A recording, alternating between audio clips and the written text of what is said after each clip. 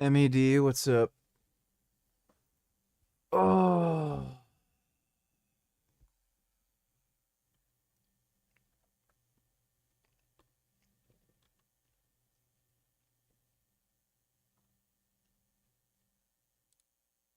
People talking.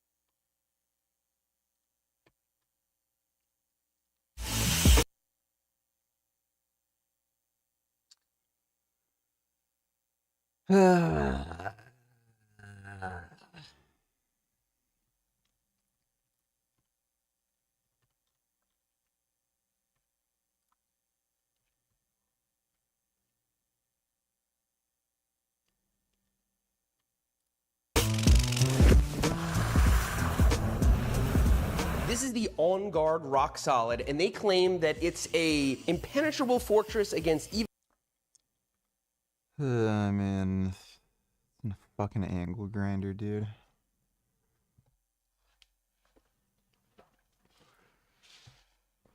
Well, I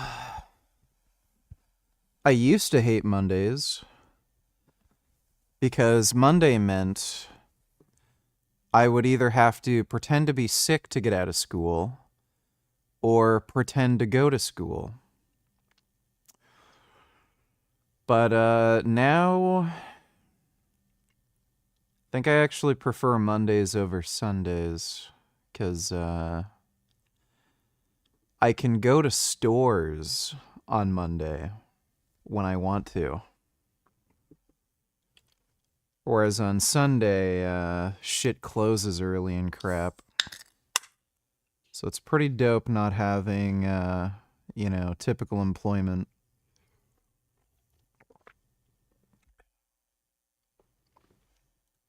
Even the most determined thieves with angle grinders. Bet, we're gonna test that. But first, what does this lock actually offer? As you can see here, there's a nice rubber coating around here so it doesn't scratch the bike. They advertise Quattro. Yeah, that's a cheap piece of shit. Bolt locking mechanism, so that means it actually attaches to the bolt here in 4 places. Yeah, that is clearly a cheap piece of shit. That's just not enough steel. It does have a very nice fit and finish. It has those fancy keys, anything. Current PC specs, I've got RTX 4090 and 13900K. 32 gigs of RAM.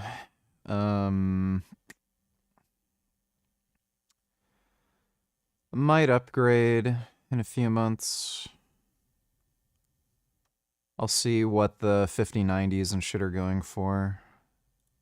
Can be picked, but most thieves are not picking, they're grinding. And the coating that's on this thing is really rough. It's almost like a file. I bet we could file metal with it. Scraping this thing. This is a $250 lock. This is the highest security that On Guard offers, and they said impenetrable force. That absolutely decimated my cutoff wheel. Look at this thing. And this big, heavy rubber coating actually stopped the angle grinder from going any further. I can't cut anymore. Let's take it to the bench and look at the damage. Yeah, I'm guessing he's just using a shitty angle grinder. What fucking wheel was he using? If you use he might not know about tools. If you use a really thin cutting head, yeah, no shit, it's gonna wear out. There's, no fucking... there's, no material. It's made for small cuts. The rubber coating actually stopped. The crazy part is I could now use this lock. Maybe I'll scratch my bike very badly. Okay, I thought that would be too thin. Looks like it actually might be good. Having cut away this rubber It's either that or he's using a really shitty cutting wheel.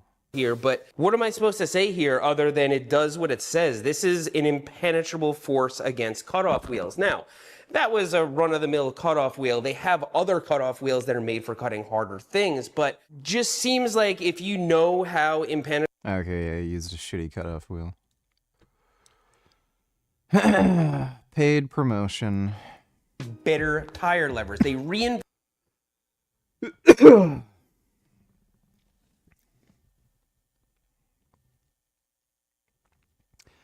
Why can't you sleep?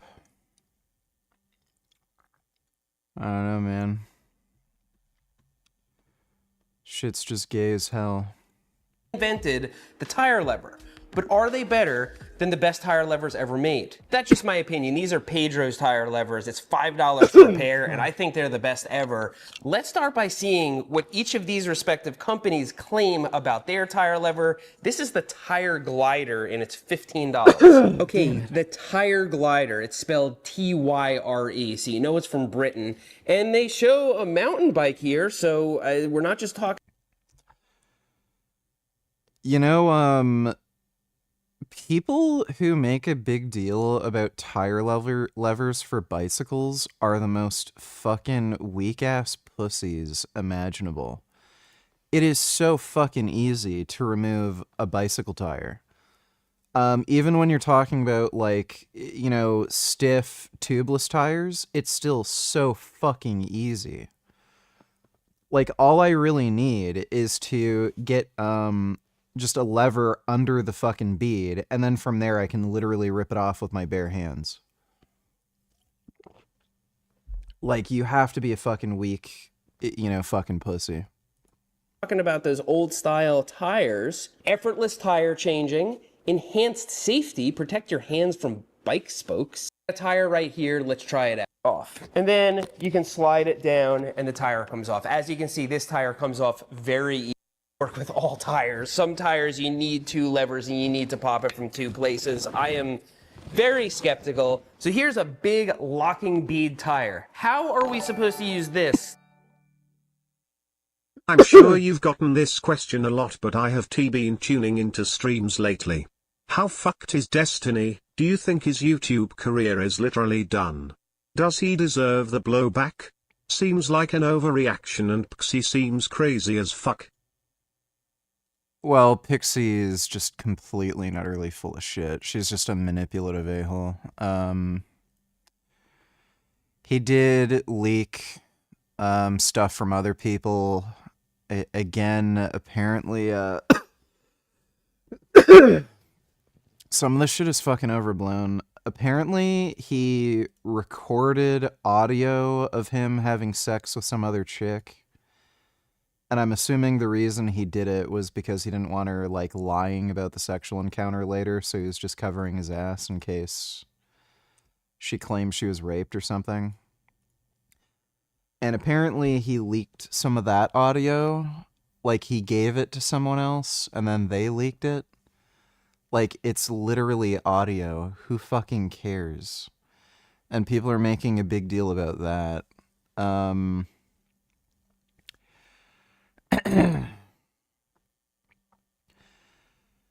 It's just not that big of a fucking deal. One, he didn't do this maliciously. You could argue him sending, you know, sex videos to people randomly.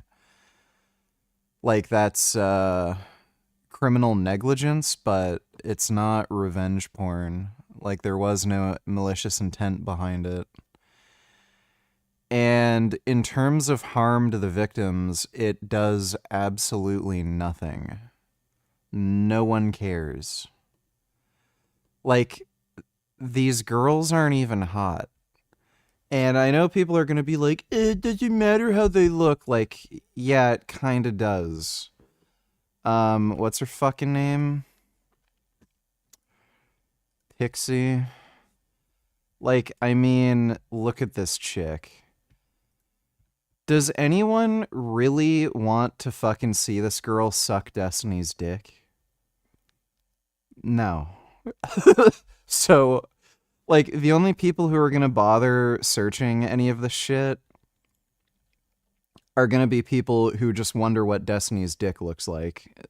No one is fascinated by seeing this girl put a dick in her mouth.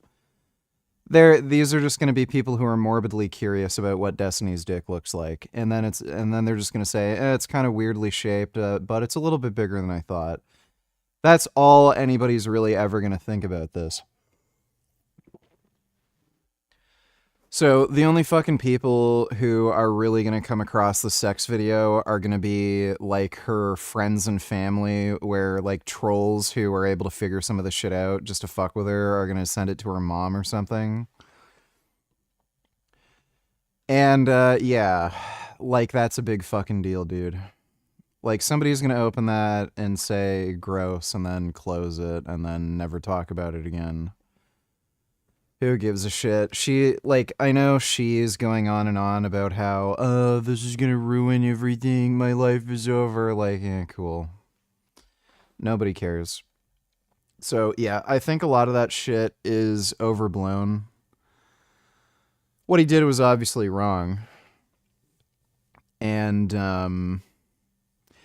yeah, I mean, if he broke the law, then... let the police investigate it, see if they feel like there's any kind of law that he broke, or, if they want to pursue it, if they think there's a realistic, case for prosecution. As far as his civil suit with Pixie, I'm very skeptical that she is actually going to go through with a lawsuit. And even if she does... Like, how exactly are you going to calculate damages? Really, the only thing she has to go on is the bullshit she's been saying about how she's suicidal because of this. Like, really, you're suicidal because somebody found out that you put a dude's dick in your mouth. Like, if you go outside and you see women... they've all put a dick in their mouth. So I don't know why that would make somebody suicidal. The way she talked about her suicidal ideation also sounds like fucking horseshit attention seeking. And it makes it sound like she is trying to set up a lawsuit so that she can claim, oh, my mental health was damaged. That's why you need money.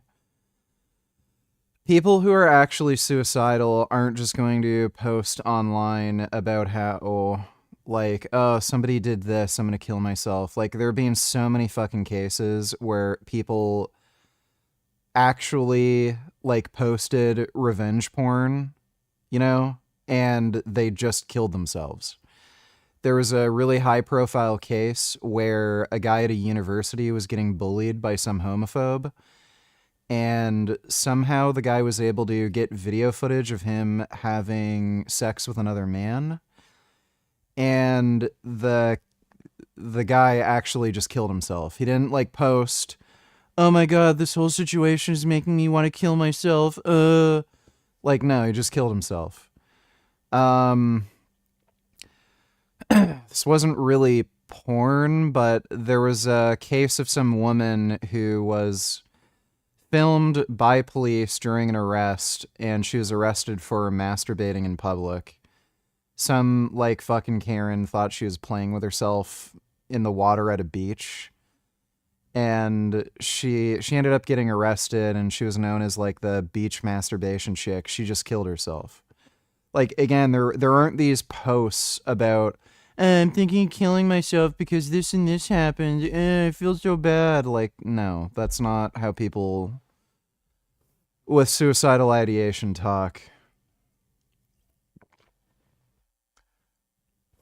And again, I have personal experience with this. I've been suicidally depressed. Every time I was really fucking close to actually ending it all, I never made a post or, like, went up on stream and said, I'm gonna kill myself, guys. Like, no. I'd tell Jasmine that I feel very suicidal, and I'd like tell her to hide knives or something. If people ask me how I'm feeling, I'd mention, I'm doing really bad, like the depression's kicking my ass and I do feel suicidal, but any time that I was actually thinking and planning it out, I don't make stupid fucking posts about it. Like there's just nothing to gain from it.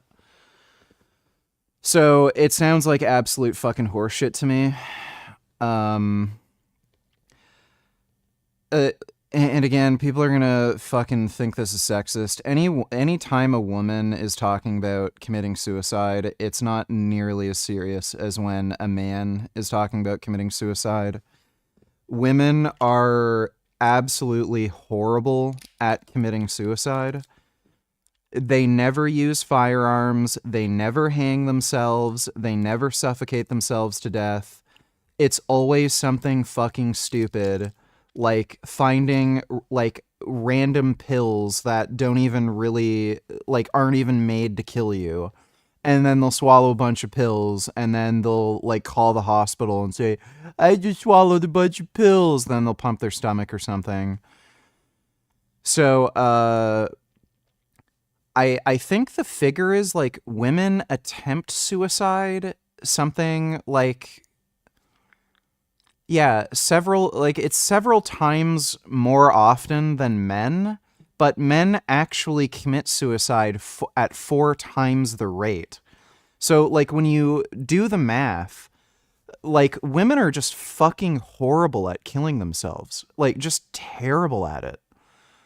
Considering like the rate of, suicidal depression and attempts they make versus the amount of times they're actually able to do it, it's crazy. So her claiming I feel suicidal, it's like, okay, well, talk to any fucking teenage girl. They all say that. And I was gonna say one more thing about the suicidal ideation. Oh yeah.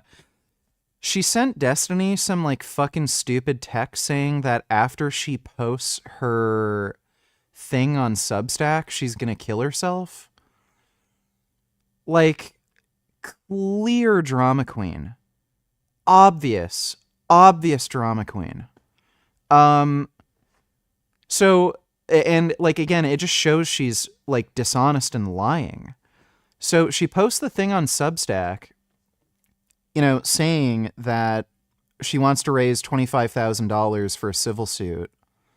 How is she going to sue Destiny if she kills herself? She can't. So her sending a message to Destiny saying, I'm going to kill myself after I post this thing on Substack, she's either retarded and insane or just completely and utterly full of shit and lying. So I don't know why anybody would take her seriously in either case.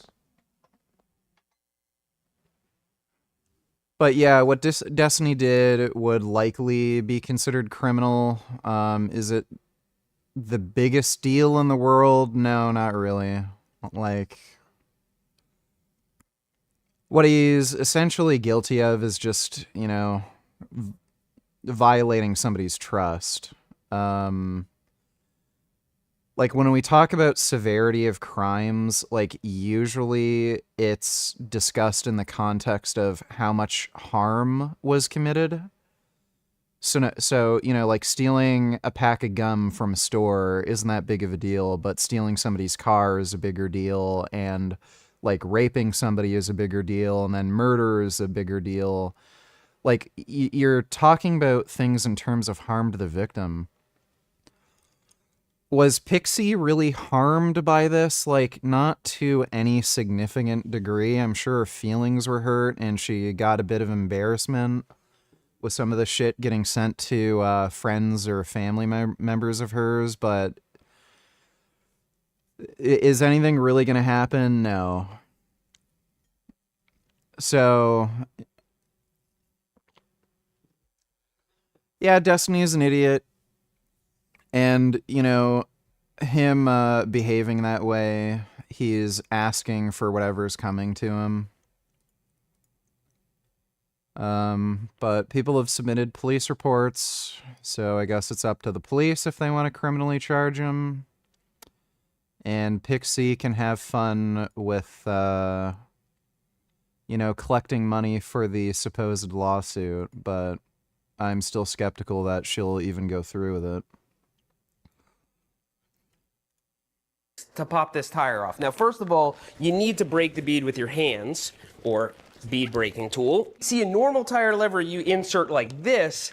This one you have to kind of go like this. You have to pull the tire back and kind of reveal Oh, poor baby. You have to pull a tire back on a fucking bicycle. the bead. Okay, I got it in. Does this offer an easier experience now? I've never seen this work with a locking bead tire. Appears to be working. Ooh. Oh, okay. That's actually a pretty tight tire and it's locking bead. I've actually never seen another tire lever work like that. I think it probably works better if you get this off a travel rider or road bike. $300 on this big crazy helmet instead of like Quavius Cumberdale, donate $2. Can we talk in Discord? About what? Want to talk about Andrew Wilson on Discord? Got good news. Well, we can do that. Who the hell is this? You in Discord? Who are you? Hello? Hello? You hear me? Yeah, I can hear you. Yeah, it's me again. Are you Jaquavius? Yeah? Okay. Thanks for the donation, by the way. Thank you for thanking me. Anyway, I was going to ask you about a couple of things. This time hopefully a little more put together, without stuttering like crazy. Because last time people were like making fun of me for quacking and not getting to the point, and you people in chat are fucking assholes. This was literally the first time I ever talked to someone on Discord, but whatever. So, well, it's YouTube comments. I wouldn't take it too seriously. People talk shit about me all the time. Anyway, I'm kind of behind on your streams. Like I'm like 10 streams behind. You uploaded a lot recently. So yeah, I've been streaming pretty much every day. I'm wondering, what do you think about because I haven't heard you talk about it yet. What do you think about Elon Musk being a fucking Nazi? Well, I think a year or two ago, I was pretty comfortable with calling the guy a Nazi. Because there was a lot of insane shit he was doing. He was promoting crap like libs of TikTok.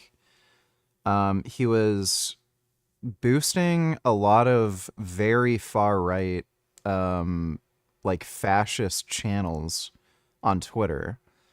He was Yeah, like he promoted that. Yeah, he was also promoting. Yeah, he was also promoting Putin and Russia and trying to justify the war. And the most fucked up one was there was somebody who made a tweet about this conspiracy theory that Jews are plotting to like destroy the white race and they're promoting anti-white hatred. And then Elon Musk replied to it saying, "This is all true." Yeah, you have said the actual truth. That's what he said. Yeah. And then he supports the ADF in Germany, which I'm from Europe, so I know they're they're basically the closest thing to a modern Nazi party in Germany. And he said, this is the only hope for Germany. I wonder what he fucking means by that. Yeah, I'm not too familiar with that political party. I haven't really followed German politics, but I've heard they're pretty bad. I haven't seen anything they've actually like put out or posted. So I can't really comment on that. I just know other people have said they're basically like a Nazi party. Well, I mean, if you just look at their posters, it's basically like white family, protect white children, shit like that.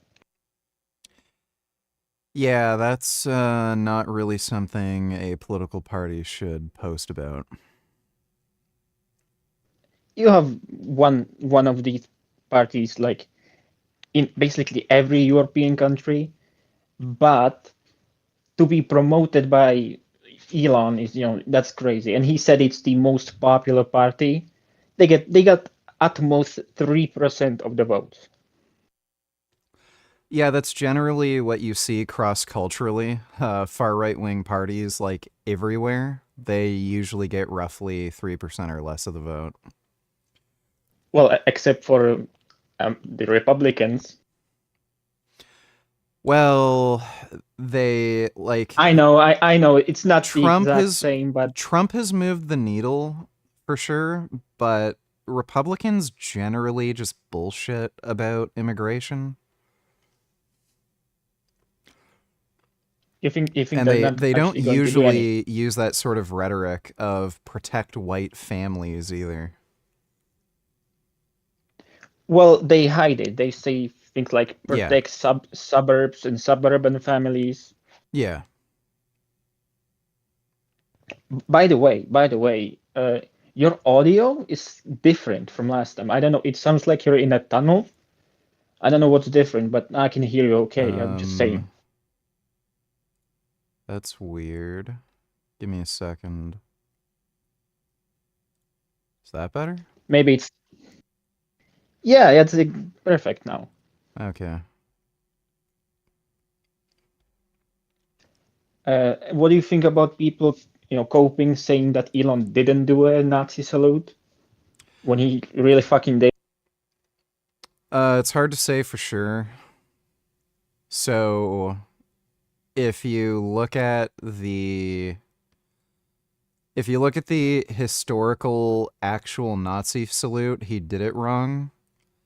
But Well, he's most retarded, so he's he retarded. complete. Modern Nazis are also retarded, so there's not really It an fits. easy It out fits. for him.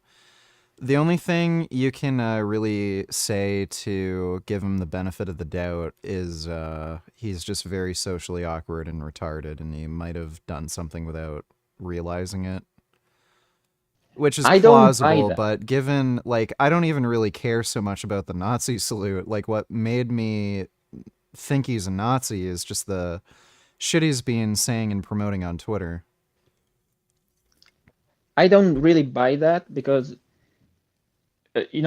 I'm kind of socially awkward. I've never like what the fuck was he really trying to do then? What kind of salute was he trying to do? If he's socially awkward, like mistook something, there's no way. What does he? What was he? Doesn't Yeah, make I any know. sense. I know it's a very weird gesture.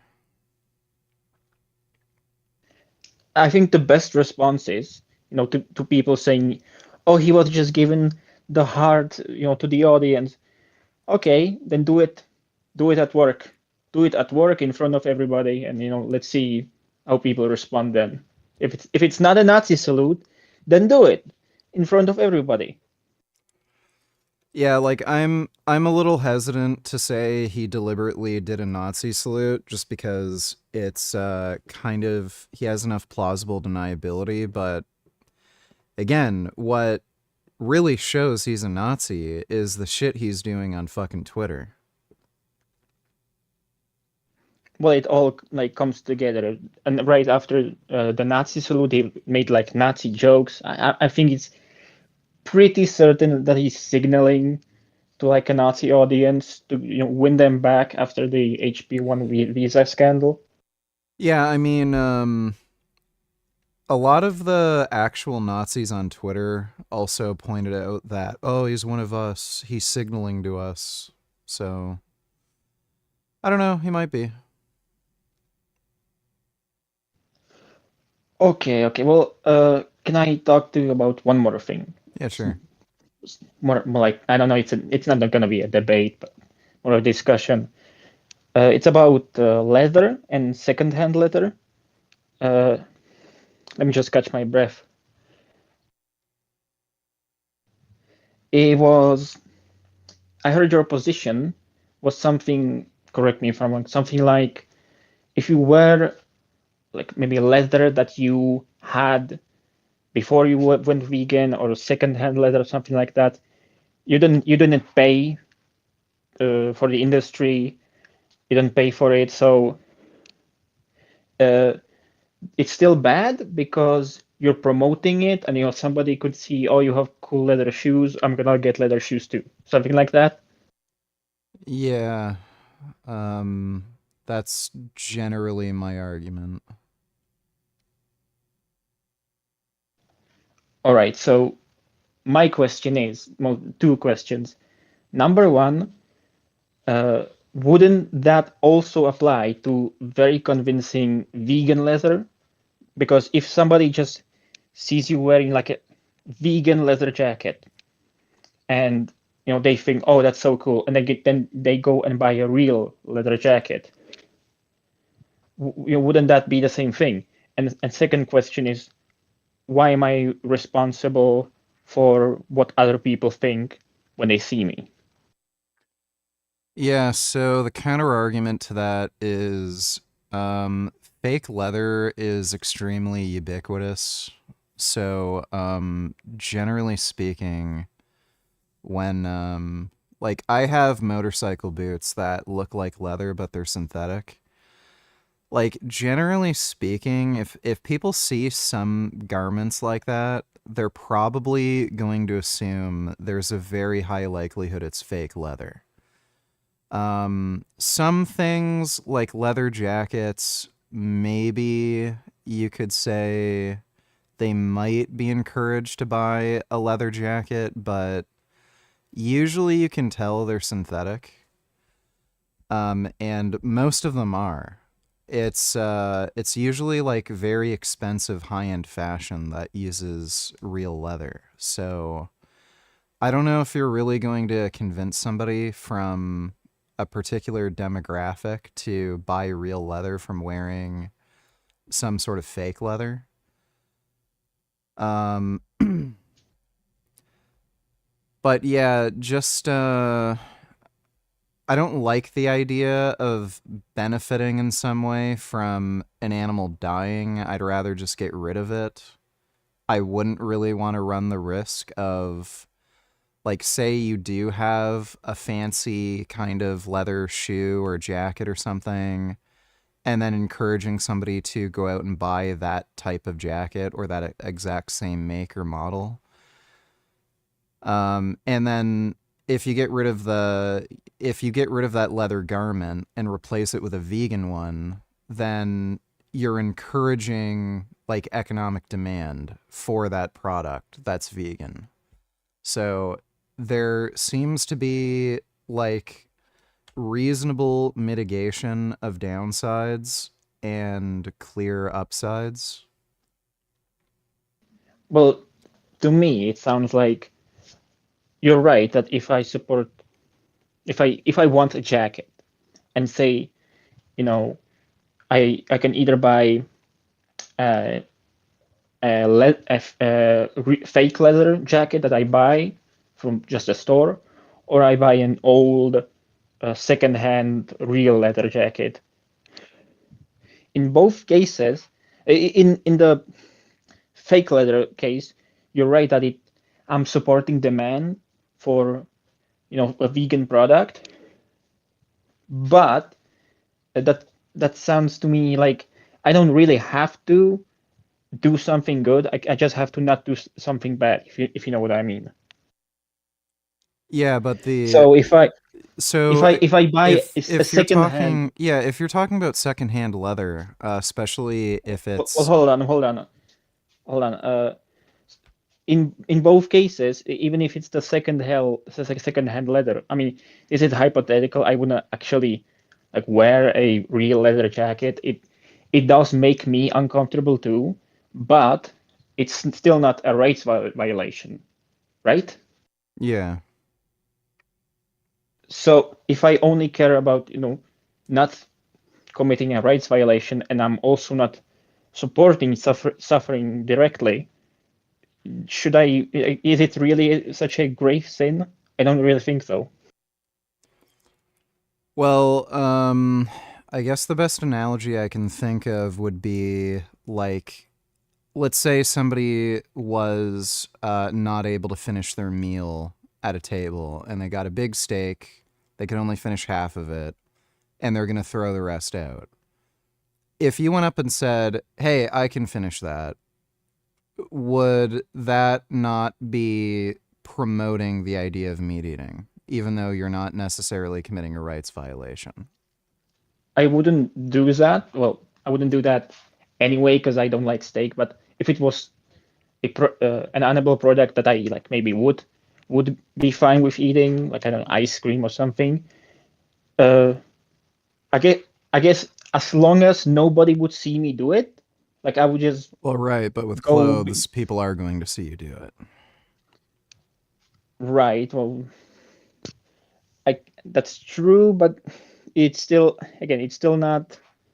Uh, it does feel a little different because if I buy like a vintage wool coat, like from World War II, especially if it's wool, I notice non-vegans, they're all fucking stupid. So the first thing when I talk to them, they like look at my shoes and they're like, oh, but look, you're wearing leather. I'm gonna tell them, oh no, that's vegan leather, and but they never ever, if I was, they always notice leather, but they Yeah. never seem to grasp wool. Like most non-vegans I've come across. Well, I wool should really can say. I pretty should really say they. easily be mistaken for like cotton or hemp or whatever.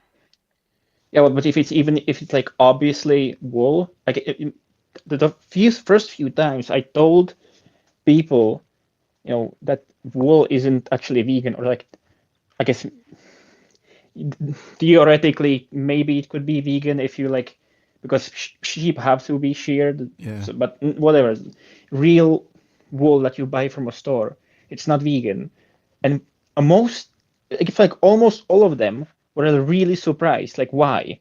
Because they're like, oh, it's from an animal, and I guess most people don't even connect the dots. Um, if I had to like put my mind into that of like a normie carnist, probably most of them don't really think about wool being an issue. So even if they knew it was Yeah, a wool yeah. jacket, it just might not be on their radar, but they like know they can link like leather to not being vegan. I don't know if they, like some of these people who you've talked to even realize you're wearing a wool jacket. Like they might just think it's like polyester or cotton or hemp or whatever.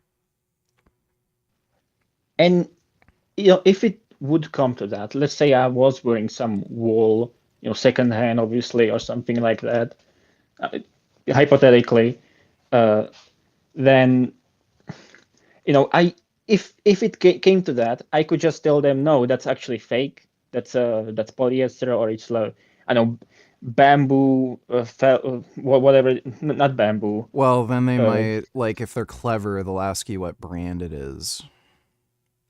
I'll tell them it's like it's not a brand, or I had it made, or or it's Okay.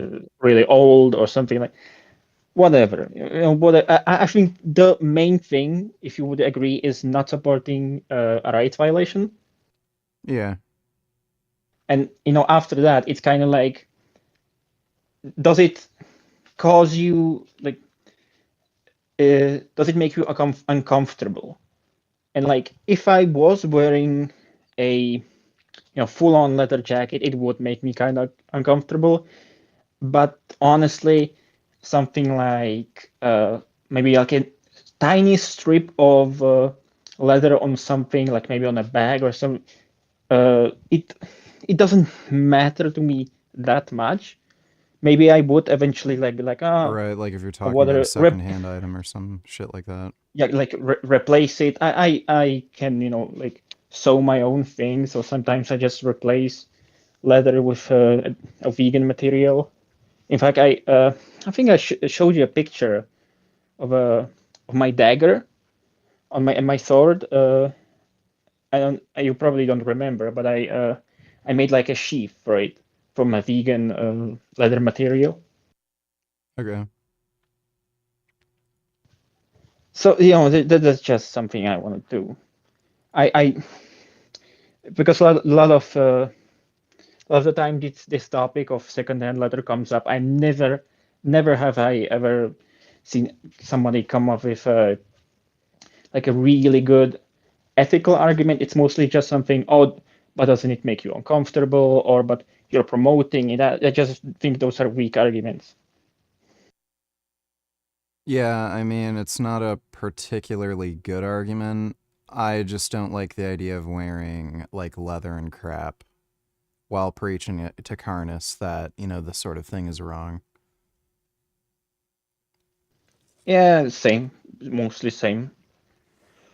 Okay, can I talk to you about one last thing? I don't want to, take too much of your time. Yeah, sure.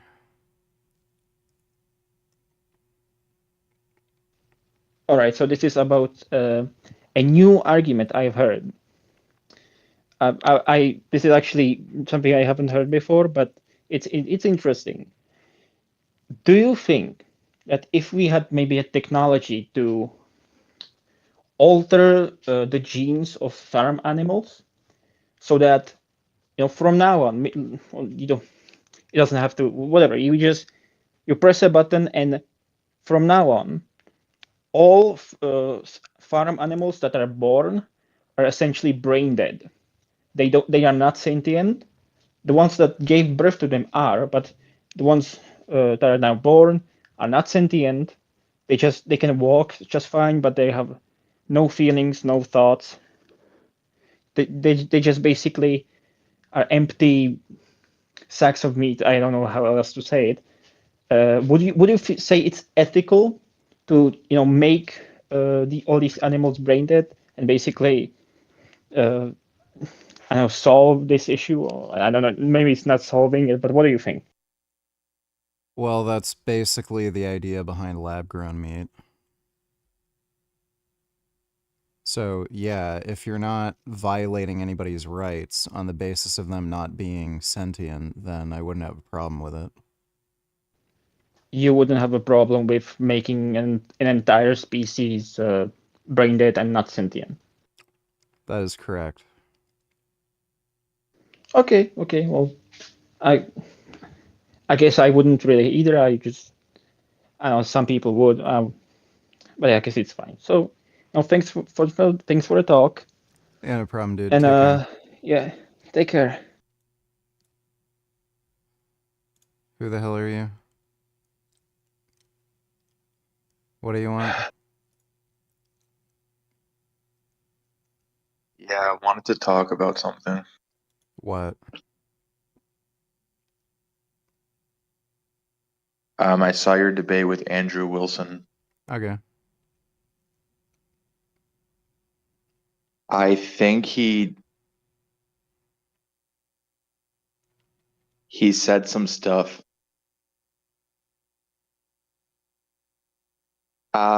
He kind of really owned you on certain aspects, but the way he talked about, like laughing at rats being tortured and eating your cat was very demonic. Okay. And I remember feeling like really sick over hearing that. I was very distraught. And I believe God probably killed his child. Okay. And I think that's justice. Okay. That's great. All right, take care, dude. No, don't leave. Why are you running? Like $130 on this. Well, This helmet is made for e-bikes. E-bikes go really fast. People are taking them up to like 40 miles an hour, and it's getting to the point where a little half shell is just not sufficient. It's very comfortable. Actually, may or may not use 99 bicycle deck. It's a rite of passage. Air tag hold. They include these very nice. This is 1 million subscribers to your what? Your YouTube? YouTube, channel? that's right. That's amazing. Wow. Okay. Yeah, not many people who make a living out of talking about the Bible most of the time manage to get 1 million subscribers, unless, of course, they're Christian evangelists. Yeah, well, as you are. so I keep getting told. Right. Dr. Ehrman, Merry Christmas, Happy Holidays, Happy time off work, whatever it is that you like to say. Merry Christmas is fine by me. Yeah, well, we're going to be talking today about the very first people who ever put the Christ back in Christmas, and that was whoever, of course, forged the birth narratives of Matthew and Luke. You've got a course coming out, or it's out now, I think, by the time this video comes out, The Dark Side of Christmas. We did a Christmas episode last year talking about the birth narratives, their contradictions in the Gospels, you know, what it is that they're really doing. You've taken a little bit of a different approach this year in your biblical scholarship with the birth narratives. What is the dark side of Christmas? Well, you know what? When somebody realizes that these Christmas stories are not descriptive events of what actually happened, but they're actually narratives. They're stories that, of course, you know, there's some historical elements to it. There was a Jesus. He was born. His mother probably was named Mary. And there's some historical. This ruined his career. Can you react? This destiny. You know something? Oh no, there's something different. You know something? If you had told us 1 year ago that we were going to come in third in Iowa, we would have given anything for that. And you know something? You know something? Not only are we going to New Hampshire, Tom Harkin, we're going to South Carolina and Oklahoma and Arizona and North Dakota and New Mexico. And we're going to California and Texas and New York. And we're going to South Dakota and Oregon and Washington and Michigan. And then we're going to Washington, D.C. to take back the White House. Yeah!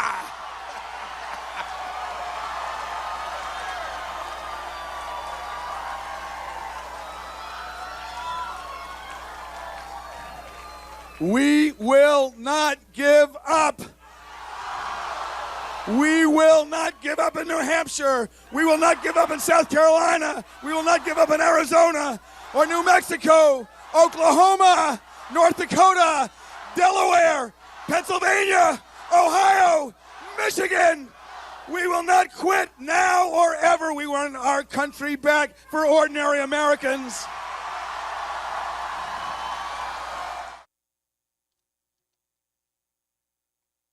That little, like, screech voice crack thing ruined his political career? That's pretty harsh. Thanks for the donation, Speed Racer.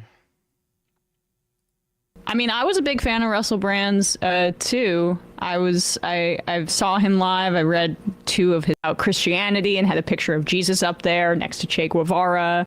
He's also clearly perverted. He cannot not channel any interview, whether man or woman, to sex. It's clearly a problem of his, and so I can't really listen to him anymore.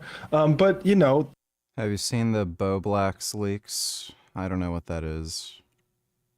The word of his behavior across the Atlantic as his career here was starting to take off, and the acting gigs dried up. So. Red Pill VG donate $2. Rate and thoughts. Hey Johnny, so how do you feel about the fight coming up? Pretty good, man. Pretty good? You guys doing some shopping today? A little bit. A little bit? How much did you spend on you today? 75,000. 75? 85. Oh, 85. That sounds like some simp shit. Okay. Is the fight going to be a knockout, or what can we expect? Absolutely. All right, Johnny. Appreciate you, bro. Good luck, man, on the fight. Well, I guess he's into thick, curvy girls, but... that sounds like a lot of money to spend on some chick, just for some pussy. Kenzie Dern and Loopy Godinez. She has a nice butt.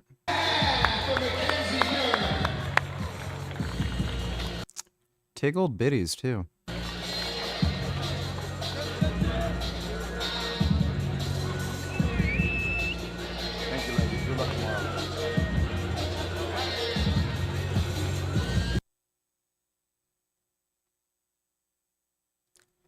Watch. Oh god, this guy. Alright, thanks for the donation, Red Pill VG. This is the last time we invite Cosmic Skeptic. Johnny Merguez, le roi de la merguez.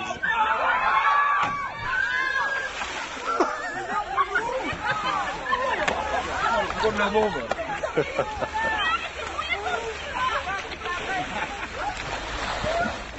Mais oh putain, mais c'est dégueulasse.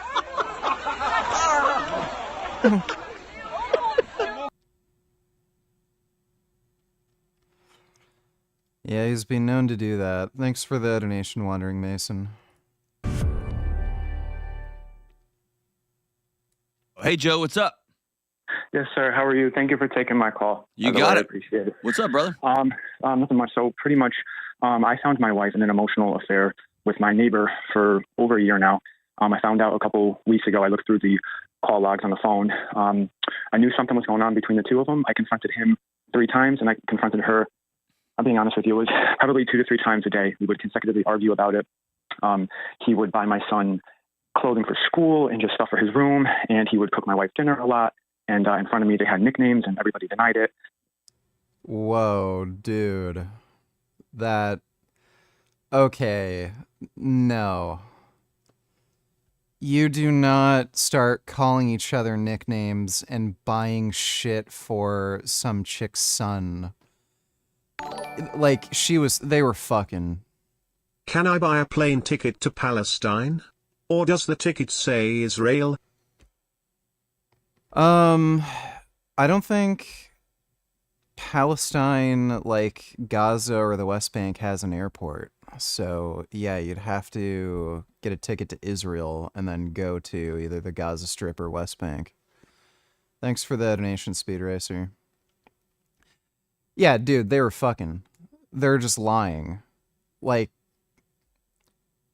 if he doesn't say they were clearly fucking and they're lying to you still, this guy is useless. And I'm having a hard time believing her in anything she says. Her mother passed away about 2 years ago, and she was swearing on her deceased mother and our son that nothing was going on. And then when I confronted her, the blame was on my end, and things weren't good. And it's been going on for about a year. We were in couples therapy starting this January. I was unaware of everything, but I knew something was off in the marriage, and I was trying to make it better. And I can't even get away because he is at my home. He's next to me at home, and he is there when I go to the gym, at the same gym. So I can't even have an escape that way. And I'm not sure where to begin. I'm not even sure where my head is at. I can't trust anybody. And this is where I'm stuck at right now. Yeah, dude, that's a terrifying place to be, man. I'm sorry. That's okay. Hey, it's not okay. Yeah, so divorce. They were clearly fucking. Narrowed down my car search to a 2015 WRX STI and a 2016 Nismo 3070Z. Or 370Z. Leaning towards the WRX. WRX is a little bit of an iffy car. They do not have reliable transmissions, so that's a bit of a gamble. And they're also not the most reliable engine. I'd lean more towards the Nismo 370Z. The only thing with the Nismo is you do have to make sure the oil is topped up. They can end up burning oil, and because they don't have a dipstick and shit, you can get fucked over that way.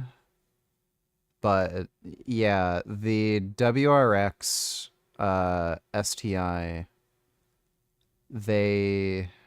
as they get old, like, they don't have good engine wear, and they do not have a reliable transmission.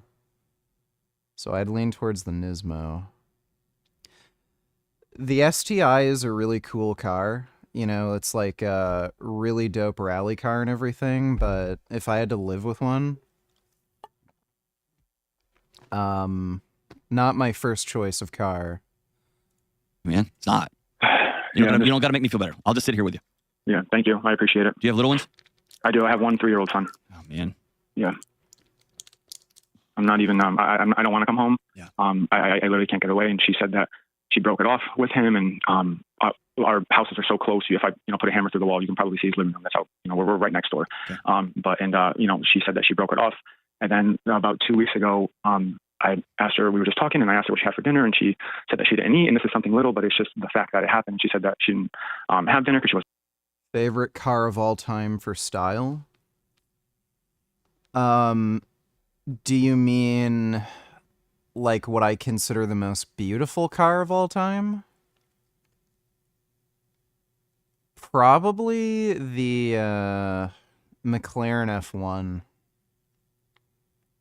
Like that car kind of has a timeless look to it. It's clearly very, like, it's a really high-end luxury car, but it's not over-styled. And it can kind of fit in, like, any era, pretty much, It doesn't just look old. It still looks really cool. In terms of, like... I'm really into rally cars, though. I really, really like the look of the old Mitsubishi Lancer Evos.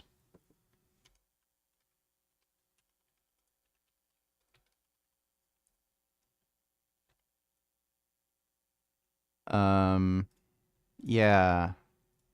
I really like the look of these from back in the day. I think they had yeah, these. I don't know if that was stock or if that's a body kit, but I love the look of these. That's one of my favorite looking cars for sure. The newer ones were cool. Like, I think they look nice, but yeah, the older Lancer Evos, I love the look of those. The Marlboro cigarette.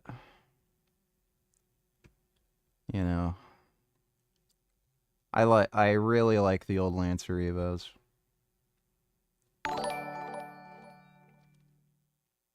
Pixie is a Luciferian, malevolent, manipulative succubus. Prior to the social media exposed to her, she said publicity of the situation makes her suicidal. She willingly recorded sex acts, yet the narrative is she's the lone victim with no responsibility. Well, here's the thing. She's going on and on about how, oh my god, this is so serious. This is like a massive life-changing event. I can't believe this is happening to me. Oh my god, I might as well kill myself. Like, if she thought her nudes or sex videos or something getting leaked was such a big fucking deal, why did she allow Destiny to film it in the first place? Like, it's funny how before this happened, oh yeah, let's film a sex video, haha, yeah, fun. And then when it gets leaked, oh, like, if it was such a big fucking deal, then why did you do it, right? So it's funny how the perspective completely fucking changes after the fact. Like, there are people who do very, very dangerous things. And recreationally.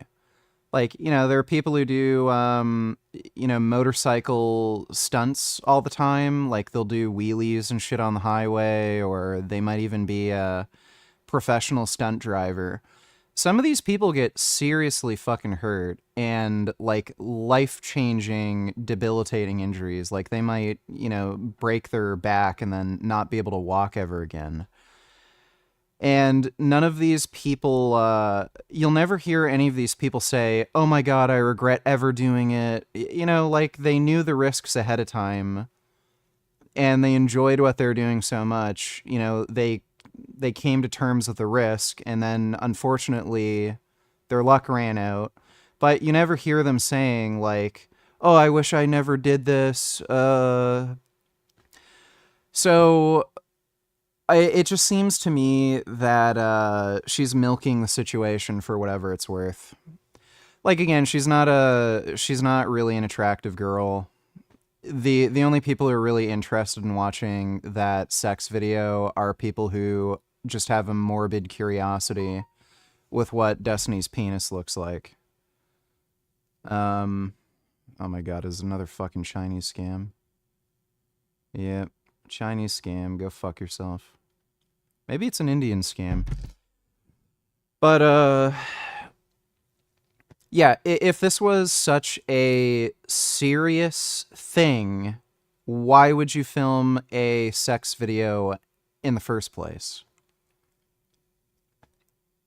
Like, she can't give any explanation for it other than, I was only 19. You're legally an adult.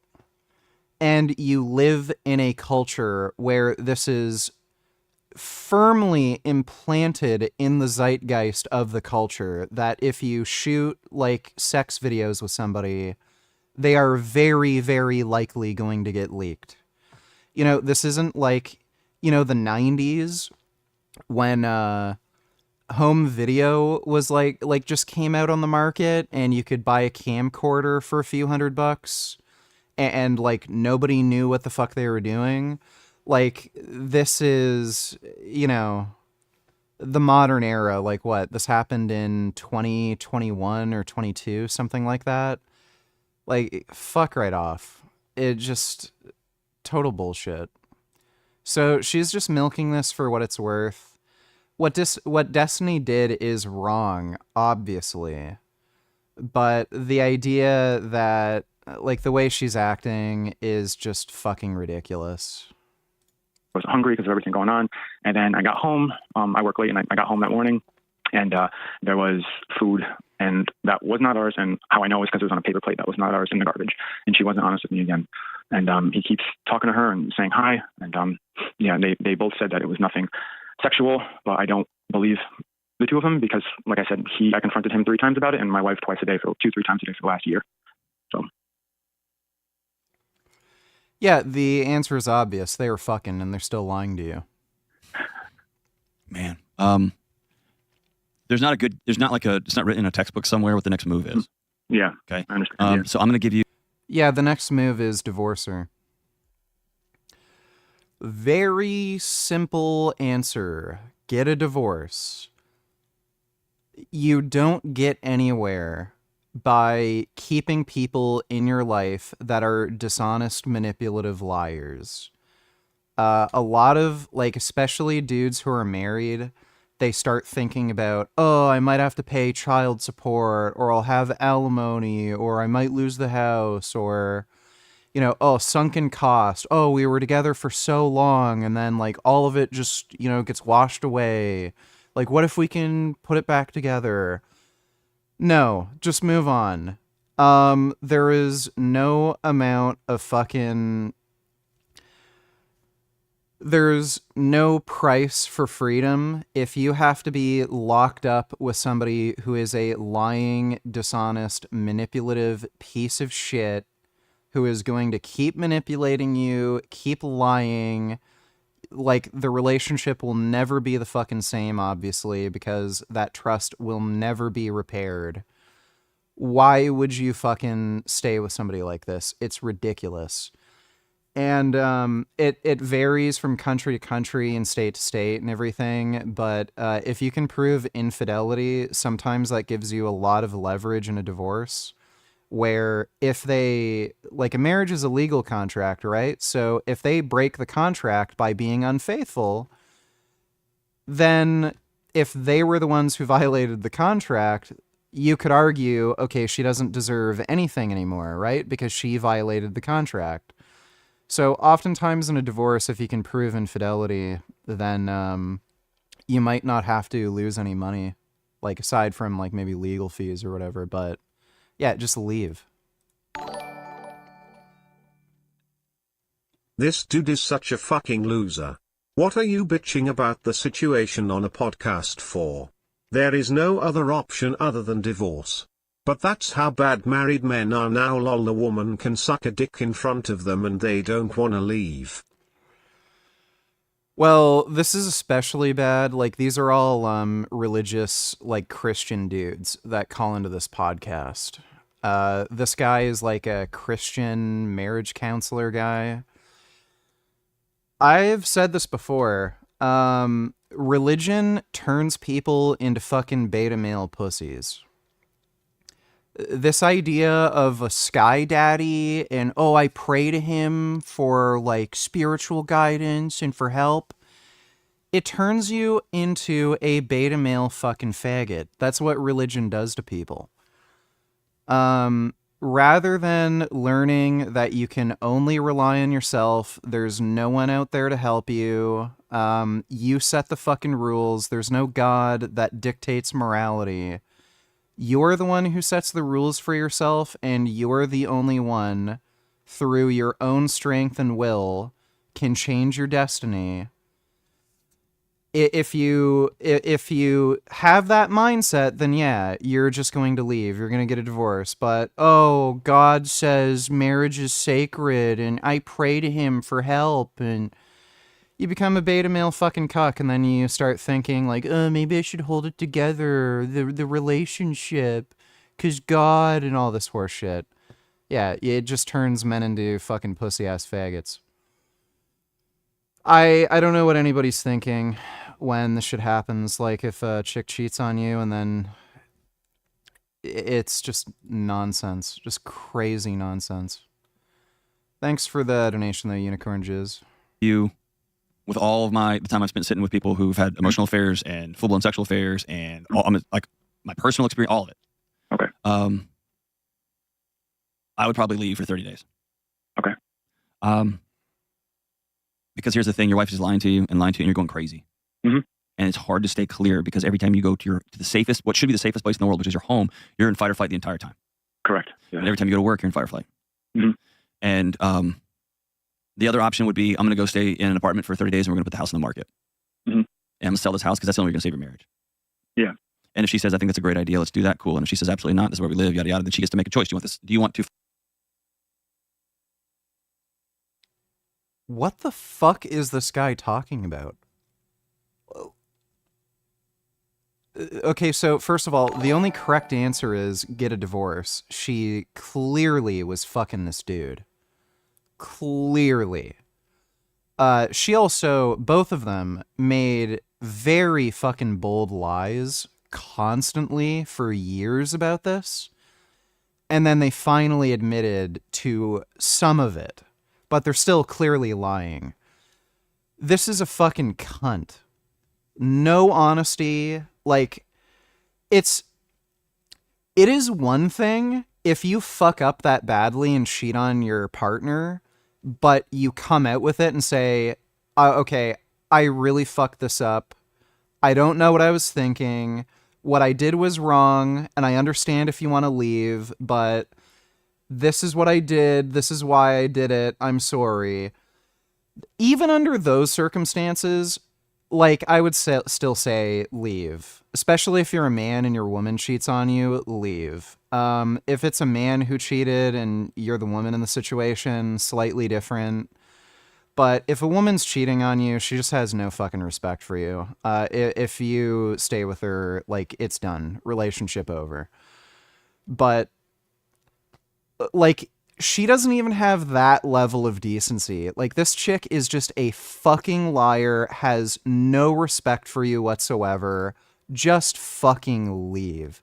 Any advice that deviates from that, like, you are a fucking idiot. This dude is just teaching men to be fucking cucked losers. And then he's saying, take a fucking 30-day vacation? Like, she's the one who cheated. She's the one who should get the fuck out of the house. Like what? You leave your home that you fucking pay for when she's the one who cheated? I'm sorry? Like, what? And then, oh yeah, put the house on the market and see what she thinks about that. See what she thinks about it? I'm sorry, she's the one who fucking cheated. You get to dictate what the fuck happens. She's the one who fucked up and then you're asking for her opinion? Like, wow, just beta male cuck shit. Dodo. Have you seen Banshee yet? Also, if someone requested you to draw yourself fucking your mum, would you do it? Are you afraid that perverse donos will come through while you and your mum do the workout stream together? Well, yeah, obviously that's gonna happen. I don't care. As long as people pay me money, what do I give a shit? And yeah, I'll do whatever drawing request. Like, unless it's some sort of gross violation of YouTube's policy, I won't do it, but I'll do whatever drawing request. Like, I'm not going to draw a hyper-realistic, like, dick or something, and I'm not going to draw, you know, like, children, you know... I'm not going to do anything like that. That's clearly in violation against YouTube's policy, but as long as it's with adults, you know, I don't care. Thanks for the donation, though, Sokiyashi. Dodo donated $2. Can you clap your ass like this? Nick Cage is the greatest actor of our time.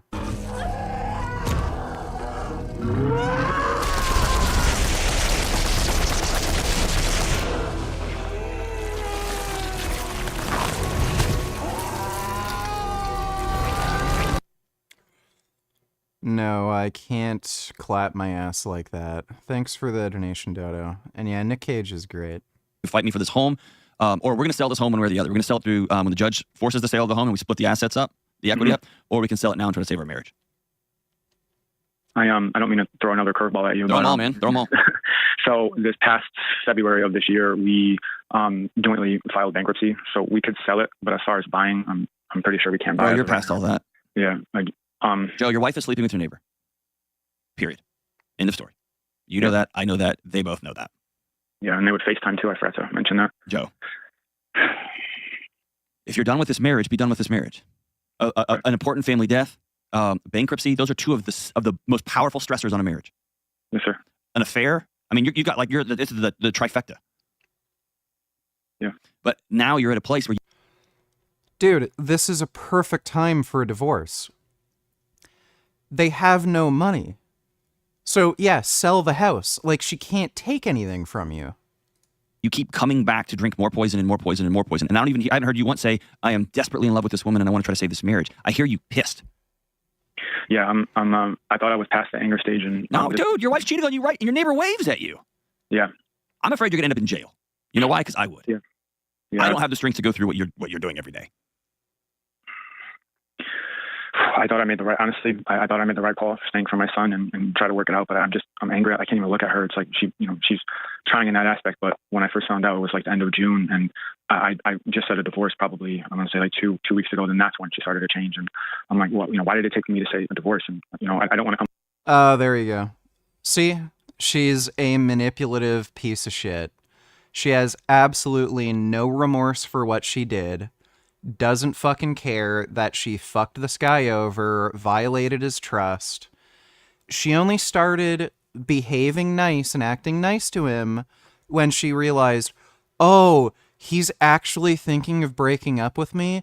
Oh, fuck, I'm gonna lose a paycheck. Oh, yeah, I love you, honey. Do you want me to make you breakfast? Would you like a blowjob with your cup of coffee? Like, yeah, dude. Fuck this chick. Whore. She's for the streets. I'm home. I don't want to be around anybody. I'm angry. I'm upset. I can't believe anybody. I don't believe a word that she's saying. You know what I mean? Even though You promised me to watch Banshee. Please don't be a nigger cuck bitch. Thank you. I'll watch Banshee, okay?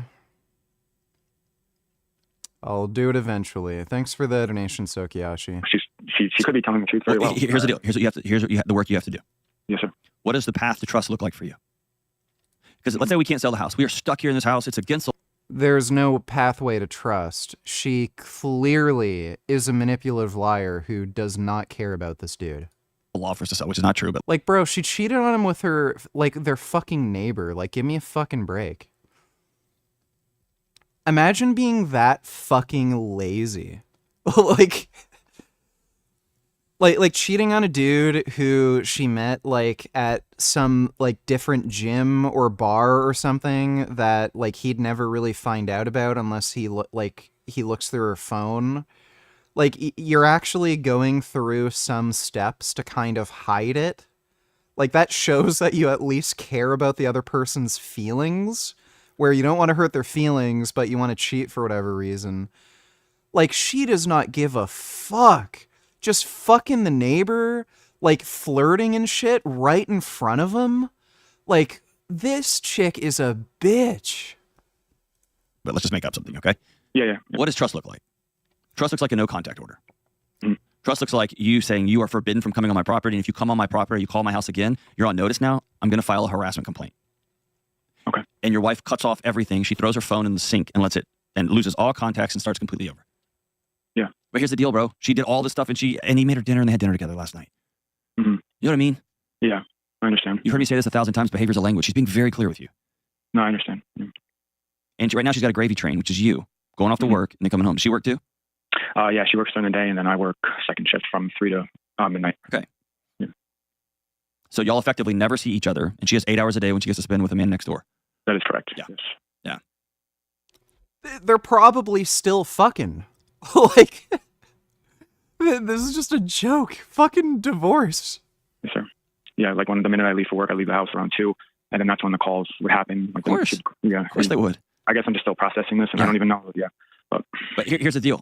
I'm afraid you're about to do something stupid. Will you promise me that you're not going to go to jail?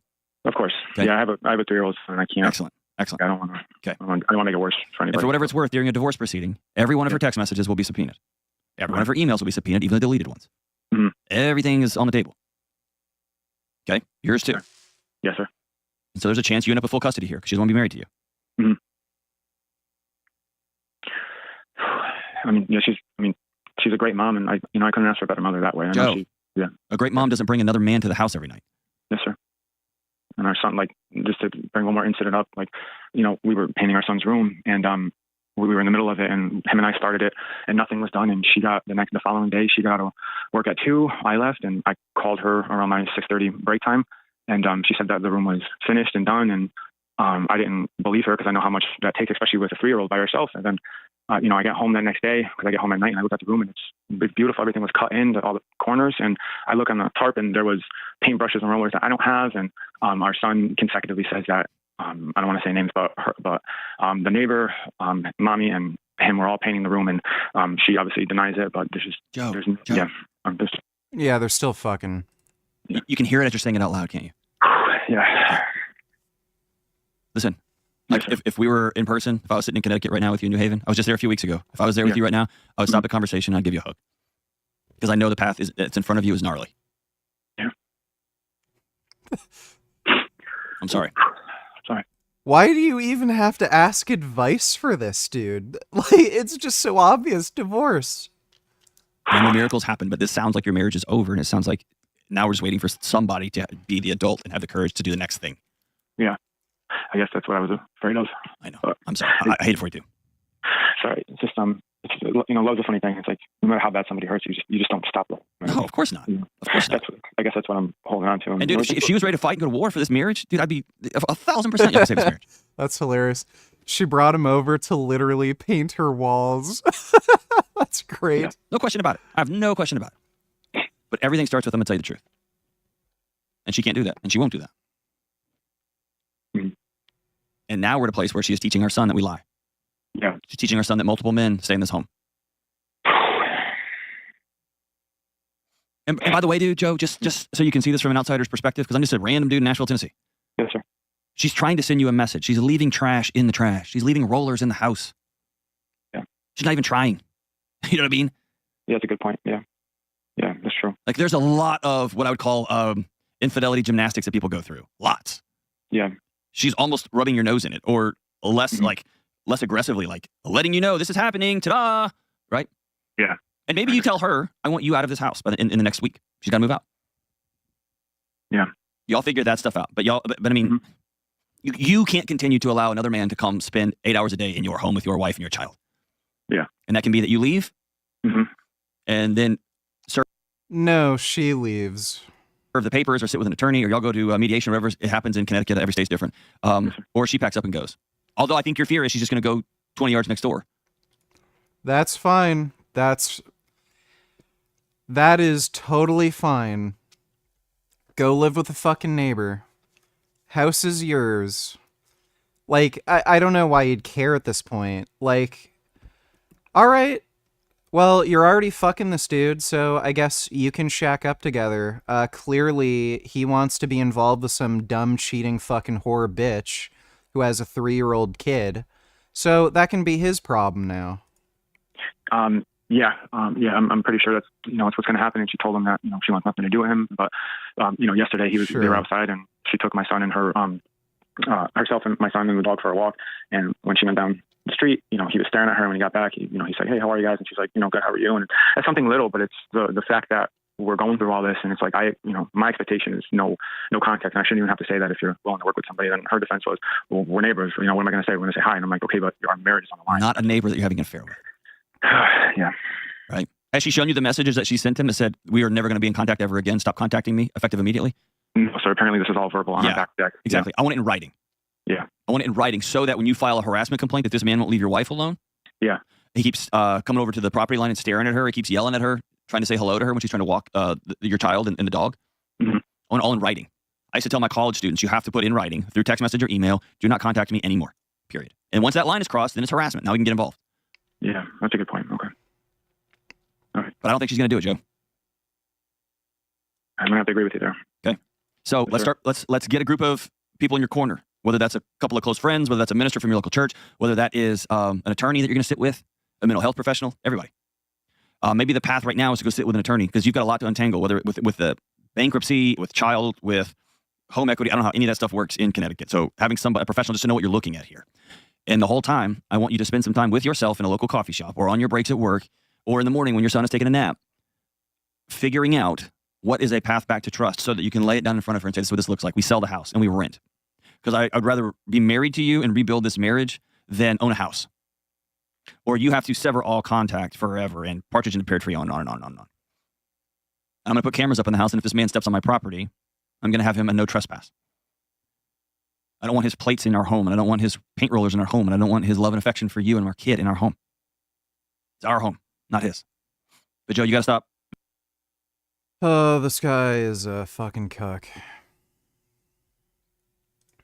Man, folks, we live in wild times. Our president is dropping meme coins, and other people in the fitness industry are scamming people by claiming that they have Bugattis, Phantoms, and lots of other fancy nice things, telling you to pay them thousands and thousands of dollars to get more money. We have people claiming that they're natural when they're clearly not natural. We have people using fake weights. We have, just like an assortment of really interesting things. I mean, 17, 16, even 15-year-olds using Trenbolone. He must not have any, because any parent that would let their cooking child post his cook, shame on you, you mother of cook, loser of cook parents. I don't know how much worse it can get, but I'm here for it. I actually wasn't going to make a video on this originally because it's a pretty intense topic, right? I talked about this on my stream, and we actually came across it because someone on the stream mentioned, "Hey, Colton, go check out John Skywalker's story." And we waltzed our way over there as a chat and looked at his story. It was not good. He is having a hard time. Now, if you don't know John Skywalker, he's basically the Ziz of the modern era. The guy who basically is... If people weren't religious, I don't think the divorce rate would skyrocket. You'd just see fewer marriages because, like, why would you bother getting married? So, if anything, it'd probably lower the divorce rate, just because fewer people would end up getting married, for religious reasons, and then people would probably just get married for more practical reasons. A trend enthusiast who loves to rave and party and just have a generally sick physique, but not crazy insane. Biggest fear? Dying skinny. He just wants to take the drugs to get basically the shortcut, if we're being honest. He's a good dude and has a lot of positive things to say and motivates people to definitely get more fit, but there's also a lot of bad in that. As much as people might love him and hate me saying this, he's promoting drug use, party lifestyles, and just kind of being a degenerate on purpose. I mean, he sells trendsetter shirts, not trend, T-R-E-N, as in the 19 nortestosterone variant that causes psychological issues. Furthermore, he's had a history of reckless activities like using recreational drugs in concurrency with the steroids, and that presents a very large problem to cardiovascular tissues, but also cognitive function. And because of that, he actually had a moment of he had a heart attack. Dude was likely boofing some cocaine and and was on top of that doing what is to be likely clenbuterol, trenbolone, testosterone, things that really elevate your heart and adrenergic response to things and generally keep you in a more fight or flight state compared to where most humans would lie at most points of the day, which is a rest and digest state. There's a difference between your parasympathetic and sympathetic nervous system. Parasympathetic is kind of that rested state where your heart rate's sort of lower and your blood pressure's not as elevated, where sympathetic is the opposite. It's high heart rate, fight or flight, high blood pressure, really needing to get going kind of thing. You're in that stressed response, anxiousness, that always sort of precipitous need to move, to go, that the quickness is of essence. And so combining that state with a ton of stimulants and recreational drugs is going to lead to some issues, and for him it did. His good friend Vitaly actually revealed that he had had a heart attack, where basically he disappeared from the internet for some degree of time, and everyone was curious on where he went, everyone was concerned. And it turned out that he had a heart attack. He was posting pictures of his feet in the hospital. They were huge. I mean, so swollen. The edema was terrible. He wasn't having appropriate blood circulation, and yet he had a heart attack. He didn't tell anybody, but he got released thereafter. So he came out of that. And when you have a heart attack, you are presented with a couple lifelong and life-altering effects afterwards. It's not sort of just a, well, you get in and out of the hospital and you're generally fine, even if you catch it. You don't have that. Sometimes people can actually have clinical heart failure, and when you have that, it's not necessarily a matter of you'll live or you'll die. It's a matter of when you'll die, because sometimes you're presented with a timeline of 6 months, other times it's 3 years, other times it's, you know, maybe you'll be good for the next 10, but you're always going to die when your heart becomes necrotic. It's not a good thing. And in John's case, we don't know, the public doesn't know, but it's very likely he had some kind of, I don't know, right? But he likely had some kind of clinical diagnosis, which was stating that he had a bit of heart necrosis and generally was not in a good position to be living a long time. As a result of all this, on the night we were streaming, he posted a story, and this is what we actually saw on the stream. I'm also gonna blur some of this out too, because I don't know with YouTube's TOS and what you can or can't post. They're very super specific on this type of stuff. But when people go into the, or threaten to go into the shadow realm, they are crazy about how they're monitoring this. So That's all the hell. Damn you to hell for that. seems solid. Sounds pretty good. It seems like he's doing really well. You think this is work? You call this work? Watch me. Go watch me do it. Uh-oh, boys. Okay, so some really heavy stuff. Well, he does not seem to be in a particularly good mood about this. So what I'm guessing is he doesn't have a very good, prognosis.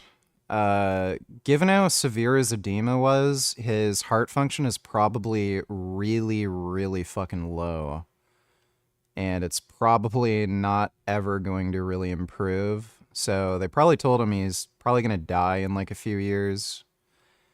And he can't exercise or take steroids, or else like he's guaranteed to die like,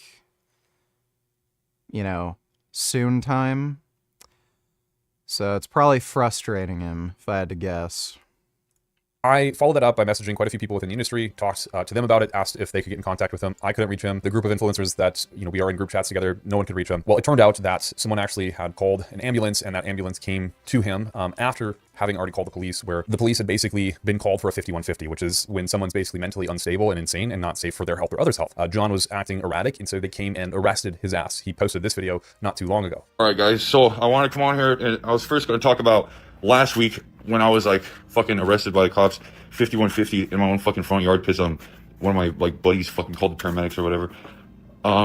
Dude, and then I got distracted though because I was thinking about how like doesn't it seem like MILFs squirt a lot more? You know what I'm saying? So it's like every chick can actually squirt. It's just that G-spot hole area where that's like holding the piss back. You know what I'm saying? It's like they have to know how to relax it. So yeah, it seems like John is back on the social media grift and trying to convey the message that he's fine and he's just making jokes and it's all super fine and dandy. It's all funny. But I don't think that's the case at all. You see what happens a lot within this industry is people get trapped in a certain state of lifestyle. You have to be a certain type of person to fulfill the legacy that you've built for yourself. You can't escape that philosophy. It's similar to Wes Watson. And this is a really good example, and I promise, but John's not really correlated to Wes Watson. It's just anyone that's in the fitness industry. Wes Watson lives this lifestyle where he spends copious amounts of money. He has tattoos all over his body, chains everywhere, escort women all over him, like whatever the case is. He has to maintain that lifestyle. He has to. He can't slip, because ultimately if he slips and people find out, he's going to be obliterated on the internet, as he's already slowly, he's undoing himself. But you can see my point. The people who are on the internet define themselves as a specific character. If they avoid or lapse from that character, they're called out really quickly. And this is one of those cases. He's a victim of social media, essentially. And it's kind of sad because it's pushed him to brinks to where, while you could say he's doing it for fun or not, it's pushed him to brinks to where he's using anabolic steroids to enhance his physique to look a very specific way. He's going to parties parties, doing recreational drugs, posting about it online all of the time, restarting his social media, deleting all of the posts, reposting old content, chronically going back and forth,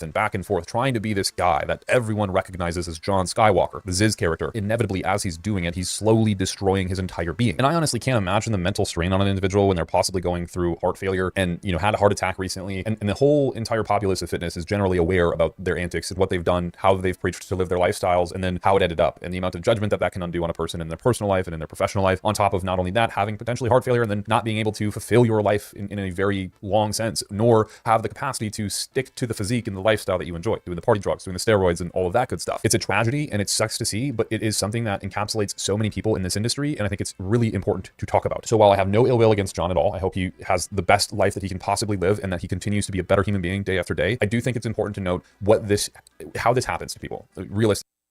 Yeah, the guy eats meat. When he finally croaks, you know, good riddance. One less animal abuser alive. Because it happens to a lot of people. John's just a character that is a big influencer on social media, so he stands out. But many people do not stand out. You'll never hear their names, and this is happening to them. I'm going to do my best to be slightly educational in this video and talk about what I'm personally trying to preach to people so that this stuff does not happen to them, and they don't reach a point of psychosis that they've collapsed their entire life into this funnel and they can't escape it. So first thing, 19-nortestosterone derivatives such as trenbolone, nandrolone phenylpropionate, these compounds that people are using, commonly named such as like DECA, you've definitely heard of these things. They have an extremely high affinity for the androgen receptor, more specifically a high affinity for the androgen receptor in the brain. What affinity means is essentially that the receptor site is it has a high proclivity that trenbolone or nandrolone is going to bind to it and enact a certain genomic and non-genomic response. As a follow-up to this, you have a cascade of effects, and some of those effects are desirable. Some of those effects would include muscle protein synthesis, but other effects are changing in the actual architecture of your brain, particularly in the case of 19-nortestosterones. Even when people have tainted cow meat or tainted water from trenbolone being used in cattle and other animal products, they still experience changes within their prefrontal cortex and their amygdala. These two regions of the brain are associated with decision-making, emotional stability, and rationality. And these drugs implicitly destabilize those areas of the brain, changing the architecture of them, shrinking the frontal cortex, and actually increasing the amygdala's size. Trenbolone has been actually historically shown to disrupt GABA, a neurotransmitter that's sort of calming to neurotransmitter stimulus. It's a suppressant more or less, and glutamate, which is an excitatory neurotransmitter. This disbalancing may result in massive amounts of aggression and tons of irritability. And for myself specifically, I have post-traumatic stress syndrome from military and more. There's a lot of shit that happens to me from taking 19-nortestosterone derivatives. That's why I stopped a long time ago. Studies also suggest that specifically, again, I'm saying specifically because it happens to be trend, the one that people self-expose themselves on taking so much, specifically 19-nortestosterones cause neural inflammation to a massive degree, causing oxidative stress and the like in cognitive tissues. These mechanisms combined together cause massive amounts of paranoia and irritability and aggression, and honestly, what I personally believe is psychosis. Now, this is just the drugs, and we're not even talking about pulmonary hypertension, constrictive issues with blood vessels and circulatory function. That is neurocognitive. What is also worse is when people combine party drugs with these things. When we're talking about MDMA, when we're talking about ecstasy, when we're talking about LSD or mushrooms, these compounds that are highly serotonergic and also honestly alter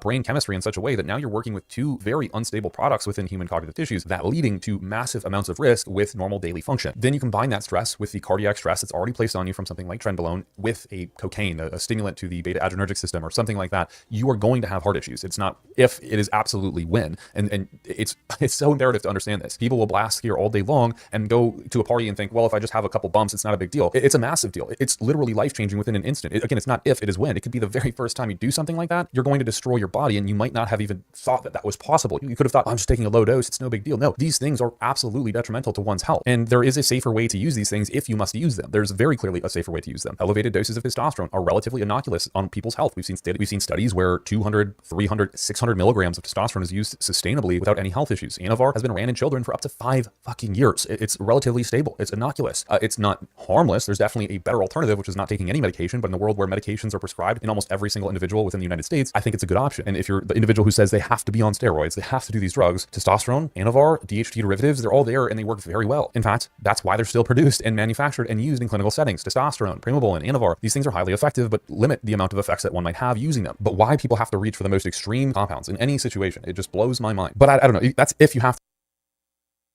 Like Johnny Skywalker, he's a jack dude, or was anyway. But either he might be kind of physically inept. He might need something like trenbolone along with other, ancillary drugs to get as big as he is, or he doesn't train hard or take his diet seriously, so then he adds all these drugs in so that he can get the physique he wants. But like Liver King, he was taking what, like fucking $10,000 to $15,000 worth of steroids and performance enhancing drugs per month.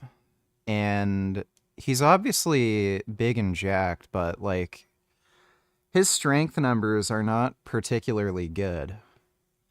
So some people do need more drugs to get the same effect, but like, I mean, what's the fucking point?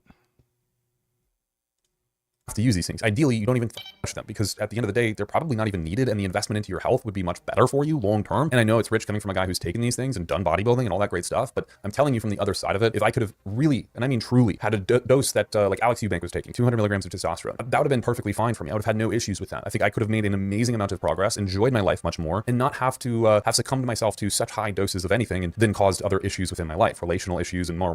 If you're watching this video and you're on cycle, you're considering about going on cycle, you follow John Walker, whatever the case might be, just realize that there's a lot of depth to the things that you're doing. Pharmacology is a complex beast, and especially polypharmacology. It is not a simple science in such a way that literally there's no science to support the things we do. There's no science to support what happens when you combine something that's inhibiting GABA with something that's highly serotonergic. Nothing out there. We don't know. There's no long-term data either. But we might have like a rat study here or there, but they're useless. I don't know why people even quote rat studies when they're talking about what pharmacology to use or biohacking to do. It's simply useless. Be safe. Be smart. Definitely. Well, Johnny Skywalker is not long for this world. He needs new patrons now. I do feel optimistic about MAGA Maha. I do, because, well, like, you know, how I came to, not Christ, but how I came to Trump was like, if they hate him this much, there's got to be something he's doing right. I don't know what it is yet, because I was on board with it. Yeah, like, well, if people hate something, if some people hate, I mean, obviously, you know, at least 50%, or, you know, depending on how you want to measure it, don't hate Donald Trump. They love him, and there's nothing he could do. If we granted animals human rights, then vegan games would go to jail for life. Prior to you going vegan, you are responsible for the murder of hundreds of animals. Therefore, you are guilty of murder if animals have human rights. Yes. I know you're just fucking trolling and trying to waste my time, dude. I could blab but you're just annoying. Thanks for the donation, Majin Buu. Do wrong. In fact, even when he lost in 2020, still there was 70 odd million who Trump I think said, you know, I could shoot somebody on Fifth Avenue and they would still love me. So, yeah. But this calculation of, well, if the people on the left and the people on the right hate you, you're doing something right. Or if some people hate you, then you must be doing something right. That just seems very, very odd. Some people hate Joe Biden. In fact, a lot of them, they're not going to come out in support of Joe Biden because of it. It's understandable if you understand that he's a narcissist, and when he says hate, that means attention. And so, you know, after 9/11, he went to MTV Studios dressed as Osama bin Laden, and that was seen as kind of like a funny, edgy thing to do. Right. Looking back on it, it's clear that Osama bin Laden was the person of the day, and Russell Brand wanted to be the person of the day as well. And didn't he say at the time he was also on a lot of drugs as well? Yeah, right. He has a messiah complex. It's literally a stand-up. That was the name of his stand-up. Stand-up. Yes. Yeah. Yes. Trump was like, if they hate him this much, there's got to be something he's doing right. I don't know what it is yet, because I was on board with, yeah, you can't say Mexicans are rapists. That's horrible. But then, I just slowly, through realizing that the institutional Kafkaesque bureaucrats that ultimately tried to destroy me, I came to think, now this guy, and then more and more, I think he's he's an American mystic. That's what I think. He's like some sort of silverback creature of the I can't stand Russell Brand's voice. Things, but the stories themselves that we get in Matthew and Luke, as we discussed last time, have a number of differences among them, some of which are contradictory, and they're almost certainly not historical accounts. And so, if they're narratives, then it's important to look into Emperor Richard, we have made explosive cell phones, similar to what the Mossad did with the pagers. We made Shell Company over Shell Company. These companies are based in Kenya and Japan. The shipment should come to them within the next week or two. Well, that's good. Hopefully there's enough explosives packed in there to blow their heads off. Thanks for the donation, Johnny Bravo. To see what the narratives are and what the narratives are trying to say. And, you know, like everybody else on the planet, I've always kind of assumed that these are just purely happy stories about the coming of the Savior into the world. And it's only been within the last year or so I started thinking more seriously about the downside of these stories.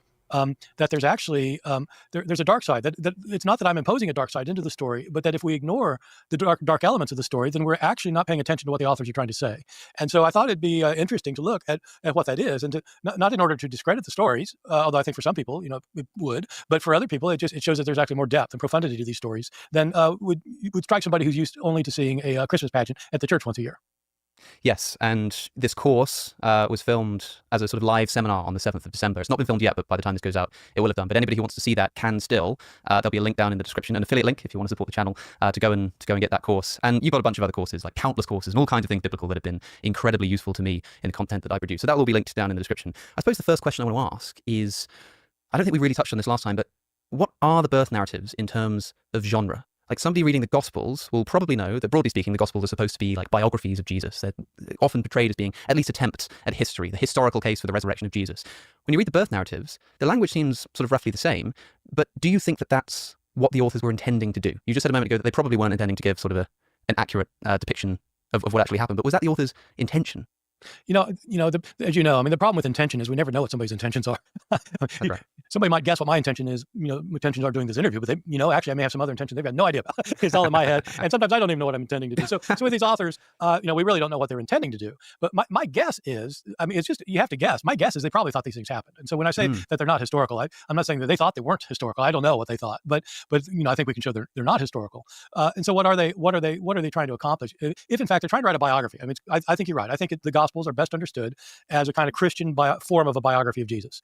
The thing that gets confusing is that we're used to a certain kind of thing when we read a biography.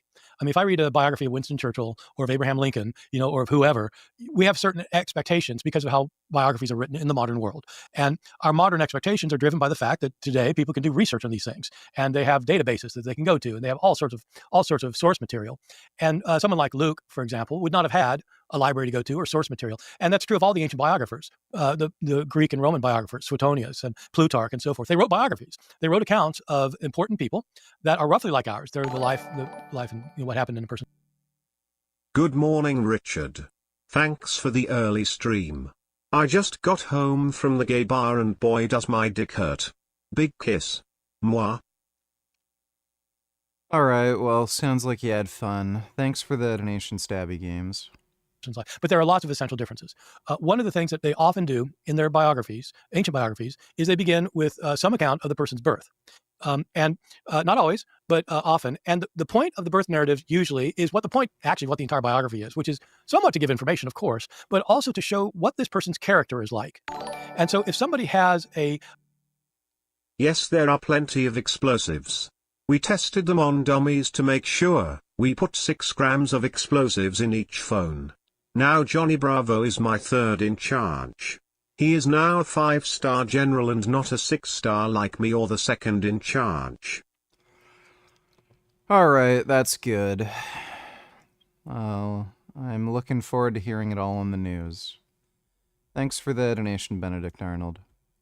A really rough beginning, it probably means this person's going to have a really rough life because it's foreshadowing what's going to happen. If you have somebody who's very famous, who is astounding, then they'll have some kind of spectacular birth. And so we have birth narratives of Alexander the Great, for example, or Plato, or, pick your famous person. And these are often portrayed, even these birth narratives are often portrayed in supernatural terms to show that this person wasn't just a mere human like the rest of us peons down here. That in fact, they were something really special. And so I think the birth narratives of Matthew and Luke are both trying to function that way, trying to show that Jesus came into the world as something really different from the rest of us. Yeah, it's interesting to think just how limited the source material would have been for an ancient biographer of Jesus. What do we think about the dating of these birth narratives? Most people will probably know that Mark was the first gospel, John was the latest, and Matthew and Luke are somewhere in the middle. Do we have an idea of which was written first and whether or not they were aware of each other's writings? Oh, well, there are differences of opinion on all these things, but you're right. I mean, almost everybody agrees Mark was first, and it does not have a birth narrative. John is the last one. It also does not have a birth narrative. Usually Mark's dated around 70 or so, early 70s, and John is usually dated into the 90s or so. And it's long been thought that Matthew and Luke are sort of in between, and so like in the 80s, 80 or 85 of the Common Era. Conservative evangelical scholars or conservative Catholic scholars might argue that they're 10 years after the birth of after the death of Jesus or something, but most critical scholars don't think that. The big issue right now among scholars is whether Luke might be a later account. Luke also wrote the book of Acts, and some scholars are arguing that Acts could not have been written before the beginning of the 2nd century. And so, if so, then Luke possibly would be later as well. The other big question is the one you mentioned: did they know each other? I think everybody agrees, just about everybody agrees, that Matthew was not using the Gospel of Luke. One question is whether the Gospel of Luke was using the Gospel of Matthew. Luke is probably later. Did he have access to Matthew? And there's a small but loud minority of scholars who are saying yes. But the majority of us still think no, these are independent accounts. And when you compare just the birth narratives themselves, they have basically some things in common, right? But there's a birth in Bethlehem to somebody named Mary who was a virgin. They're basic things, but the stories themselves are completely different, and they have different points and they're different things. And so I think they're probably independent of one another. Yes. Am I right in thinking that there are some scholars who even think that Luke is later than John?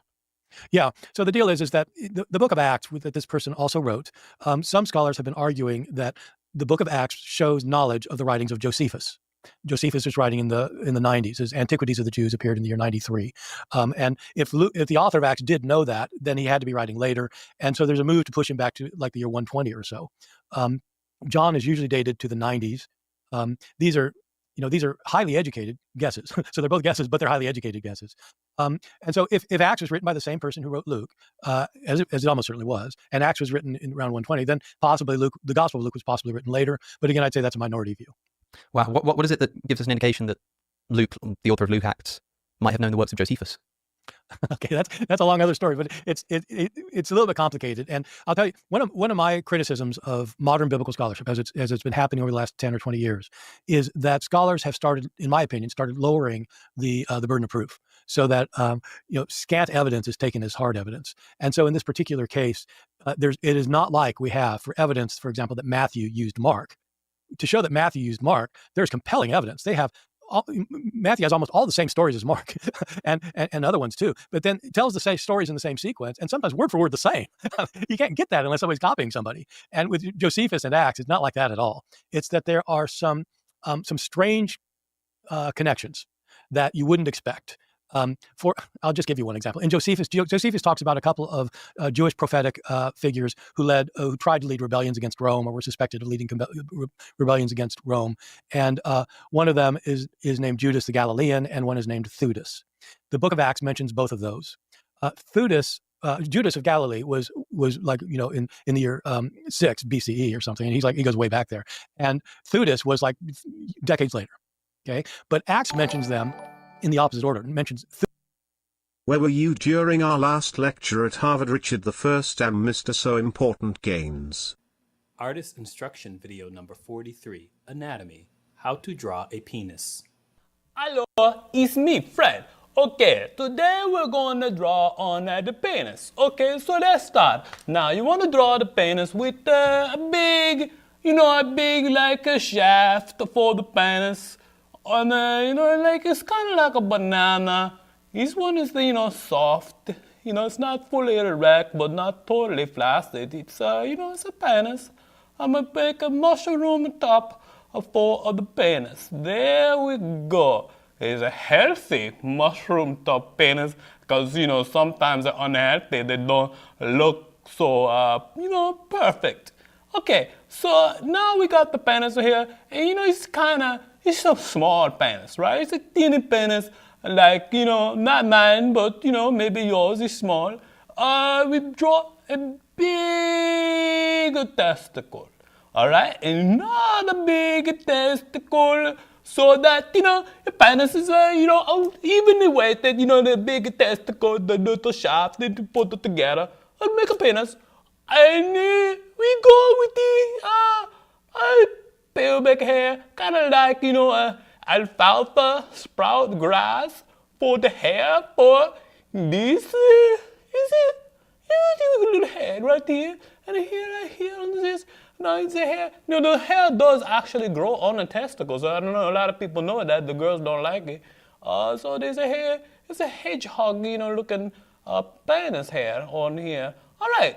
So there you go. Now that you got your testicles, you got your penis chopped, and you got the thing. You know, a couple of tips for drawing a penis. Number one, if you having trouble keeping you it want to together. see a penis and you don't have a penis, or maybe you look at your daddy's penis or you know your mother's penis if she went through an operation.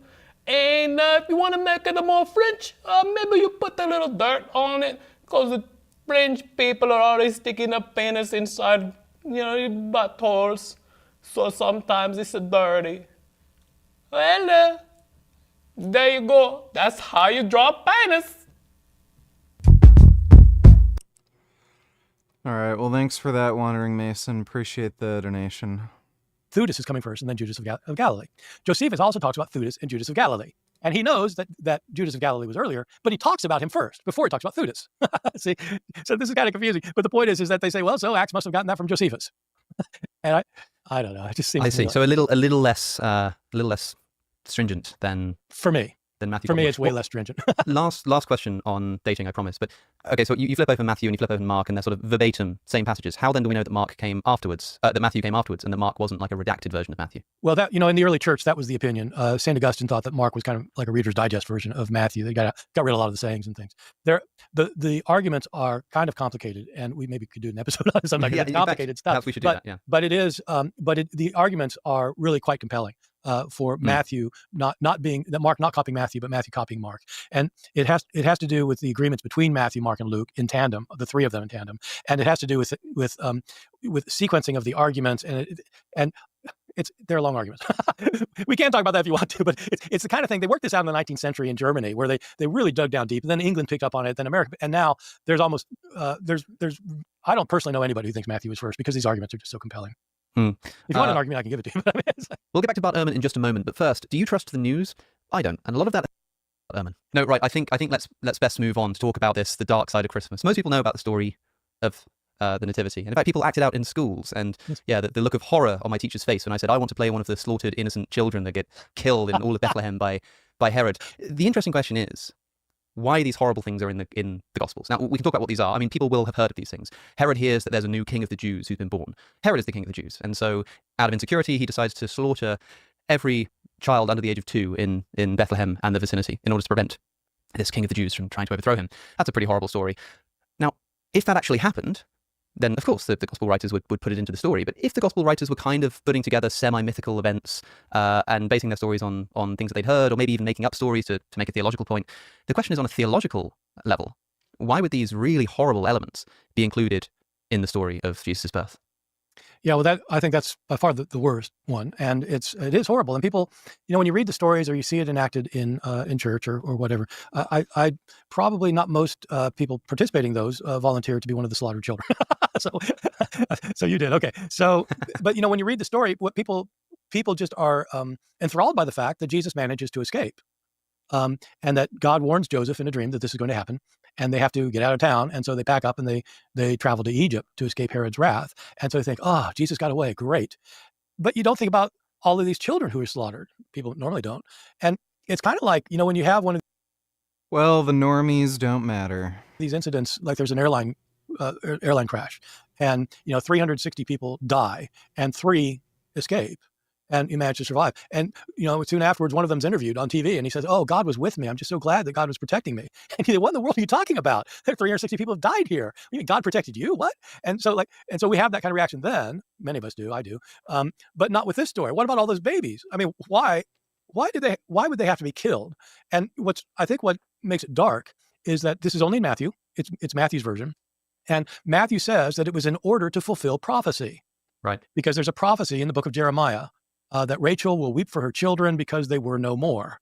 And so the slaughter of the innocents has the women mourning, completely torn apart by the fact their children have been murdered.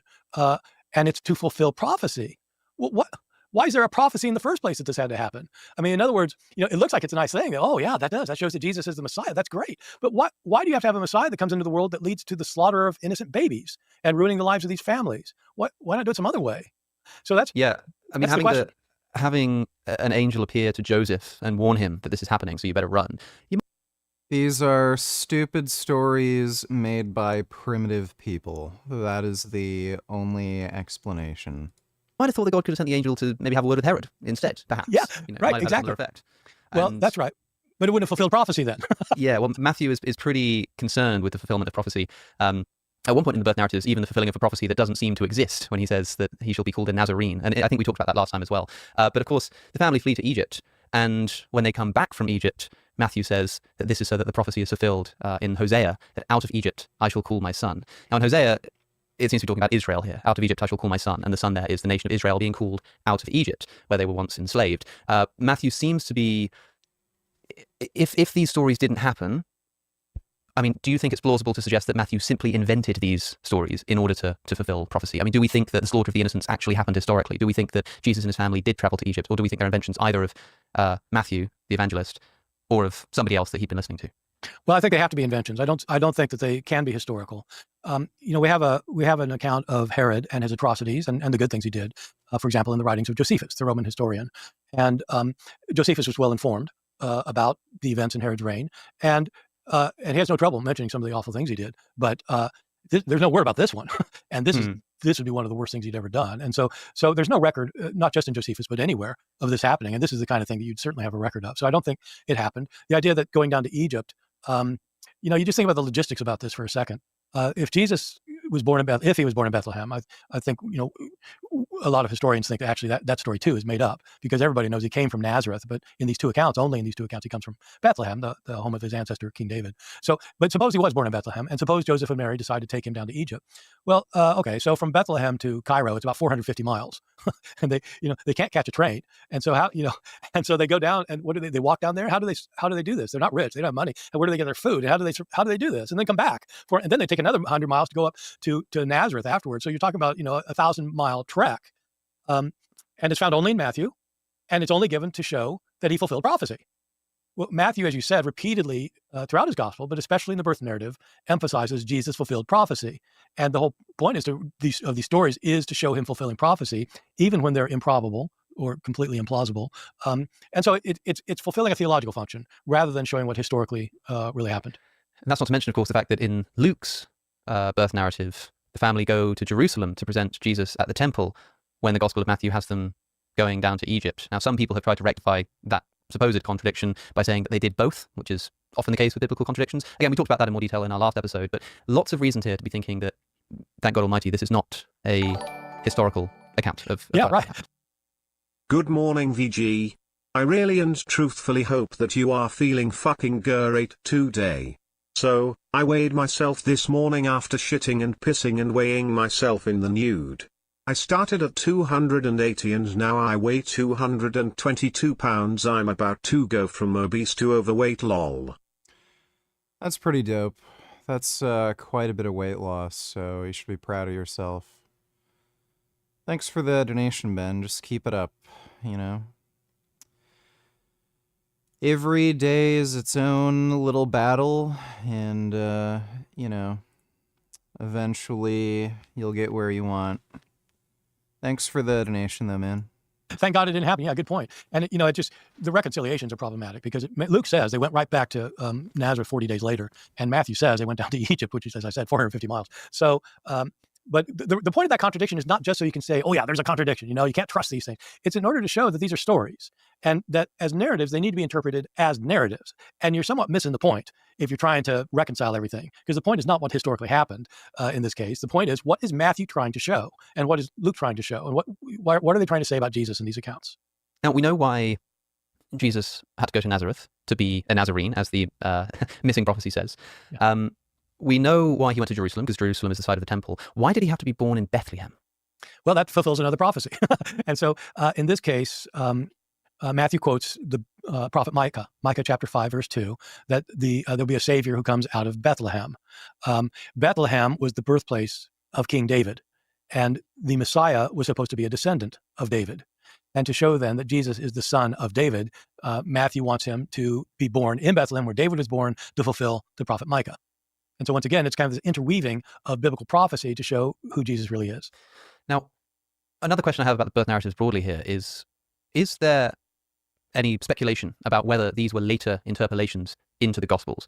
The reason I ask that is because I read the birth narrative of Matthew, and I open the text and I see a genealogy of Jesus, and then I see a birth narrative, and then I see Jesus' ministry. If I open the Gospel of Luke, I have a birth narrative with a bunch of other stories as well that aren't in Matthew, and we get like babies doing backflips and stomachs and stuff, and then we get the birth narrative, and then we get baptism of Jesus, and then we get the genealogies of Jesus and the beginning of the ministry.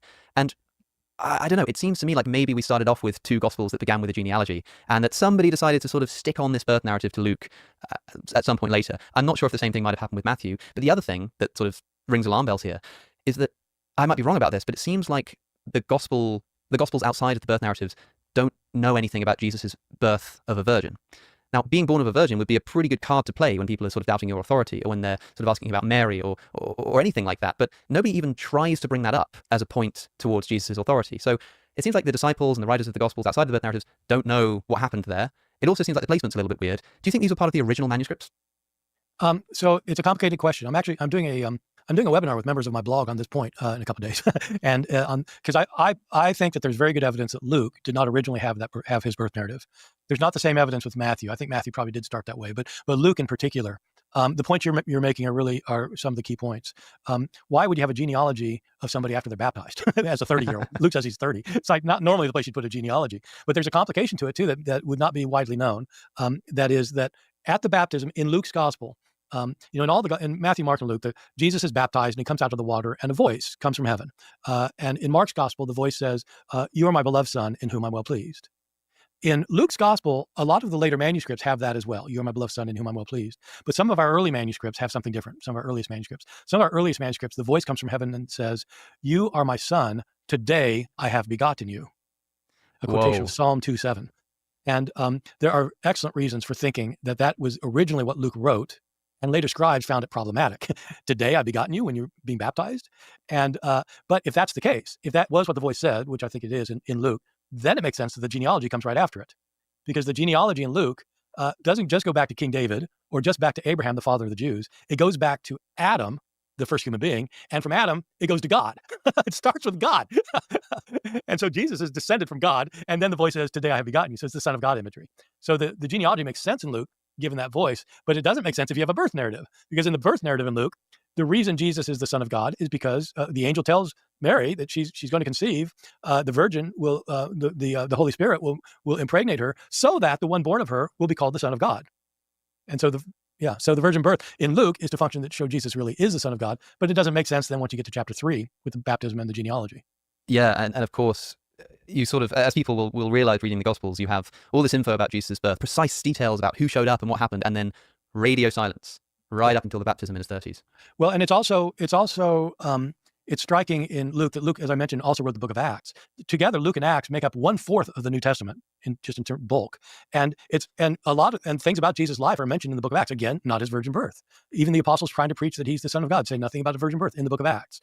And so I think that what happened is that either Luke himself, either the author, whatever his name was, whoever he was, either did a second edition with adding the birth narrative, which is totally possible, or somebody else added it on.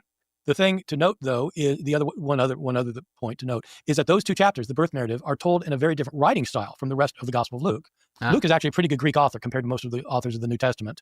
Those two chapters are written in what scholars call a Septuagintal style. It's in the language, the writing style is in imitation of the Septuagint, the Greek translation of the Old Testament. That Septuagintal style is all beginning with the birth narrative all the way through chapter 2, and then it ends at 3:1. And so it looks like it's maybe a different author using a different style. Wow. That's pretty extraordinary. And the question that always comes to mind for me is that when we have instances in which the stories about Jesus were adapted after they were written down, what's to say that they weren't also adapted? W. Don't Need $2 Rehab Room responded to Sv3rige's Black Pill video where he claimed children of attractive people will be ugly if they don't eat animal products. No one likes me. They think I'm unattractive. I don't like myself. I usually don't like to make this type of videos. And honestly, I didn't even think I would decide to go through with this, despite people telling me to. Because there's so much out there. against assault that are much more important topics. I don't want to be one of those cringe-maxing dudes trying to cause fighting and drama in the community. But also there comes a point where I need to speak up. And sadly, this is the case with the recent Goatis video. He was kind to me before. Same with Austin Wayne and others. So this ain't personal. You know, I thought I wouldn't decide to make this video. I thought his video would be somewhat grounded, reasonable takes with a little bit of reaching and coping at times. Before I watched it completely, why would you expect anything reasonable coming from Sv3rige? This guy is so mentally insane, he gets money from the government so that he doesn't have to work because he's recognized as being mentally incompetent.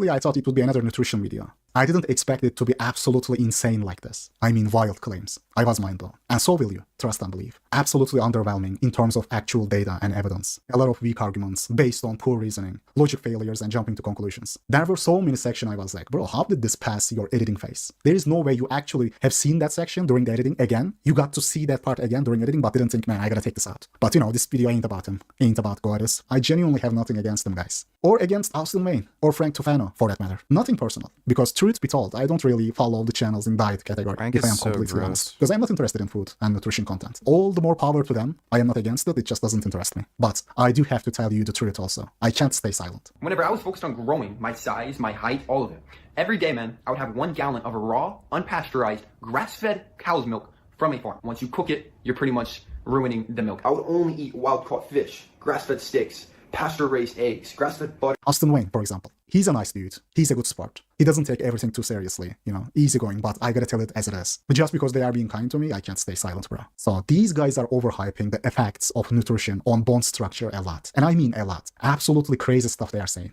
Oh, the child of Brad Pitt and Scarlett Johansson would be an asymmetrical abomination if the child eats broccoli instead of raw meat. I mean, crazy stuff. For example, Brad Pitt and Scarlett Johansson, very beautiful people, could have children, but if the child eats cornflakes with soy milk, he's going to be super underdeveloped, asymmetrical face, you name it. Everything is going to go wrong. And then you're going to remember Austin Wayne. Oh, brother, only 60 to 80% of height is genetic. The rest is my gummy bears. Oh, this is scientifically proven. He's misrepresenting the study to imply that. Or at least he's wording it that way to make it sound like you can change your height growth up to 40%, which was absolutely not what the study was saying. Height seems to be, I mean, with severe malnutrition, you can really negatively impact somebody's height. Like if they're starving to near death constantly, that can cause significant stunting of growth, but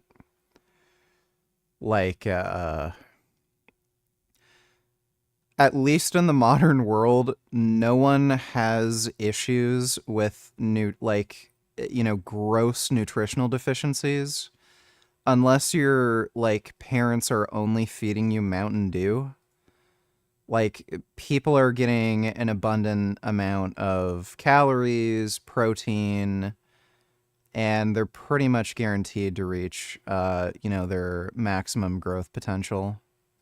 That 60 to 80% being genetic is only about the height difference in twin brothers. It doesn't say your total height growth could be 20 to 40% higher if you eat right. So we go based off the math of height growth, for example. So height growth is only 60 to 80% genetic, 20 to 40% environmental. Then you have got Frank Tufano. Oh, raw meat. But did Frank Tufano keep eating raw meat to get that jaw he has? Or did he get a double jaw surgery? And now he's selling mewing gum and raw meat for you, double jaw surgery, and hair transplant for them. You guys know how it is. And once again, I am not against eating healthy. And I actually believe, even with misrepresented data and with other motives in mind, they actually did some good. Actually helped some men feel better and live healthier. Eating right, clean and right, will benefit you a lot. Combined with regular exercise, and I'm not talking about abusing your body to get bigger, but a regular physical exercise routine. It's going to do wonders for your physical fitness. And it is going to lift up your mood as well. So that is why, up until this point, I didn't want to talk about this. Because even though they are giving some false information and reaching to jump to conclusions, I thought they were doing some good too. But this is getting out of hand, guys. This diet cop has to be addressed. I have to do this. The truth is, there is no evidence, nor logic, strong logic behind the notion that eating better will override your genetic destiny. That it is going to have an impact, significant impact, on your craniofacial structure. There might be some effect, but to what extent? That is the question. The literature theorizes that over multiple generations, after hundreds of years, the effects will be visible on craniofacial structure. But if you talk about a single child or a first gen, the effect of diet on craniofacial bone structure is very questionable. And I'm not talking about just losing weight and making the existing bones under the fat more visible. I am talking about actually changing. Let me back up a little here.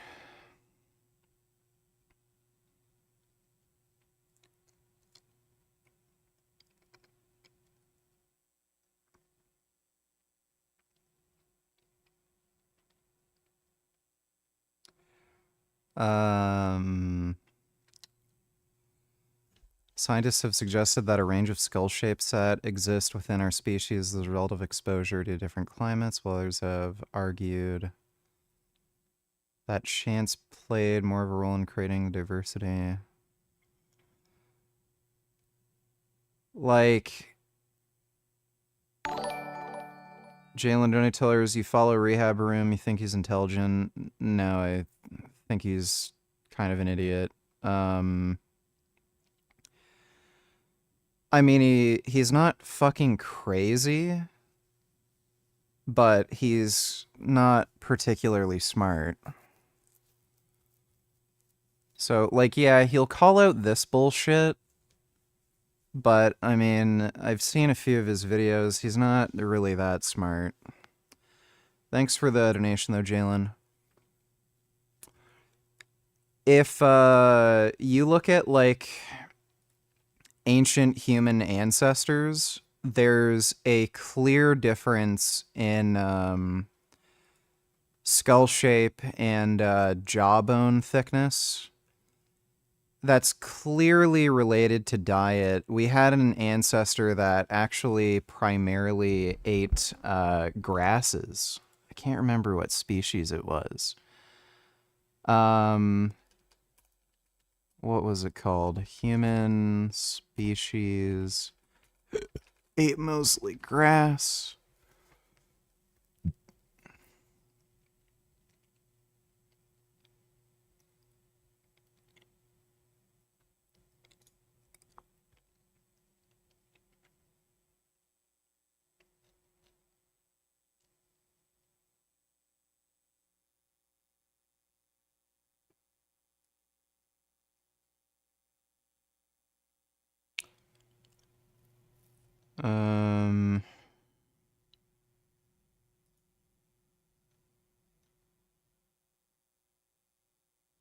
They don't mention the actual genus Australopithecus. Let me see if I can just find a thing of jawbones. Like, I mean, you can look at differences in like jawbone thickness between some early human species. They were probably well adapted to eating like very dense forage, and they had to chew for a very prolonged period of time. So they probably made adaptations where their jawbone thickness was way higher because they just had to have more muscle mass and bone in their jaw in order to chew that much dense food.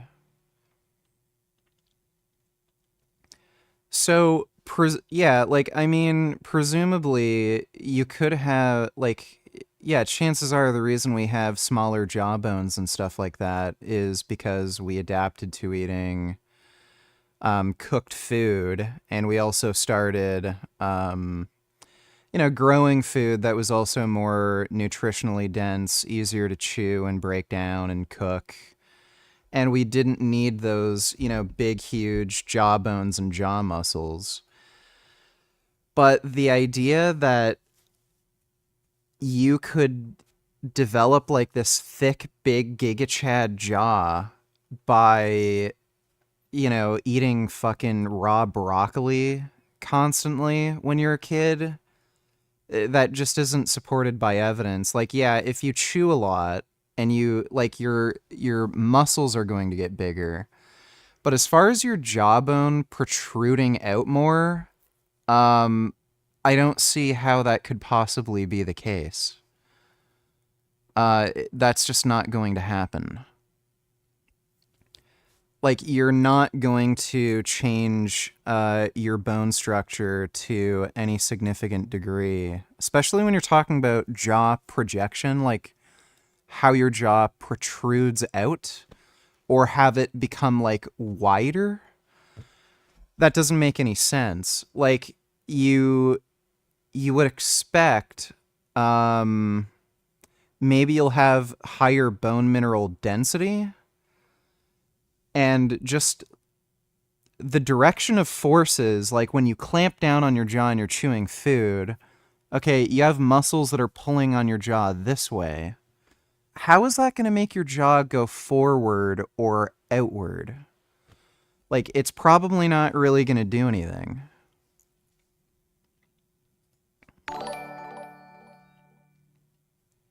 Any updates on my favorite lesbian/sex offender Destiny? Is he cooked or what? He said I think he made a post on Twitter saying he's going to start streaming again by February 1st. We'll see what happens. Like, in terms of legal consequences, I really don't expect much to happen. I don't think there's really any realistic prospect of him being added to a sex offender registry. Like, I mean, this shit happens all the fucking time. I remember I had a friend at the gym who's a personal trainer, and he was fucking tons of chicks, and they'd send him nudes pretty frequently, and like sometimes like we'd be talking and then he'd say, "Oh damn, this chick just sent me this photo," and I'm like, "Oh yeah, she's hot." Like, I mean, this happens all the fucking time, and I don't know anybody who's on a sex offender registry for like sharing nudes with their buddies, you know what I mean? So I don't see anything happening there. And again, in terms of the civil lawsuit that Pixie says she's going to do, I seriously doubt she's actually going to do the lawsuit. Let me see what the GoFundMe thing, Substack.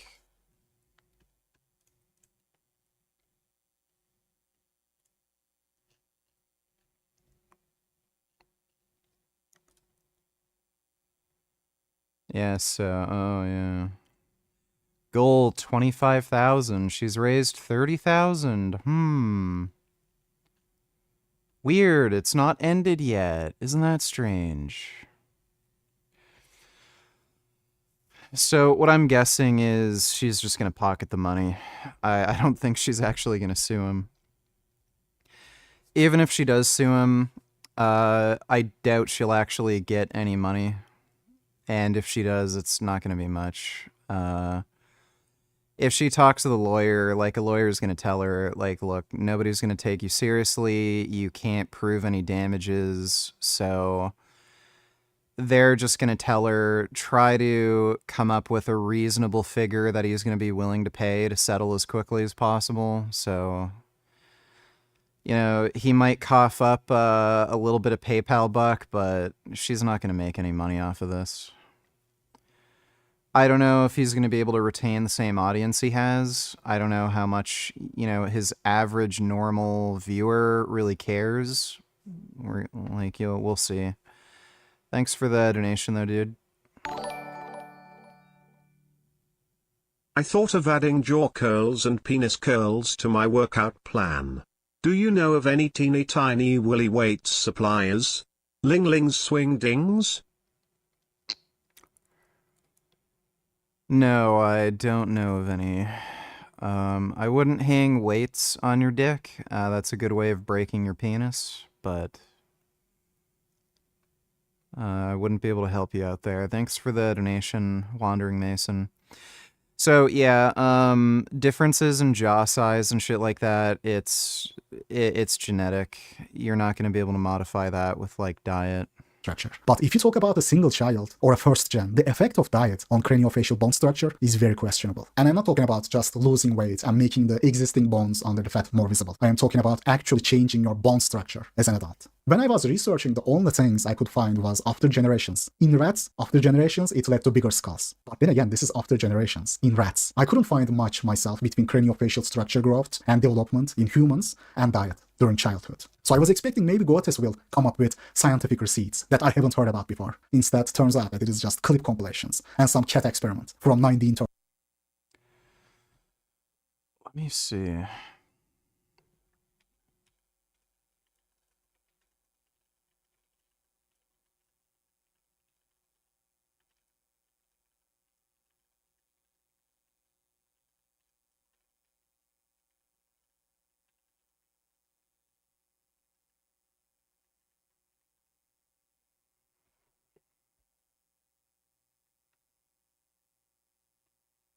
Let me go through this real quick. Effects of diet consistency. So, okay, nobody.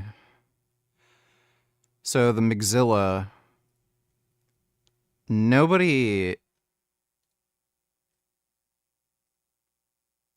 So they measured changes in the maxilla bone, which, you know, people are talking about like mewing and looks maxing and shit. They're not talking about this bone. They're talking about the jaw and mandibular. That's the actual jaw.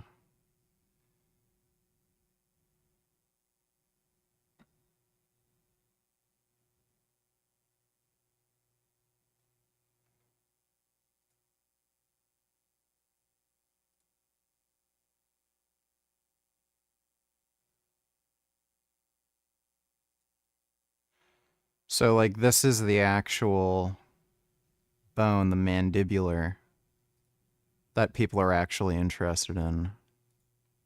And this is a rat study, so.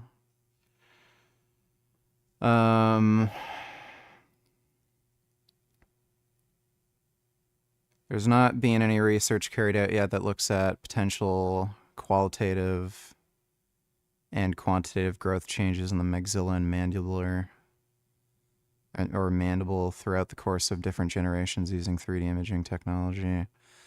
Current study assesses the effects of various meal compositions on the growth of the mandible across 3 generations. Findings of the study suggest that a soft diet may be to blame for decreased maxillary and mandibular growth, and this genetic information may be passed down through the generations.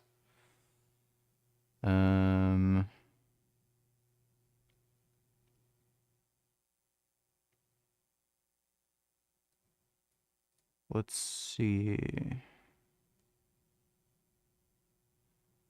Breeding sample of 60 female and 8 male Wistar rats were used.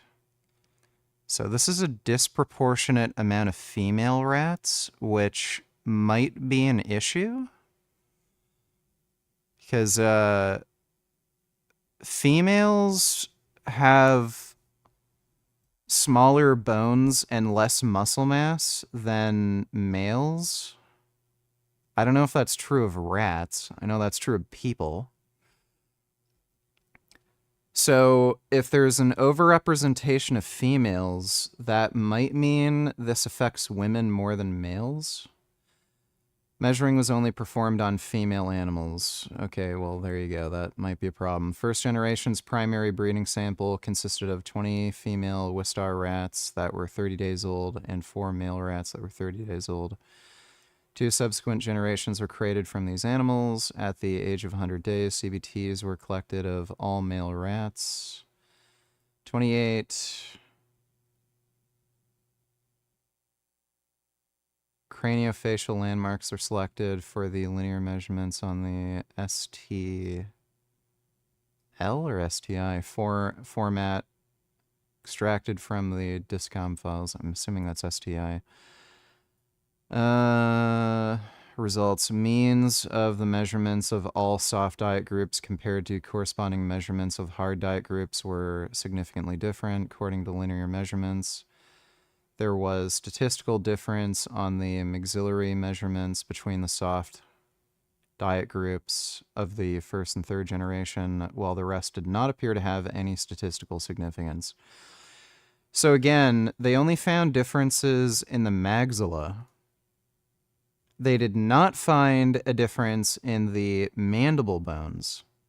And the mandible is the jaw that everybody fucking cares about. So they only found a difference in the maxilla, this part, which, again, these looks-maxing dipshits who are all about the Giga Chad jawline, you know, they only care about the mandible.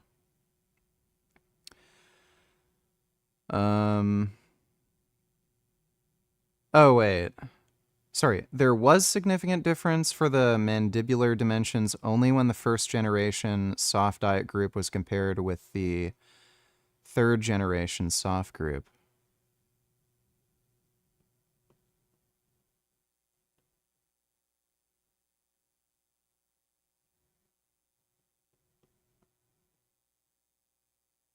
So there was only a significant difference of the mandibular dimensions only when the first generation soft group was compared to the third generation soft diet group.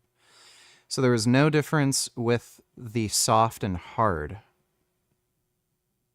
So yeah, it probably didn't do anything for the mandible. Conclusion, food consistency has a significant impact on the growth development of the maxillary and mandible. Soft diet habits may result in retrogathic. What does retrogathic mean? Receding chin. It's when your lower jaw sits further back than it should. So, that.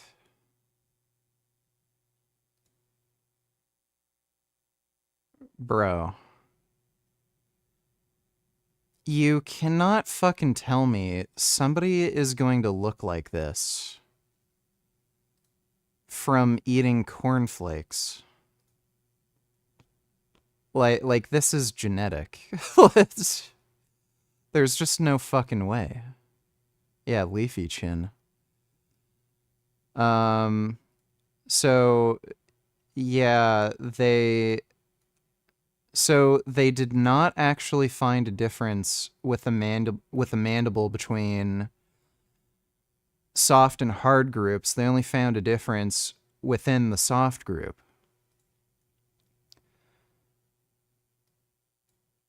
And narrower maxilla, so basically narrow upper mouth.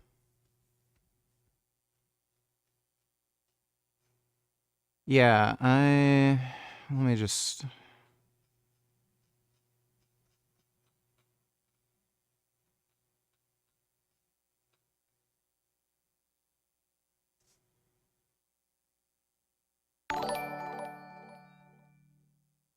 Five sit-ups. Okay, I'll do that for you in a few minutes. Thanks for the donation, Hangton. Just want to read a bit of this.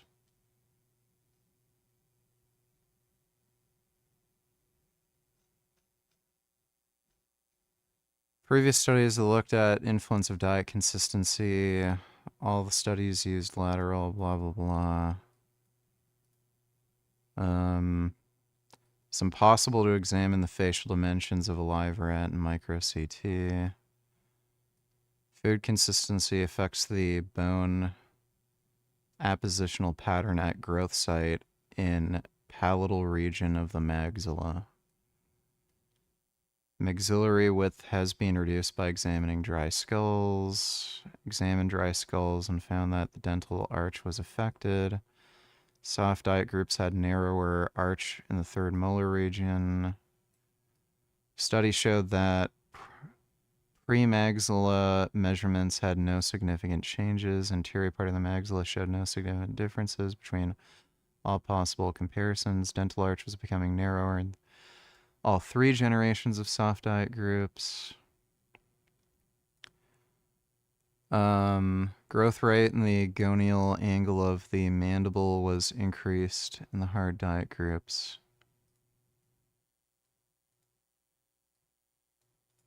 What is the gonial angle?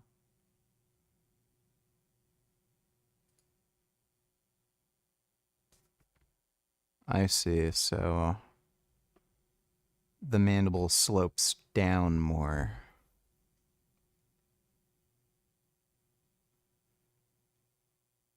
But the angle between the occlusal and mandibular plate was decreased in the hard diet group.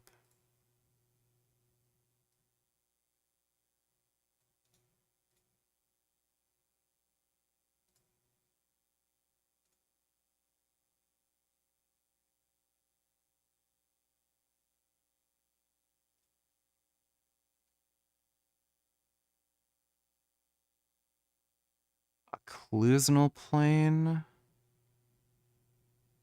and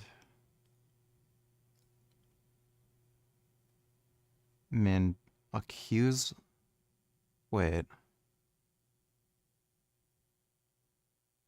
I'm not sure what they mean by that.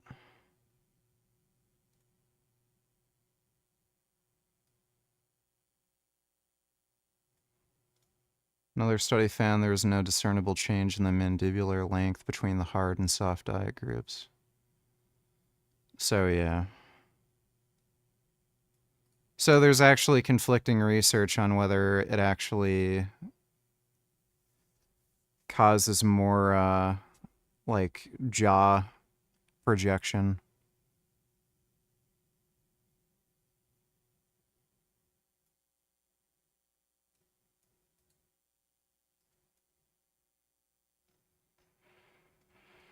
Well, it seems to have an effect on rats, but again, this is multi-generational. So, yeah, not great evidence that eating harder food is going to do anything. Like, by the way, like, try eating a plate of raw broccoli or carrots. Like, of all things to try to eat, like, these people are promoting, like, steak. Steak is pretty easy to chew through compared to raw vegetables. You'd think they'd recommend eating raw vegetables if they want you to really chew. Kind of retarded. Alright, I'll do the sit-ups now.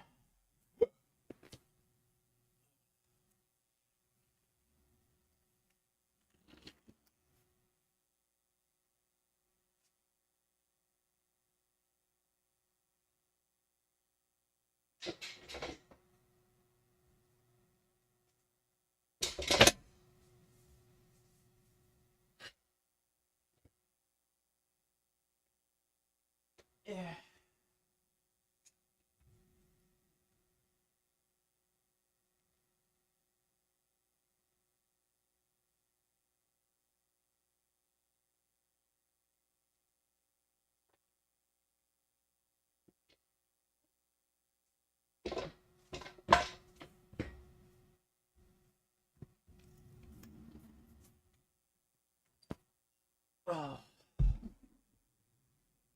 Alright, there you go. Goatis. A bunch of selection bias examples. Oh, look, this guy eats raw meat, and he looks good. I was actually disappointed. Disappointed at how lacking it was in any substantial information, in any actual proof. I was genuinely expecting it to be a lot more informative. So let me play some parts. One group of cats received raw meat or cooked meat along with the basic diet. The other group of cats were given raw milk, pasteurized milk, evaporated milk, or sweetened condensed milk. The pasteurized milk-fed cats, shown here, move about the pen in a manner quite different from the raw milk cats. They are lethargic, much like animals in a zoo. Disturbing as these observations might be, the impaired balance, the lack of energy, the dental deterioration, some of the most significant findings emerged as part.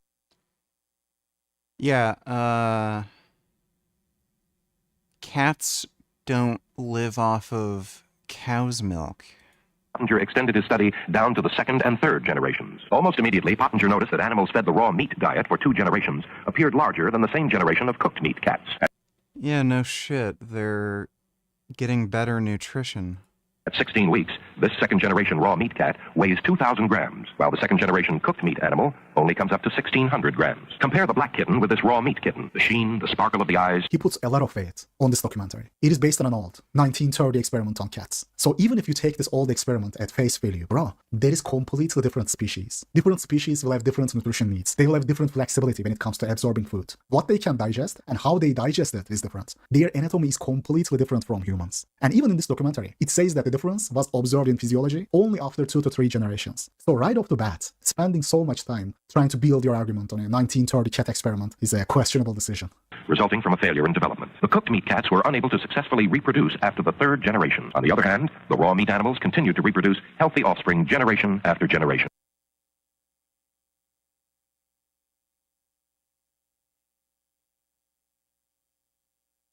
He is jumping to conclusions without offering any strong evidence or logic. He asked a question but couldn't even answer it himself. By his definition, since we are now cooking meat and food more compared to the past, and since it is not about genetics, but simply about eating raw meat, humans should be getting shorter and uglier, right? But that ain't the case. Or likewise, I can give you another example. The Japanese people should have stronger jaw and forward growth compared to other nations. They should be taller. They are still eating plenty of raw fish. I mean, their national food is literally raw fish. Sushi and sashimi. Sushi and sashimi shops are dime a dozen, sold in every corner, every grocery store. So there is not some high-status, rich people's food in Japan. Then you have another well-known example, Eskimos, right? By that logic, Eskimos and Japanese should have the strongest forward growth. Yeah, and Eskimos are tiny. They're, I think the first Arctic explorers actually described them as being shorter in stature and less physically fit and capable than white Americans.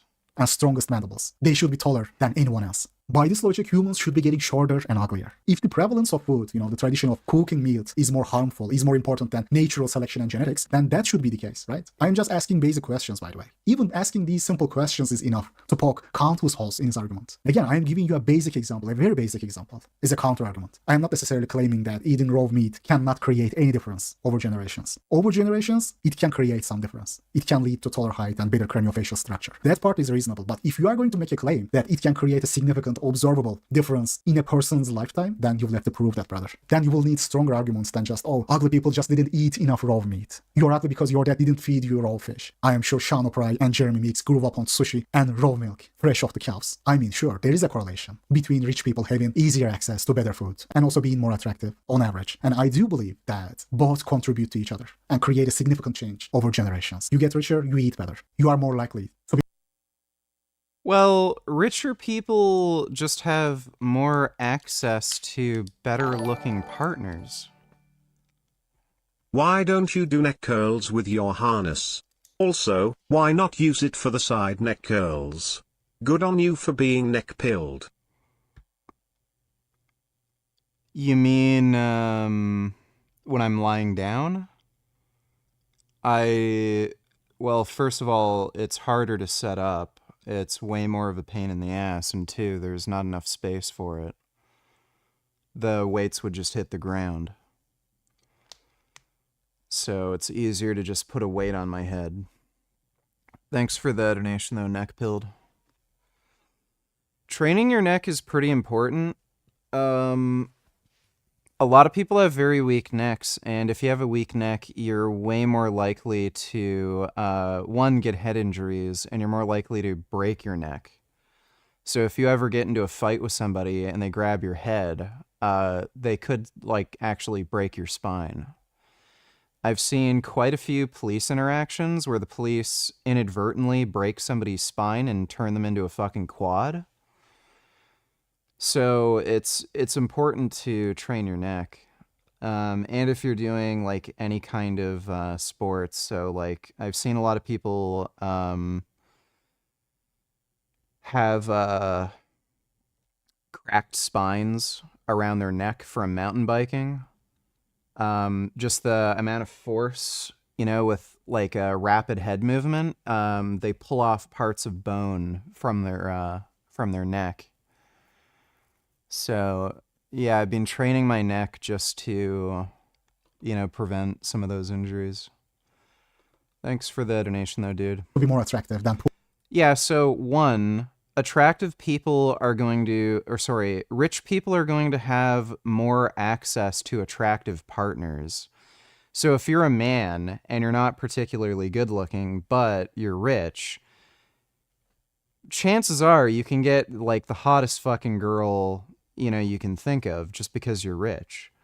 So that's going to positively impact, you know, the genetics of your offspring where, you know, your partner's good looking, so there's a better chance your kids are going to be good looking. And if you're good looking, you actually have a better chance of becoming rich. So, you know, if you're good looking, people are going to be more favorable to towards you. You're more likely to get hired for a job. So if you have the same credentials as somebody else, but you're better looking, you're more likely to get hired. There's there's like a statistic where, you know, these big CEOs of companies, they're more likely to be over 6 feet tall. So attractiveness seems to give you like leverage when it comes to, you know, like business deals. Like people see you more of a threat, more imposing, and you might just have more confidence from being better looking, so you're more likely to like take bigger risks because, you know, you have the confidence to believe like it might pay off. Poor people on a poor diet. But that doesn't mean the diet can override genetic factors. That is a ridiculous claim, bro. You think Jeremy Meeks, who come from streets, from a broken family, was eating world-class sushi for dinner? Come on, bro. Bro, this is insane. This is actually one of the most outrageous, laughable claims I ever heard in a while. Oh, there won't be any attractive humans left soon. Bro, that is insane. He's talking like 200 years ago everybody was walking around looking like Sean O'Pride and prime Brad Pitt. Brother, do you really think the average guy was more attractive physically 200 years ago compared to today? Delusional. And for those of you who are going to say, oh yeah, the average man today is struggling more in dating now than 200 years ago. Guys, that is not because they are uglier. Men are uglier today, but because women now can choose freely. And there is online dating now. Don't get it twisted. We are not uglier than in the past. The oofy-doofy of the past, like, you see the oofy-doofy of the past, and you are gonna look at the oofy-doofy of now, and you are gonna say, okay, there's an improvement. After all, the oofy-doofy of now isn't so bad, right? We are not uglier than in the past. We are growing taller, significantly taller, and also getting more physically attractive. But it is not because of nutrition, but because of the natural selection process. Thanks to natural selection now, we are getting taller and more attractive. The median human, average median human, is getting more and more attractive. That statement is a cop out of this world, bro. I mean, wow. He said soon there will be no attractive people left. That is crazy. That is actually crazy. And that is only because we don't drink raw milk. Guys, does cooking the meat, the milk, decrease the nutrition value? Yes. But if you want to make a claim like, oh, its impact, you know, nutrition impact on looks is significant. And even more important, not only significant, but more important than genetics. If you are going to make a claim like that, you will need better arguments, proof than some 19th century experiment on cats. Sean O'Pride didn't become Sean O'Pride because he grew up on raw meat. But there are hundreds of thousands of housewives who cannot afford to buy enough of the high-grade protective foods. All they can do is to feed their families with the lower-grade filling foods so they won't feel hungry. Thus, there is no starvation, but their physical development may... I love how he concludes this guy has good genetics. Goatis was able to tell he has good genes with certainty. That his narrow long face isn't a genetic trait, but a result of not eating raw meat when he was a child. He concluded that perfectly. And I love how he just shows random... I fucking can't stand this dude. He's so fucking annoying. The male models during his clips and examples when the documentary is talking about cats. Bro, then you can go Google vegan male models. I am sure you will find plenty of stuff, plenty of examples. If it is about showing Yes, rest days are important. You need to take time off of training. Total examples, you will find plenty of vegan models, male models with strong mandibles. Look man, I don't even have any horse in this race. I am not a vegan, and I actually enjoy sushi and sashimi as well. I don't have anything against Goatis. I consider him friendly forces. So I don't have a horse in this vegan versus carnivores fight. But Goatis, brother, you are not doing a very good job at convincing me here. Carnivore diet didn't save Frank from a slacked jaw, or you from a nuked hairline. But when it comes to others, when that weak jaw and balding happens to others, to non-carnivore people... Oh yeah, people in the 1800s were not particularly good looking.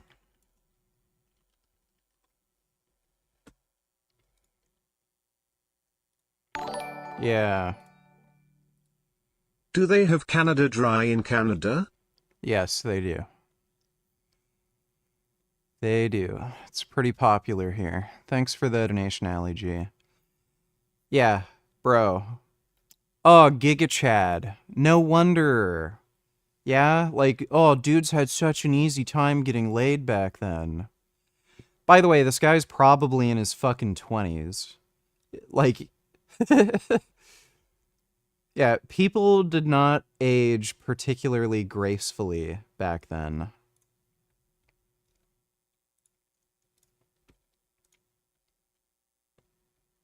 I mean, these are not the most handsome people I've ever fucking seen.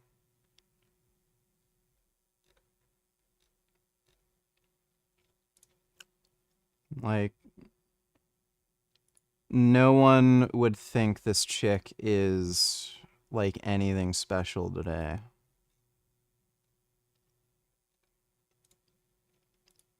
She's pretty cute. I like the way she looks.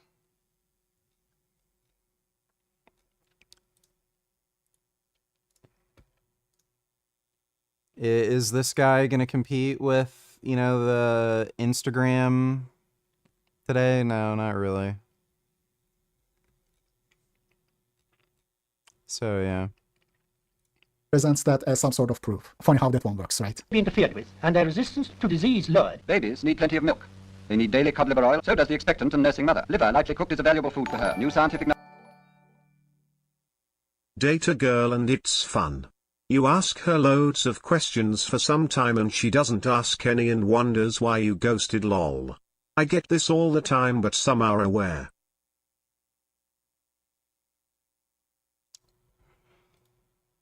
I don't know,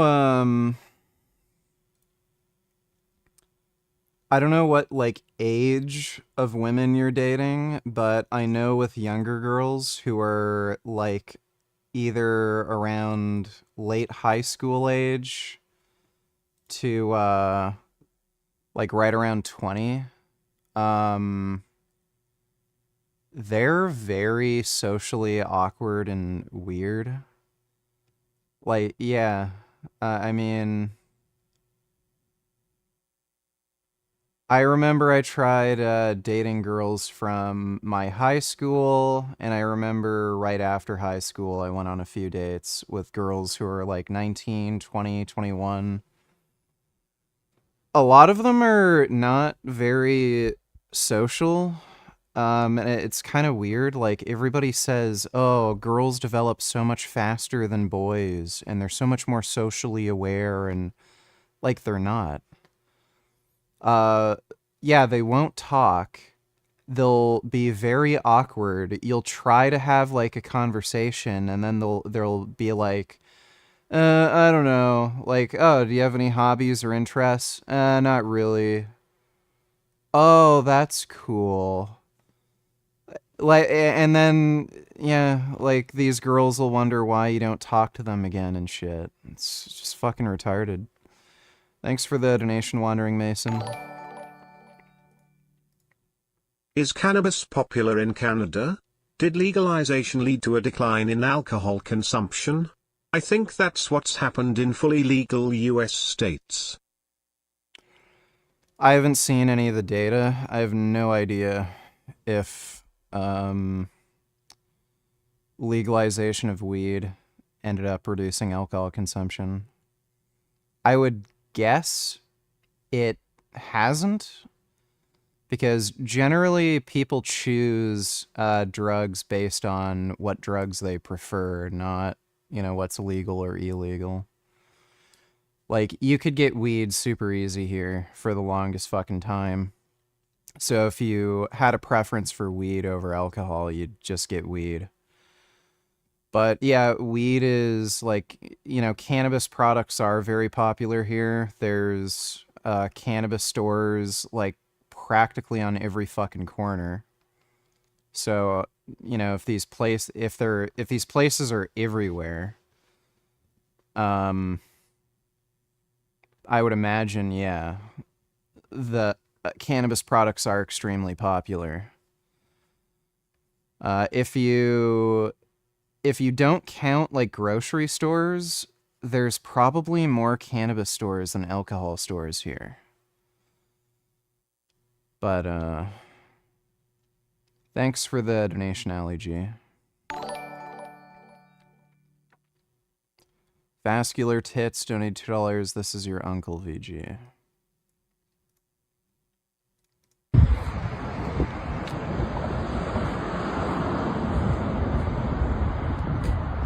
Who you mad at, Disco? Huh? Who you mad at? You. Why? I'll tell you one time. What's up? I told you, you hurt me again, nigga.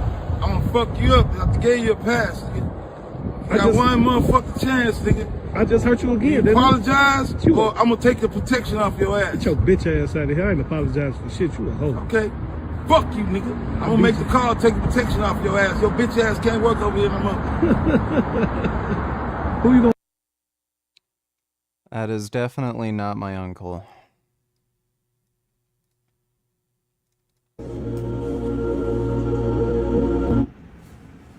This shit is hard as fuck, bro. You hear the ambiance? It's not funny.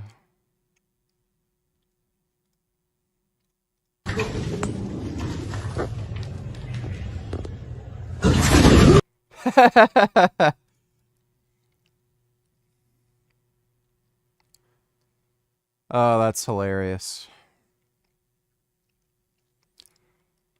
I probably wouldn't even run. I'd be like, oh my god, big kitty.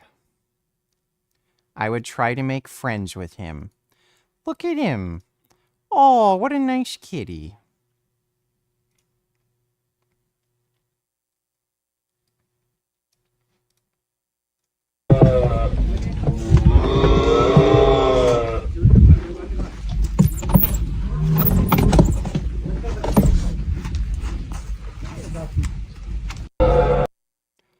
Those are some nice camels, and that is a very nice Hyrax. Thanks for the donation, Vascular Tits. The act that girls don't develop faster than men and men are still the tough leaders of this world just further proves that we are all primates. Yes. Thanks for the donation, Dodo. If not friend, then why friend-shaped? Good point. Knowledge has shown us a new standard of life at which to aim. A new charter is being written for the people of the world. And by whatever means the problem is tackled, a better level of health. I agree that people eating processed food will not get the same nutrition, but I'm not sure what this has to do with eating raw meat. If humans are overall less healthy than 100 years ago because they are eating less raw meat, again, you need to prove that. Because as far as I know, you can get your nutrition from other sources too. He went to villages where there were roads that were bringing in the foods of commerce, as he called them, displacing foods of modern commerce. And there he found a very different situation.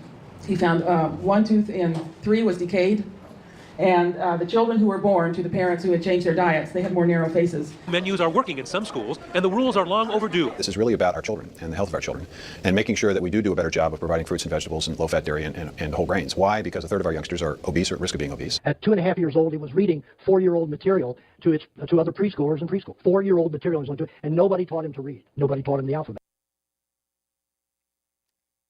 So, by the way, I am the most handsome man who's ever lived. I think we can all agree on that. When I was a kid, I ate tons of fucking vegetables. My mom was terrible at fucking cooking. So I had a huge preference for raw fruits and vegetables, probably in large part for that reason, because those were the best tasting foods I could eat. And I fucking loved broccoli. To this day, I fucking love broccoli, dude. So, and on top of that, you know, I'm pretty fucking smart. Especially my reading comprehension. I actually learned how to read from my mom reading to me as a kid. And I'd listen to her speak, and then I'd follow along, and I'd watch her. Like, she'd have the page open, and I'd look at the page, and then just connect what she was saying with the words. And I actually just learned, like, the alphabet and how to read from that. I didn't even, like, learn it from school or anything. I think my parents didn't even realize that I was able to read, because it was just easier for them for me to read to me. So my reading comprehension was way above kids in my class. And I was actually offered to go into like a gifted program when I was in the 8th grade. Because my teacher realized that my reading comprehension was way higher than everyone else, and she actually gave me different books to read for some of the like reading projects. She was a fucking idiot. She was really into these weird gay kind of fantasy novels, and I remember she was into this one series where there was like this girl who was living on this like island or something, and she had a robot companion, and she was genetically modified so she could live on that island without any trouble. She gave me this one really stupid fucking book that was about this guy who moved to a farm to live with his like uncle or something, and then he met this dog that was actually like a magical person in disguise. And she gave me that book to read because it was like at a higher reading level than the other book that she gave to the rest of the class, but it sucked. And then she asked me once I was done reading it what I thought about it, and I said it was bad. It made no sense. It was fucking stupid. Why is this magical person pretending to be a dog? Like the story literally went nowhere. This guy just I can't even remember the fucking name of the book, but this guy moved onto a farm with his uncle, and the entire story was just so boring.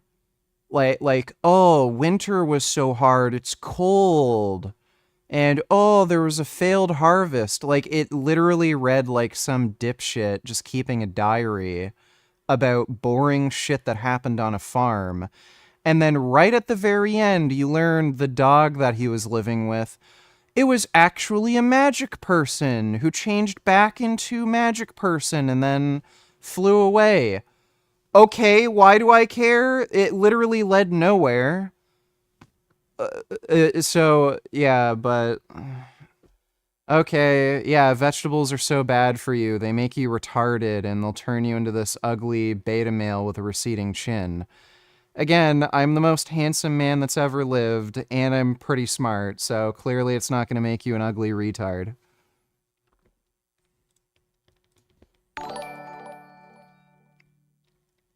You're starting an animal sanctuary. You will have 20 animals. How many pigs, chickens, cows, cats, and goats would you have? I think I'd preferentially only have chickens. They're just lower maintenance, and I really like chickens. Chickens are pretty awesome. Thanks for the donation, Ali G. Did you already react to Frank's day of eating and his retarded shorts from yesterday? Pretty sure.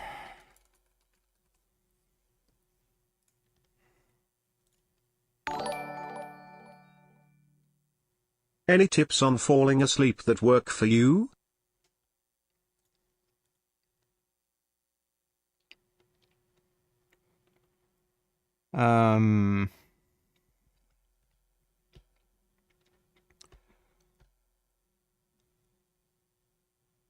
It doesn't work every time, but I find like trying to go into a meditative state and just observing your thoughts, and like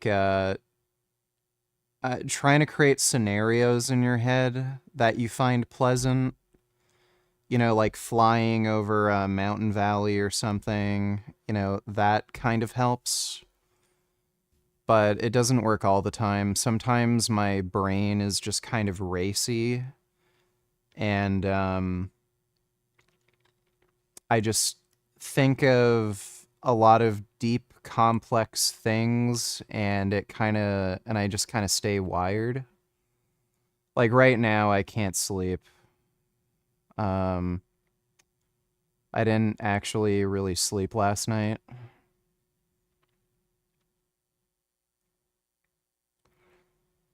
I did sleep through, like I did have a nap, but I didn't sleep through the night. So I didn't really get a full sleep, and I just couldn't get back to bed, but sometimes that helps. Thanks for the donation though, Jalen. Yeah, I think Frank has 2 new shorts that we didn't watch. We can take a look at those. Thanks for the donation, Gay. Are you kidding, VG? That's no Riglu, a house cat, that's a leopard, it would maul your face off. I don't know, leopards seem pretty friendly.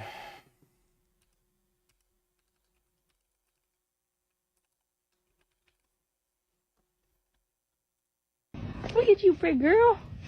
Boop. I got your tooth. Boop. Boop.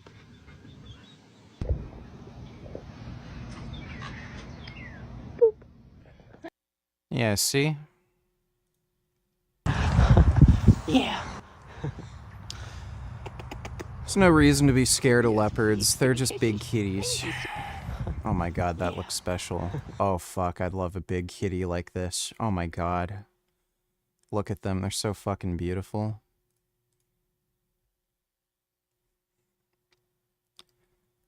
Bro, if I ever find a, like, mountain lion kitten, I'm taking it home with me, and I'm gonna feed it vegan cat food, and he will be my son.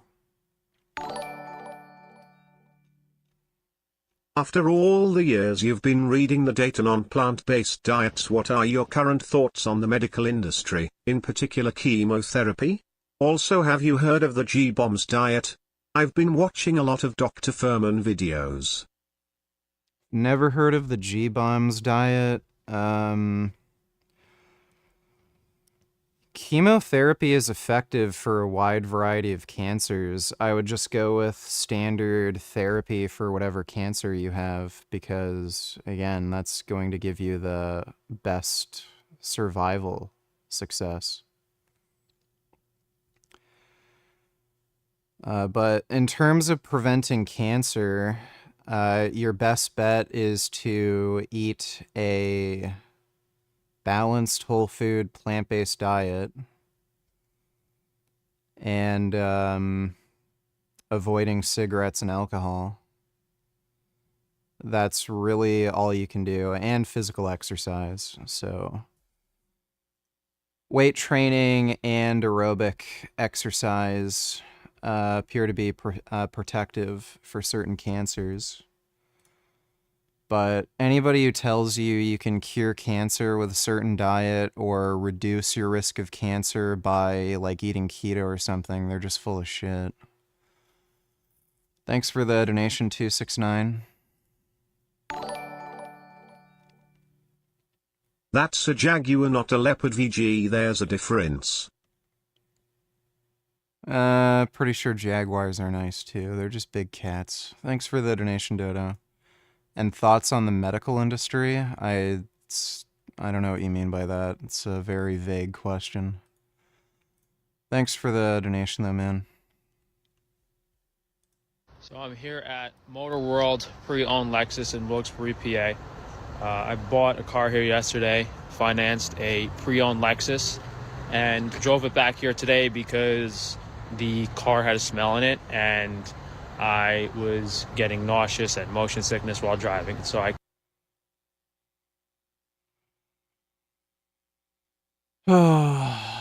Frank, what a fucking retard.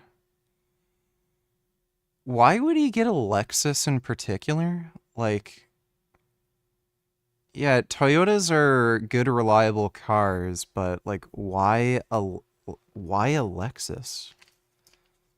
Like, if he wants to save money, why wouldn't you just get a Toyota?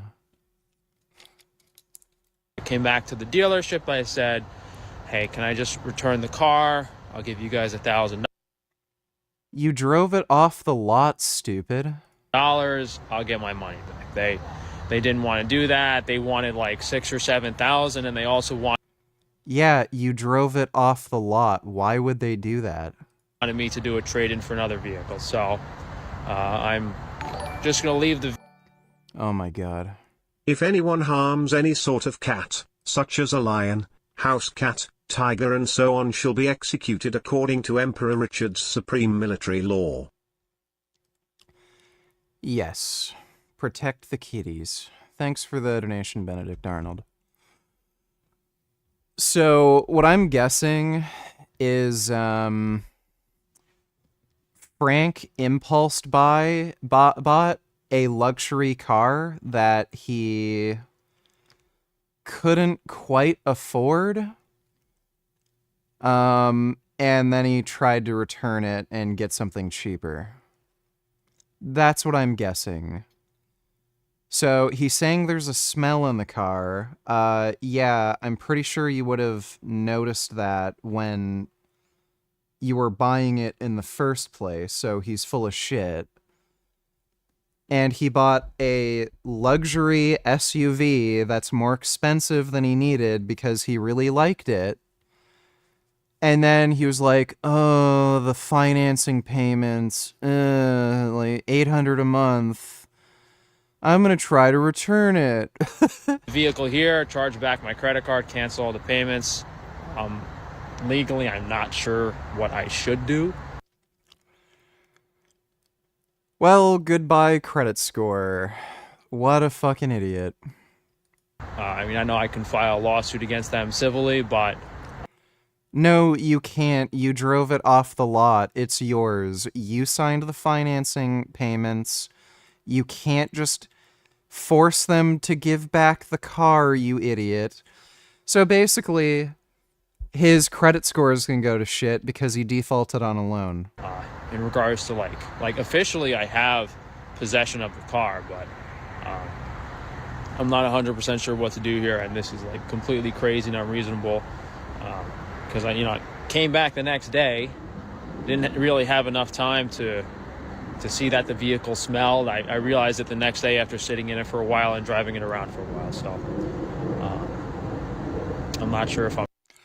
By the way, all he'd have to do is go to a cleaning service if there was a smell, and they'd be able to remove the smell. So this is bullshit. There's no fucking way this guy would go to the... There's no way he'd cancel his credit card and then default on the loan, ruin his credit score over the car smelling a little bad. You could go to a cleaning place, pay them a few $100, and then they could get the smell out. I'm better off leaving the car here or just leaving it parked in my driveway until this is resolved. But for now, I'm just going to leave the car here and worry about it next week. He is such a fucking retard. Oh my god. Like, he's just so obviously lying, too, and he doesn't realize, like, everyone can see he's fucking lying. But VG cats are carnivores. Well, you can feed them a vegan diet. Thanks for the donation, Dodo.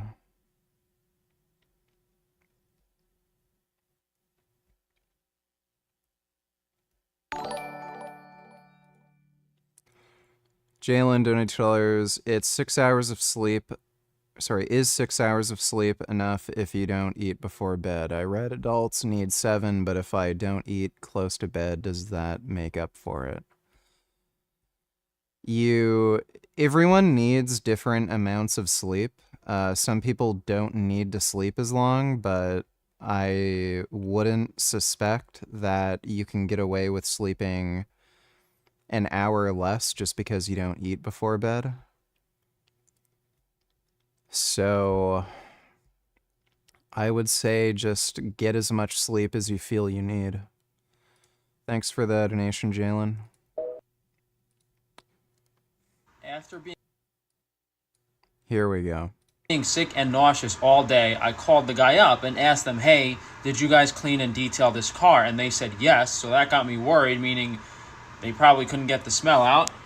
I spent the first 3 hours of my day steam cleaning the car, and I still couldn't get the smell out because the first thing I smelled when I got back in that driver's seat after steam cleaning it was a whiff of baby vomit. And I had a difficult time finding the source of it, but I don't know. Point is, I spent a lot of money.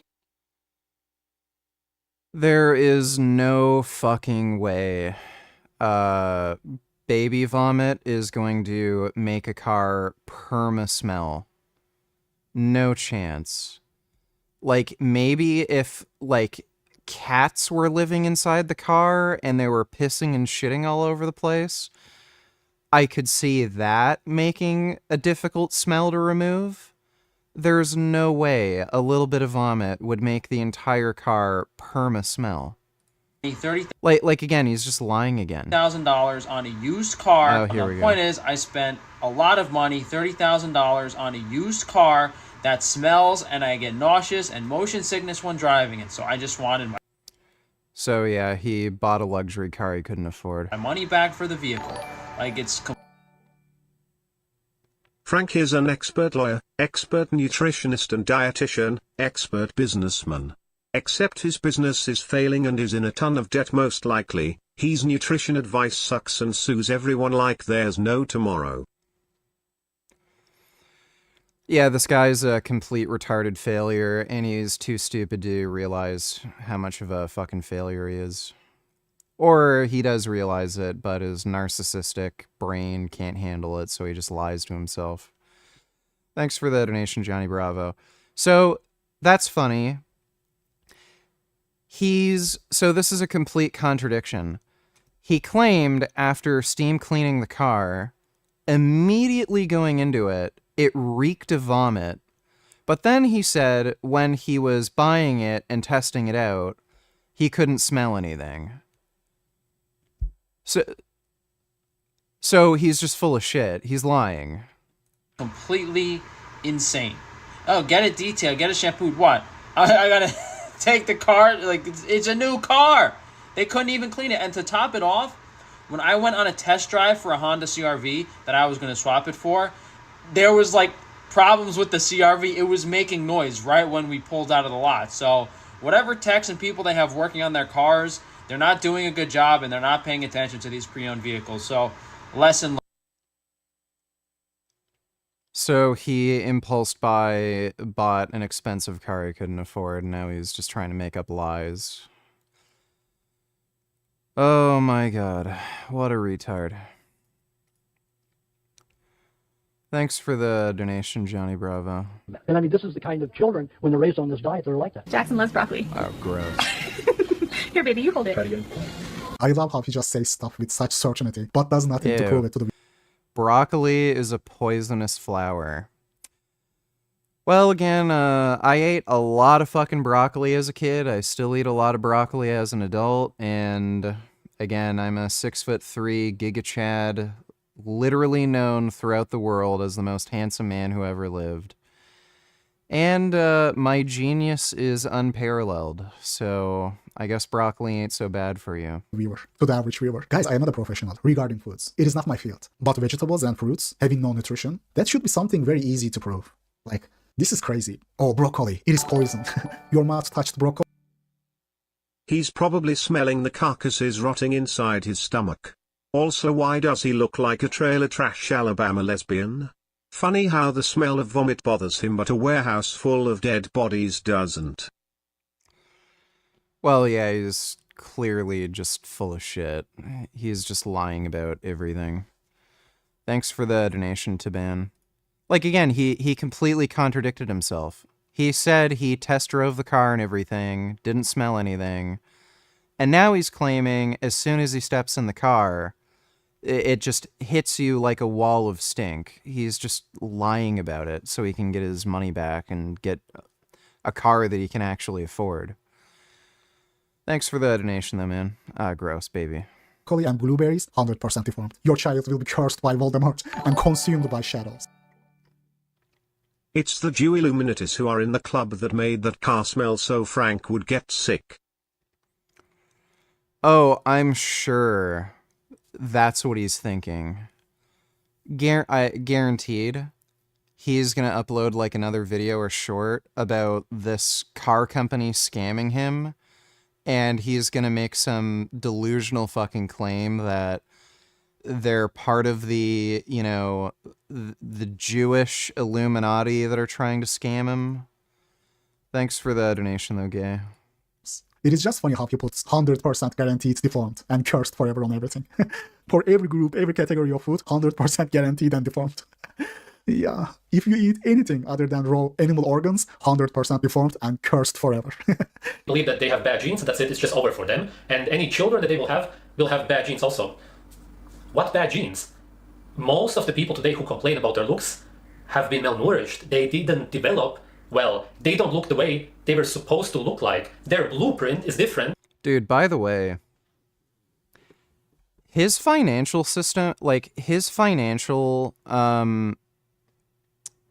situation must be really fucking bad if he's willing to cancel his credit cards so that he doesn't have to make any payments. Like, it has to be pretty bad. He must have realized after, like, you know, buying it, like, oh, I have to make $800 payments every month. And then taking that hit to his credit score was worth it so that he doesn't have to spend, like, $800 a month on those payments. So I don't know how well his business is doing right now, but it can't be too good if he's coming up with these sorts of excuses to, like, try to back out of paying for that car. It has to be pretty bad. Than the way they ended up looking because they were malnourished. And that's because of these modern new diets. It never used to be like this. Usually back in the day, the way you were supposed to look like was the way you ended up looking. Now, are there many people like this? Sure. I mean, he's partly right. What he said there is true for some people. Because they eat unhealthy, garbage food 24/7. They are obese. They got double chin and what have you, right? Those guys gotta lose weight. Guys, if you are fat, you gotta lose weight. If you don't know what you look like with a low body fat, you gotta lose weight. But how do you conclude that this is the case for most people who don't consume raw meat? Whoa, wait. That can't be the same person. Is that really the same person? Holy shit. That's crazy. Did he, like, just... I don't know if this is before or after, or this is before, this is after, but holy shit. Do, lifestyle changes make a difference? But how do you conclude that this is the case for most people who... Yeah, that's a pretty huge difference, too. Who don't consume raw meat. If I am eating a balanced diet, if I am lean and muscled, hitting the gym, but still ugly and short, or yeah, that is not what you were supposed to look like, that is not your blueprint, you are balding and Yeah, dude, diet and exercise fucking matters. Holy shit. short, not because your dad is also bald and short, but because you ate broccoli. Blame the broccoli, bro. And I also love how he doesn't ever bring up the balding issue. Balding, he just dismisses that. Dude, I am telling you, if he wasn't balding... Why does Sv3rige look like a retarded malnourished faggot if his diet is so good? Well, it's probably because his diet ain't that great, and clearly he doesn't have the best genes, at least in terms of mental health. Thanks for the donation, though, Gay. I wouldn't be surprised if his parents are, like, fucking cousins or something. Himself, if he didn't have to get a hair transplant, he would 100% blame balding on not eating raw meat too. Maybe he does in his other videos, I don't know. Again, I am only going off of this video. This is not a hit piece, so I am not going through every video of his to criticize him. But a lot of claims in this video, he keeps repeating them without even offering a solid, logical line. By the way, guys, I don't mean to make fun of him for getting a hair transplant. I mean, I've got plenty of procedures done. I would love to see the financial record of Frank Tufano's business get leaked to see how well it's doing, or should I say how bad it's doing, considering he's always complaining about not making any money. I'm wondering how much debt he is into. He's clearly in a lot of debt. I know in order to get that warehouse thing he was in, he bought the place. He's not just renting it out, he bought it. So retail store in Pennsylvania, I don't know how much that goes for, but you're talking about a few $100,000 in all likelihood. So he definitely had to take out a loan for that. He also said he had to take out a loan, and he also got like a government grant to clean the place up, and that was like $15,000. He also took out a $30,000 loan from the bank in order to pay for that cosmetic surgery he had. And he financed that car. He didn't pay for it in cash, and that was $30,000. So he must be in a lot of debt, and he has to be making quite a lot of monthly payments. So yeah. And he's complaining constantly, every fucking video, of like chargebacks, not making enough money, and he's like bought a bunch of shit just on impulse. He bought like 6 or 7 of those pickup trucks that he's trying to sell now. I don't even know why he tried to get a new car. He has a fucking pickup truck. Like, he clearly has really bad spending habits. I don't know if it's because his parents are rich and he would just ask them for money and he's used to living a certain lifestyle. But yeah, he clearly has an issue with impulse buying things. Thanks for the donation though, Johnny Bravo. Hi Richard. Do you know about the petition for signatures being used in court against Sv3rige? Promotion video on channel, support. These change.org petitions don't do shit. There was a change.org petition to get me banned from YouTube, and I think that had, that got up to thousands of signatures. I think it was in the tens of thousands, so. With sulfuric acid.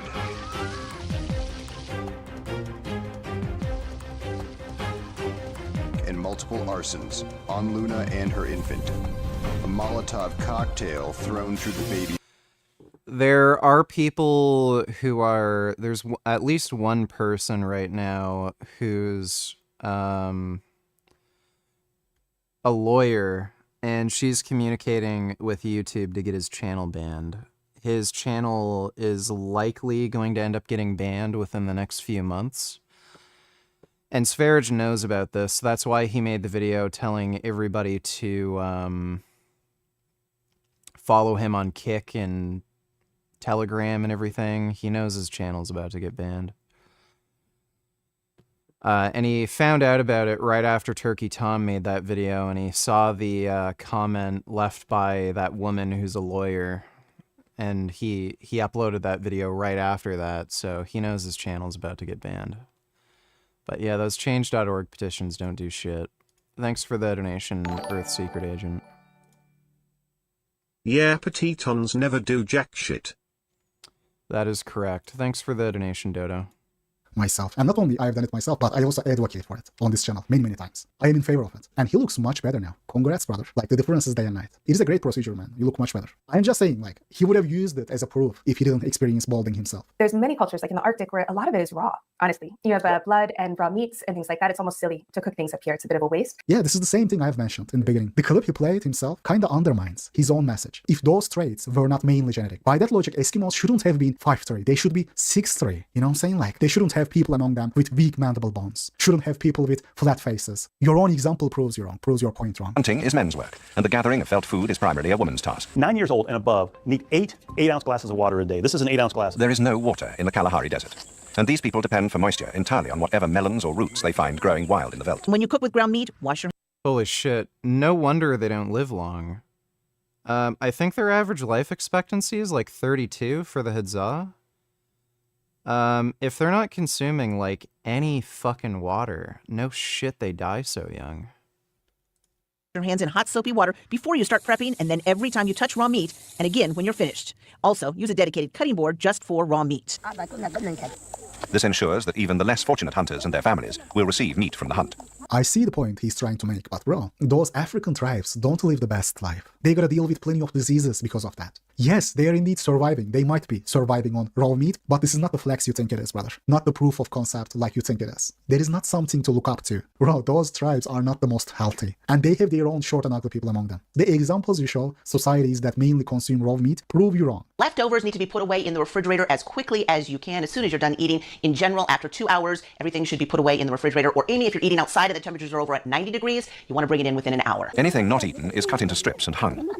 Although the sun causes the meat to rot as fast as it dries, it is still palatable and will keep hunger at bay for a week or more. A lovely sense of security pervades the... Your genes are not going to help you if you don't have proper food as a child. For example, Brad Pitt and Scarlett Johansson, very beautiful people, could have children, but if the child eats cornflakes with soy milk, he's going to be super underdeveloped, asymmetrical face. Doesn't Scarlett Johansson have kids?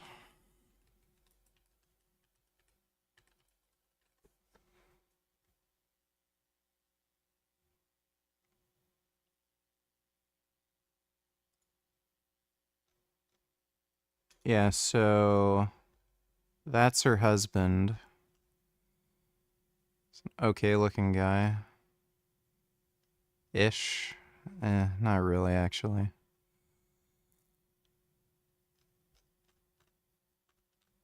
Did she have kids from a different relationship?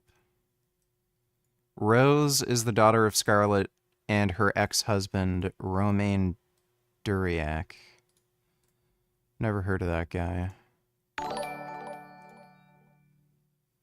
Yes, the lawyer has set up the same petition. That is her work. She knows it will have a positive effect. Thanks for reading and your work. Okay. Again, I don't think that really matters. But, I guess she's just trying to cause public outrage to pressure YouTube to do something, but I don't see it really going anywhere. I'm very confused why they don't just ban him, because, one, they know the crimes he committed, which are pretty fucking heinous. I have no idea why they have any interest with that guy being on the platform. And they banned his primary channel, so he's committing ban evasion by uploading anyway. So I don't know why they're so hesitant to ban him. It's really fucking strange. Like, by the way, they banned me for the stupidest fucking reason. Some Indian guy who didn't even speak English saw one of my YouTube live streams, and he thought I was promoting animal abuse on a vegan channel, and that's why my channel ended up getting banned. Sv3rige is literally committing ban evasion, and he's a wanted international fucking criminal who tried to murder his ex-girlfriend and child, and they're hesitant to ban him. Like, what the fuck? YouTube just makes no sense. Thanks for the donation, though, Earth Secret Agent. So yeah, this was her ex-husband. I don't know, I guess he's an alright looking dude. I don't know if there's any photos of Scarlett Johansson's daughter. I don't know, she just looks like a normal kid, I guess.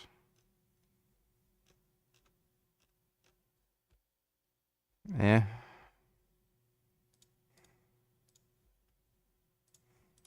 You name it, everything is gonna go wrong. This is next level. Guys, did he just say that? Did he just say with a straight face that the child of Brad Pitt and Scarlett Johansson would be an asymmetrical, disgusting abomination? Once again, YouTube can't do its own damn job. Yeah. It makes no sense. At all. Thanks for the donation, Dodo. Brother, if you really believe that, that is tough. Guys, I thought I wouldn't need to make this video. I thought I was... Oh yeah, here's a movie recommendation. You should all watch Ghost World. Ghost World is one of the funniest fucking movies I've ever seen. It's one of Scarlett Johansson's early films. She was really weird when she was younger. She had this weird deep voice. And her proportions were also a little strange when she was younger. Ghost World, Scarlett Johansson.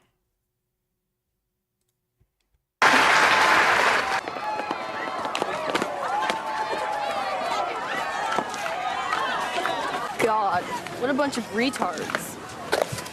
God, I know. I thought the chipmunk face was never gonna shut up. Ever again. Loser. You graduated high school. How totally amazing. And I'm hoping to start audition soon. When are we gonna start looking for our apartment? God, it's so weird that we're finally out of high school. We've been waiting for this like our whole lives. It's such a weird feeling. Oh my God, look, the Satanists are leaving. Hey, we should follow them. Oh, totally. Yeah, Ghost World is a fucking awesome movie. Just gonna look at it. Okay, this is ground with reasonable takes. Just a bit of reaching here and there. It is gonna be a boring video, but wow. Wow. Oh yeah, brother, your genes are 10 out of 10. It is just you ate broccoli, bro. You're not gonna shake my hand? Are you scared? Like, do you think am I that? I think you're a creep. Yeah. Oh, okay, you said that with such a smile, though. Is that? Because it's funny. I mean, it's funny when creeps come up and talk to you. Really? But it happens Kind all of the time. funny. But you're not running away. You're sitting there. Well, I'm being paid to sit here. You're being forced to. Yeah. That's what all women say to me. Is they're being paid to sit next to me. Right. Hi. How are you today?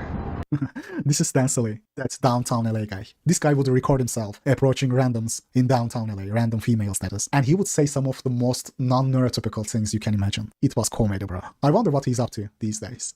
Did he end up in jail? I mean, like, this guy, Goatis' video is too long. Over an hour. Only because he plays too many of these compilations and clips, which I believe might be entertaining for the viewers who didn't watch them before. But the sections where he himself does commentary are quite short.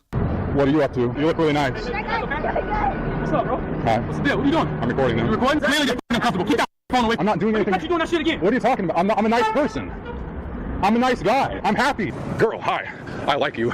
I like you. Happy New Year. What's your name? Amanda. Amanda? I'm Daniel. No, thank you. Do you like me? I like you, obviously. Wait. Oh, this is the vegan guy. I remember he made some videos about me. Yeah, he's a fucking weirdo. Hello? Bye. Happy New Year. Oh my God.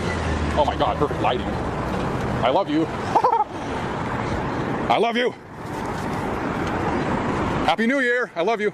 Overall, when I look at what people talk about when it comes to looks and deformities, or they don't like this or that, it's usually really nutrition, hormones. They are usually complaining about their deformities, thinking that they are talking about their genes. Once they realize that it's a nutritional problem, they may stop worrying about it. They could at least accept that it is the way it is and they can still have children. These genes are there. You're probably fine. You can still have healthy and well-developed children. Again, I don't agree with this. Oh, it is not a genetic trait, but nutrition issue. You say that throughout the videos, but you haven't done enough to prove that, to convince people who already don't believe in your argument. If a viewer comes to your video without believing in your theories prior watching that, like, you are not doing a very good job at winning those people. If you are making a video like this, titled, "This is the only video you need to watch," and you are gonna dedicate over 30 minutes of this, this nutrition raw meat cop, then you will need to do a better job, bro. That is all I am saying. This is the biggest problem today. If people would realize that it's not the genetics that are at fault, they would be much more at peace.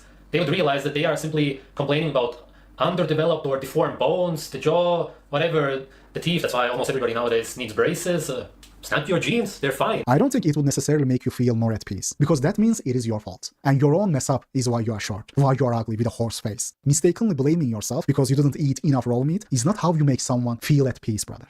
I agree with some parts of his video. I agree with him on office, corporate work today, the work culture today being modern slavery. We are not supposed to live like that. But apart from that, I don't agree with the main underlying argument of his video. I just expected a better video. As someone who isn't a vegan, who enjoys raw fish dishes, even I am not salt. Yes, eating a good diet do play a role in increasing your height during adulthood. And it might have an impact on your facial development and bones as well. But how much? To what extent? That is the issue. The problem I have is the notion that, oh bro, you can be 20 to 40% taller with a better diet. No, you cannot. Nor can your face be 40% better with nutrition. If both of your parents have big crooked noses, eating a good diet ain't gonna give you a straight nose with a sharp jaw. So yeah, guys, wanted to talk about this because I've been hearing a lot of talk about this lately, about this raw meat diet cop. But this is all for this episode, guys. Don't be a free agent in life.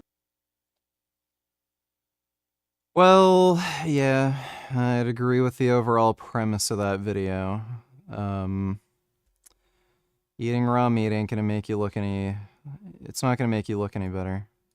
before they were written down as well. I mean, people say, when you say, well, how do you know you've got an accurate reporting of what happened if nobody wrote it down for decades? And people say, well, there was a very strong oral tradition of people passing on stories and making sure every word was perfect. And it's like, okay, even the written manuscripts can adapt and change over time. There's a whole added extra ending to the entire Gospel of Mark. There's the story of the adulterous woman in John, which seems to be added in a later date. Perhaps even the last chapter of John 21, which for numerous reasons might also be thought to be an interpolation. If that can happen in the textual tradition, then of course it can also happen in the oral tradition too. Well, not only that, the people who say that really don't understand how oral cultures work. I spent a couple of years doing nothing but studying memory and oral traditions and oral cultures. Like I didn't read anything about the New Testament or anything for about 2 years. This is about 10 years ago. I just reading memory books and what we know about oral cultures. And this line that in oral cultures they never change anything, it's just completely bogus. It's not true. And we can show it's not true in the ancient world, and we know it's not true in oral cultures since then. And so one of my books actually deals with this. And so it's completely wrong. But the point you're making is a really good one, because you would think that in written cultures, especially, people would keep things intact. No, they're changing them all over the place. Which book is it that deals with that? Well, it's my best book that nobody's read, and it's because I should have given it a different title. It's called Jesus Before the Gospels, but it's dealing with the oral traditions of Jesus. And what I did is I read all the psychological studies of memory, how we remember things. I studied anthropologists who have studied modern oral cultures. I looked at the sociologists talking about social memory, and I applied all of that to what we know about the gospel traditions of Jesus before they were written down. And for me, it was a really, really interesting book, a lot of fun. Wow. Now, the topic of the hour is the dark side of Christmas. We talked about the slaughter of the innocents. What other kind of darkness is there lurking behind the nice Christmas lights? Well, one thing, kind of a basic thing, is just the Mary becoming pregnant is, again, something that seems like a joyful event. I mean, Jesus is born of a virgin, and she's honored by God. And in Luke, the angel comes to her in Luke. So only in Luke do you have the Annunciation scene where she has a visitation from the angel Gabriel, who tells her that she's going to conceive. And she says, well, I've never known a man. In other words, I've never had sex. And he said, well, the Holy Spirit will come upon you. The power of the Most High will overshadow you, so that the one born of you will be called Holy, the Son of God. And she says, well, I'm the slave of God. Do with me what you will. When you start thinking about that for a second, it's troubling. So in ancient cultures broadly, but also in Israel, girls who reached puberty were married. That's when they got married. The men tended to be older because they had to be able to establish lives. And so the men might be in their early 30s, but the girls were 13 or 14 whenever they hit puberty. And so this is this 13 or 14-year-old girl who gets pregnant without being married. That can be very bad in many cultures today, just in terms of reputation and social stigmas. And in the Gospels, it's seen as problematic. Joseph is going to privately put her away. Why is Alex going on a religious tangent now debating these Christian nutjobs? He's not debating anybody. He's had a bunch of douchebags on his fucking channel lately that go on these stupid rambles that make no sense, and he gives them no pushback. That dickhead from The Office is probably the best recent example. This fucking cunt. He's trying to find big names, and Anne Hersey Alley, that's another one. He's trying to find like famous people to get on his fucking YouTube channel, and he's deliberately avoiding giving them any kind of pushback or debating them at all, so that they're not too scared to come on to his podcast or YouTube channel so he can make more fucking money. He isn't really debating anyone. It's usually just dumb interviews with fucking asshole dipshits, and then occasionally he'll just make some videos in response to people. But he's not debating this guy. He's just asking about, just academic questions about how the Bible was composed. Thanks for the donation there, Dodo. And not have anything to do with her and divorce her. And here's this innocent girl who, she has no say in the matter. The angel doesn't say, is this okay with you? God said, you all right with this, Mary? It's that this is going to happen. And she says, well, I'm your slave. Well, yes, that masters could have sex with slaves as much as they wanted to and impregnate them if they wanted to. And so this is what's going on then. God is getting her pregnant without, and the assumption is, well, of course she's going to be happy about this. The text doesn't say anything about her being happy about it. Joseph isn't happy about it, but they submit to the will of God. You just think about your 13-year-old daughter getting pregnant, and it can be heart-wrenching, really. And so some say, I mean, this is a point of contention, the pregnancy of Mary, because some say that when she says, look, I'm a servant of the Lord, there are two ways to read this. There's a kind of, well, being your slave, what shall I do but tend upon the hours and times of your desire? And there's a reading that's sort of like, this is an issuance of consent, that this is her saying like, I am your servant, yes, I will do what you want, but in a kind of happy way, as if you say, do you want to cook me some dinner? And I'm like, hey, I'm your servant, I'll do whatever you want because I love you, And so it's unclear exactly how to read this, but even if we're talking about Mary sort of saying, okay, this is fine, giving her consent to this, I mean, firstly, she would have been quite young, right? I don't think we actually know how old she would have been, but some people say she would have been quite young. I'm not sure about that. Well, I mean, as I was saying, normally 13 or 14 would be the age. And even if you think that she's saying, yeah, sure, go ahead and do this. I mean, if your 13-year-old daughter said, yeah, I consent to this, I want to have a pregnancy, I think you think maybe you need to be a little bit older before you can even, meaningfully consent in that way. It's an interesting thing. I mean, when you talk about the dark side of Christmas, this isn't something that came to mind, but I have heard this discussed a lot now that I think about it. And not only this, but someone I know recently pointed out, I mean, there's this Christmas song, Mary, Did You Know? And I don't know exactly how it goes, but like, Mary, did you know that, your kid would go on to do all of these things? Yeah. And she was like, I didn't think this was supposed to be like a happy Christmas song, because like Mary had no idea that she was not only about to conceive a child at an incredibly young age and possibly, ruin her reputation with people who didn't believe her, but also she'd then have to watch her son one day be brutally crucified. And this is sort of all preordained and just sort of thrust upon Mary. Even if she did consent to the idea of having a child who would be the son of God, you have no idea of the suffering that she would have to go through watching him be crucified in front of her. Yeah. Well, I the way you first put this, I always considered this kind of a happy story, and that she's consenting, and that she's, and that it is striking that she doesn't say, I'm your servant, I'm your slave. And even if she does consent, and even if it's like she's pleased about it, the social stigma in the ancient world for being pregnant out of wedlock was really quite severe, just as it is today. I mean, adultery was punishable by death in ancient Israel. I'm not saying I'm not saying every pregnant woman got stoned to death, but it is in the Torah that she's supposed to be executed. And so even if she's willing, it had to lead by any measure, it had to lead to real personal suffering and social rejection. And the thing about her, then knowing that the son is going to die, that's actually indicated in the birth narratives themselves in the Gospel of Luke, where the prophet who sees Jesus as a newborn, Simeon, says that this child will grow up and it'll drive a sword through your heart, he says to Mary.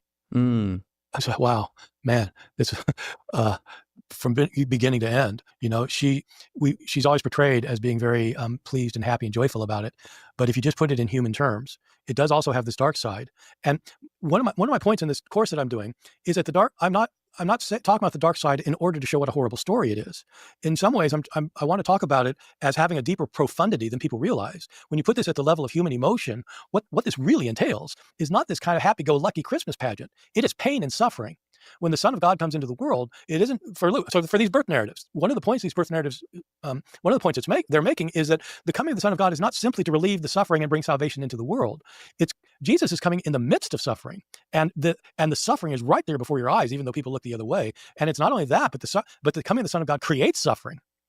I mean, it does. It creates huge suffering. These babies who get killed, these journeys that have to be taken in poverty, this woman who's made pregnant. These are very, very powerful images that we neglect, I think, and that we overlook. And it's saying something. I think Matthew's trying to say something about God's relationship to suffering in the world, that he doesn't take it lightly. He doesn't kind of just write it off. He's deeply, deeply entrenched in some way. Debate this guy, bro. Apparently, he'll debate anyone. He says he's former IDF, BTW.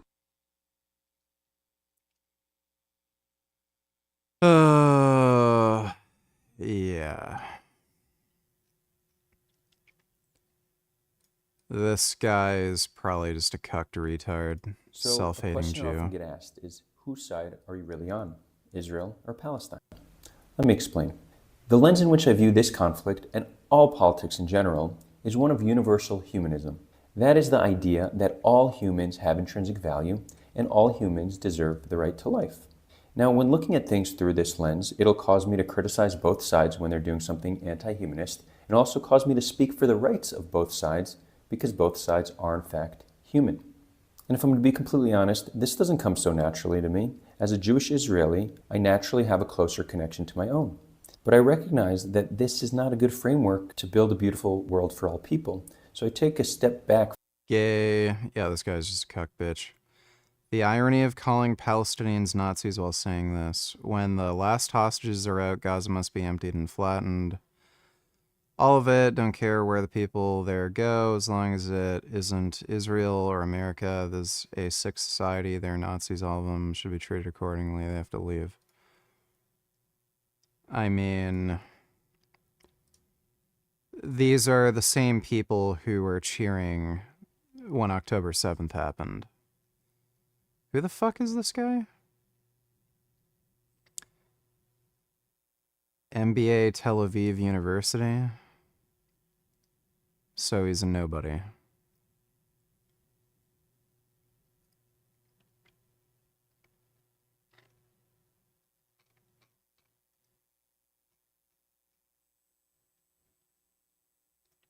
I am honored to have Andre X on the program today.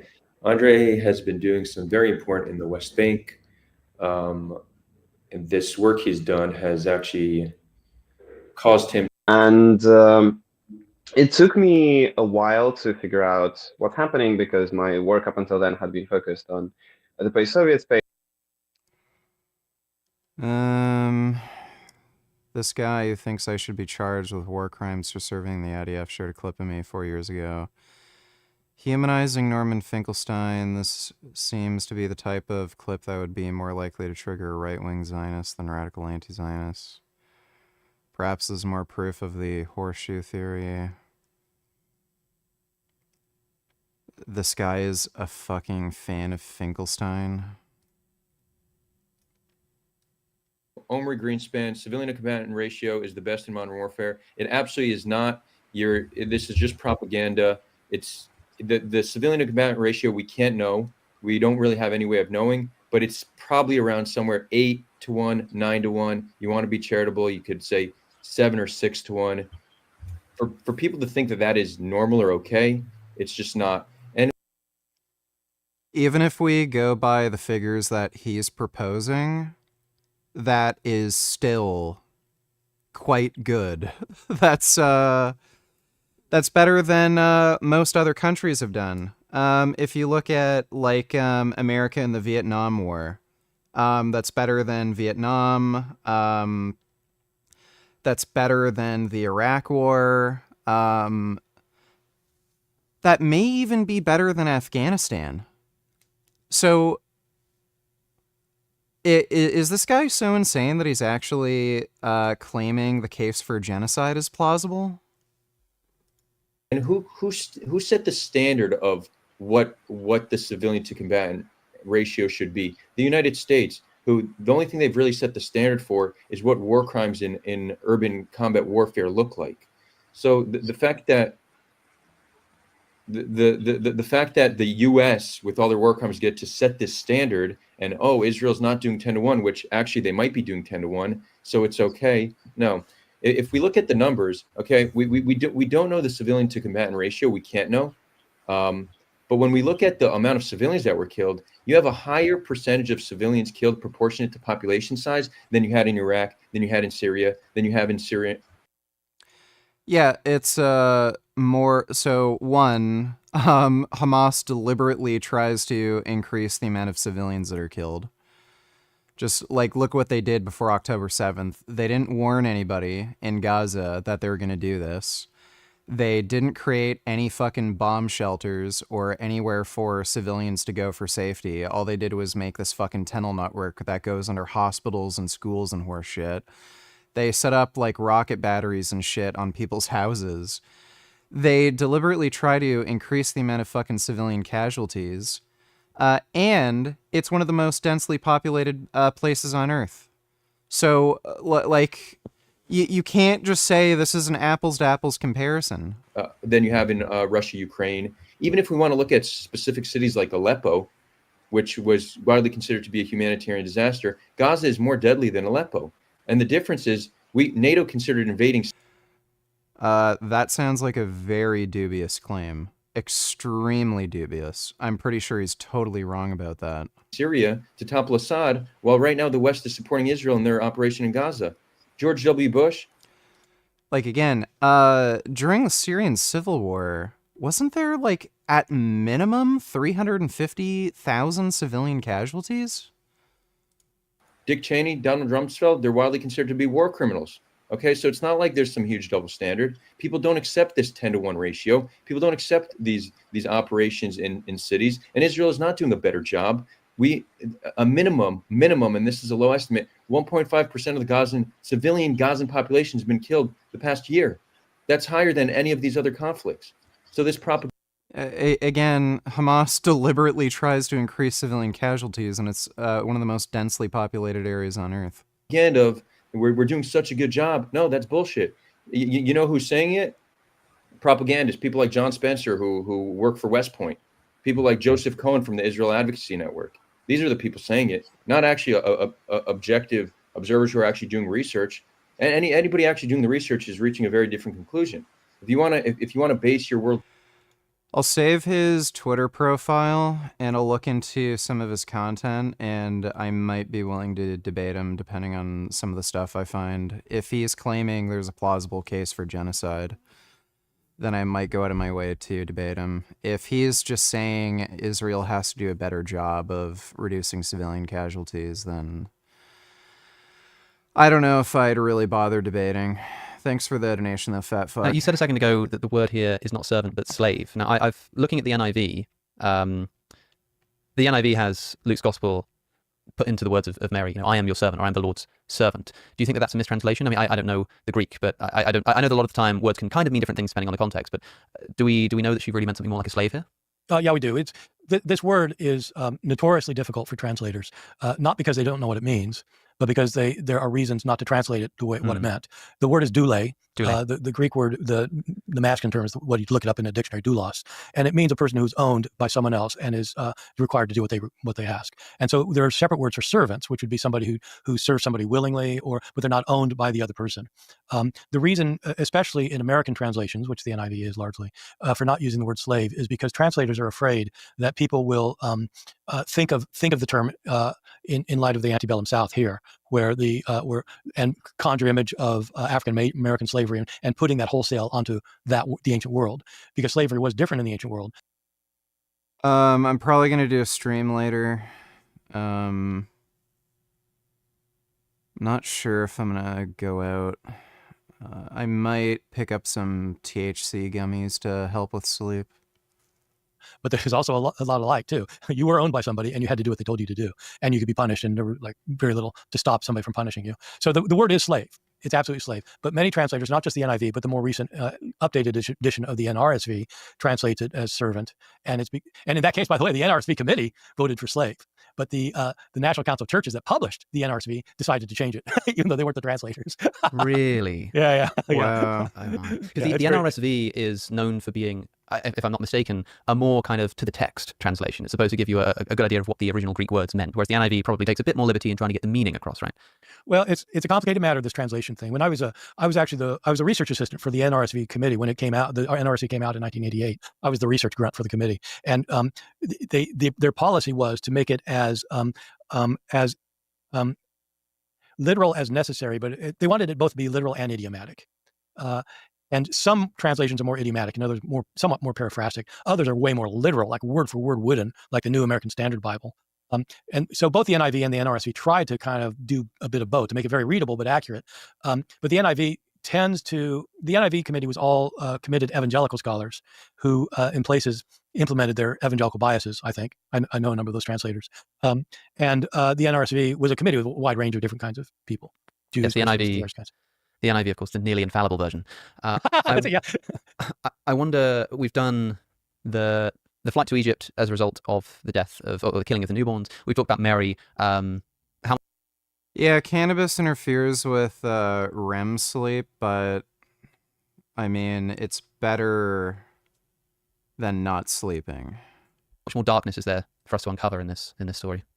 Well, that those are the main points of darkness. They're also the main points of the story. So, I mean, in Matthew's version, the birth of Jesus takes very, very quickly. Matthew begins with the genealogy, as you pointed out, and then it says the birth of Jesus happened like this, and boom, boom, it's like a few verses, then you get the birth. But the most of the story is the wise men, the Magi, who are following the star to Bethlehem so they can worship this child. And so they're following the star, and this whole thing with the wise men story is trying to explain why Herod slaughtered these babies, because he finds out from the wise men about the king of the Jews being born. And so the whole episode really is about the slaughter of the innocents and then the flight down to Egypt. In Luke's version, the account of the birth itself is all about this trip from Nazareth to Bethlehem. Joseph, so I guess this is another part I hadn't talked about, but in Luke's version, the reason Jesus is born in Bethlehem is because there's a census that the entire world has to register for that was put out by Caesar Augustus. And so there was no worldwide census under Caesar Augustus, but in this narrative, there was a worldwide census, and everybody had to register for it. And Joseph is from the family of David, so he has to register where David was born, and so he has to go to Nazareth. Well, this is a 100-mile journey. If he's up in Nazareth, he's got to go down to Bethlehem. His wife is not his wife, his betrothed, is 9 months pregnant. And so this is a bit of suffering. She's got to travel down 9 months pregnant to Bethlehem to register for the census. Why? So Jesus can be born there. They register for the census. 40 a month and a half later, they go back, and and what? I mean, again, they're not catching a flight. They're presumably they're walking there 9 months pregnant so that he can be born there. Why is that necessary? I mean, why does Luke just have him live in Bethlehem, then later go to Nazareth the way Matthew does? Well, it's because he knows that they came from Nazareth. He thinks Jesus has to be born in Bethlehem, and so he comes up with a story that has this dark side of this woman fully pregnant, having to travel down there. Yeah, that's also pretty dark. I mean, I imagine even if they did get a plane or a train when you're heavily pregnant, that's a pretty uncomfortable experience anyway. Yeah, no, it's not. There's no place for them to stay, and and so it's. And well, that's the other thing is that they sort of end up having to give birth either in a house in Matthew, I think, but Luke has it in the famous stable, right? Well, he doesn't actually say a stable. What he says is that there was no room in the inn, and so we don't know where they were. In the older tradition, in the early church, it was a cave. That Joseph found a cave, and she was buried. But the reason people say a stable is because they there's a manger. And so there must be animals there. So there's no mention of sheep or anything like you get in the Christmas pageants, but there's a manger there, a food trough. My students, for some reason, have the idea that Mary gave birth in the manger.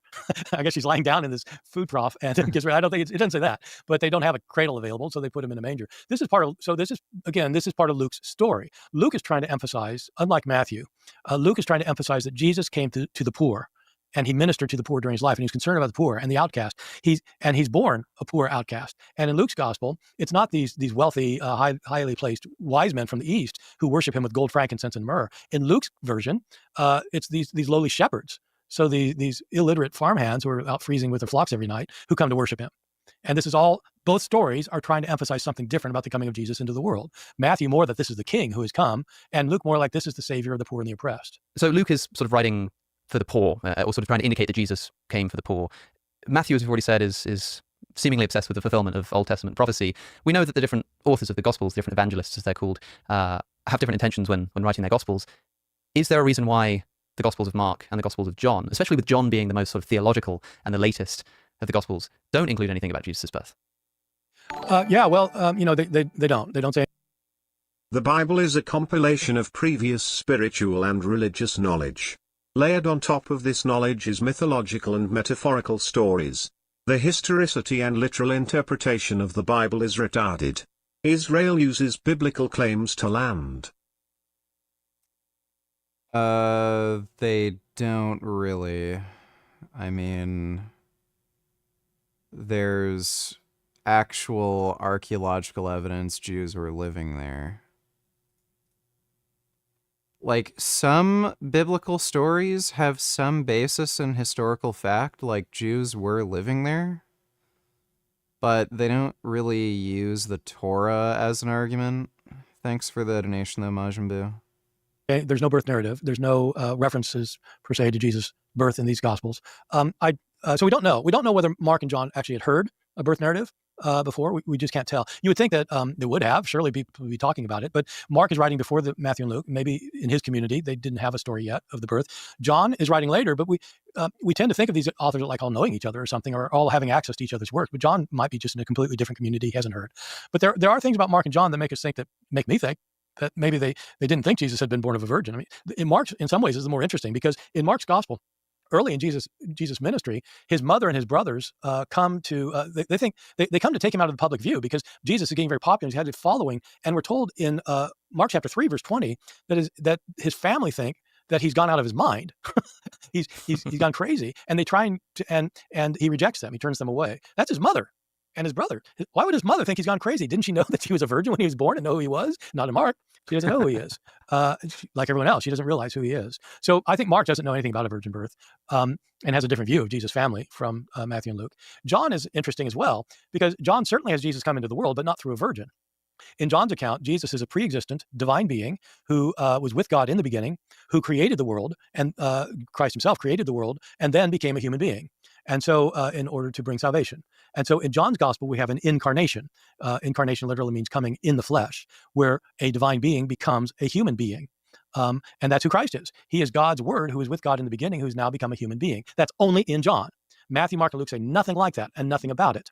But what people have done for time immemorial is they've taken John's account of Jesus coming into the world as an incarnation and Matthew and Luke's account of Jesus being born of a virgin and combined the two into one thing that none of them says. And so in the Nicene Creed, it's Jesus becomes incarnate through the Virgin Mary. That's taking John's incarnation, where there's no birth narrative, and Matthew and Luke's virgin birth narrative, where there's no incarnation. When you read Matthew and Luke, Jesus does not pre-exist. The reason he's the Son of God is because God impregnates Mary. That's why he's the Son of God. So he didn't exist before that.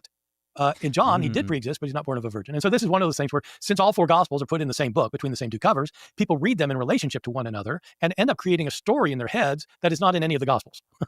Yeah, it's so interesting. I mean, the Gnostic Christian in me was holding his tongue and having to be sort of held back with chains when you talked about Luke's Gospel saying, today I have begotten you. I mean, this is so in keeping with a more Gnostic tradition. I guess there's also sort of the adoptionist view of Jesus' divinity, but it's so interesting how you can almost like watch the development of traditional Christian doctrine through the Gospels and the stories. It starts with sort of like, as I say, like in this particular case, we've got Luke, where you have a sort of a birth story and the impregnation of Mary by a god, which is kind of in keeping with a lot of ancient divine human stories, right? You write about this in How Jesus Became God. You begin with a sort of analysis. It's a wonderful book. It begins with this analysis of the treatment of humans as divine or gods as human in the ancient world and in Judaism. And the idea that a god will come down and have sex with a mortal woman and give birth to a god or a sort of demigod or something is a pretty common story. So it makes sense for that to be what you would put into a birth narrative. And you have Jesus potentially, today I have begotten you at the baptism, as if God is sort of putting divinity into him at some later point. So you've got this like mortally born, not pre-existing person who gets infused with divinity at the baptism. Fast forward to John, and you've got, in the beginning was the Word, and the Word was with God, and the Word was God, and the Word is made flesh and dwelt among us, so the Word is Jesus.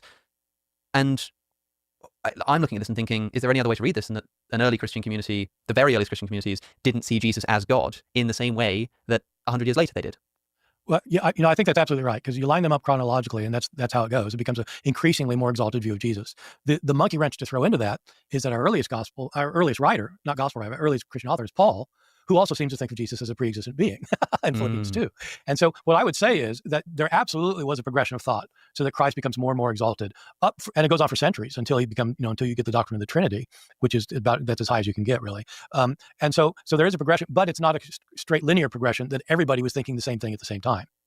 In other words, later Christians had early adoptionist Christologies. Some early Christians had more of an incarnation theology, although not as high as in the Gospel of John. And so it's an uneven development, but it does go in that direction. And that answers the other question you had earlier. Why would somebody add these two chapters to Luke? Well, if you're living in a later Christian community and he sees this adoptionist Christology where today I have begotten you, then he thinks, well, okay, we need to kind of improve this a little bit. And he adds a virgin birth to it because it's a more advanced understanding. Wow. One final question here about something we mentioned a second ago, which was Mark. Is this reasonable with switching careers from being a dietitian to a nurse? Biggest reason is more money as a nurse, and the second reason is that me living in the US, really no one gives a fuck about evidence-based nutrition and lifestyle, and they're cool with RFK Jr.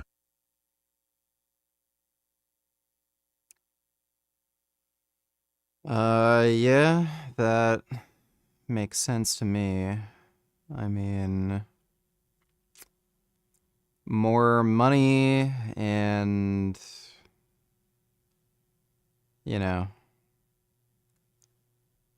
like, I guess greater positive impact makes sense to me.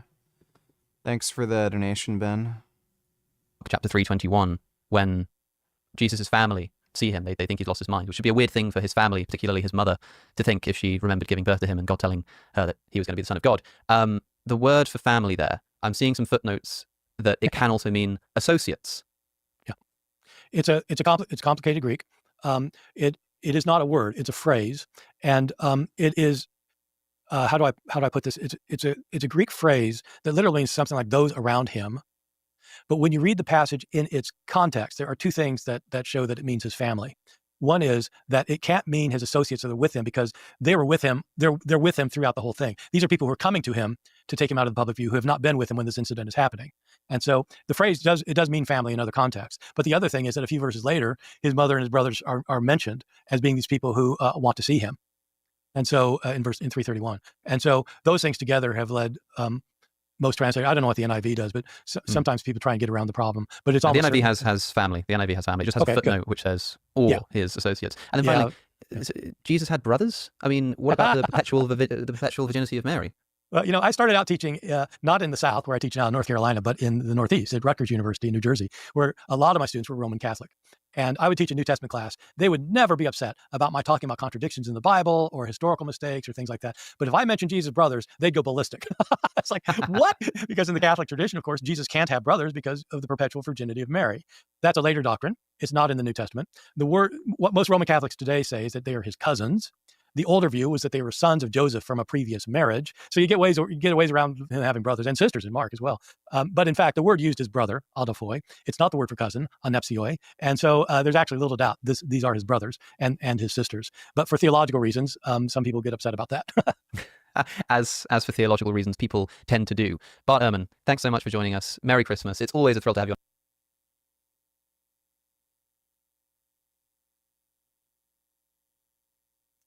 Last week, I responded to Wes Huff on Joe Rogan, accusing him of getting some things wrong about the Bible. Since then, I've had a lot of responses, most notably from Gavin Ortland, who, I keep getting told, has refuted me. So I thought we could take a look. In this video, we'll look at the Dead Sea Scrolls and the Great Isaiah Scroll, also known as 1Q Isaiah A. In a later part 2, I'll address the New Testament topics I covered, like Jesus' divinity, the dating of John, and so on. So let's get into it. Here's Gavin. This isn't true for all the Dead Sea Scrolls, but one of the things that shocked them about Isaiah was that it was word for word identical to the Masoretic text. Word for word? Word for word. Wow. Yeah. Wow, that would be amazing if it were true. In fact, the Dead Sea version of the Isaiah Scroll is not quite identical to the Masoretic text, that is, the one that we know from the Bible. Can you guess how many textual variants there are between the two? Take a guess. 1 that Wes forgot about? Probably 10? thousands. 100?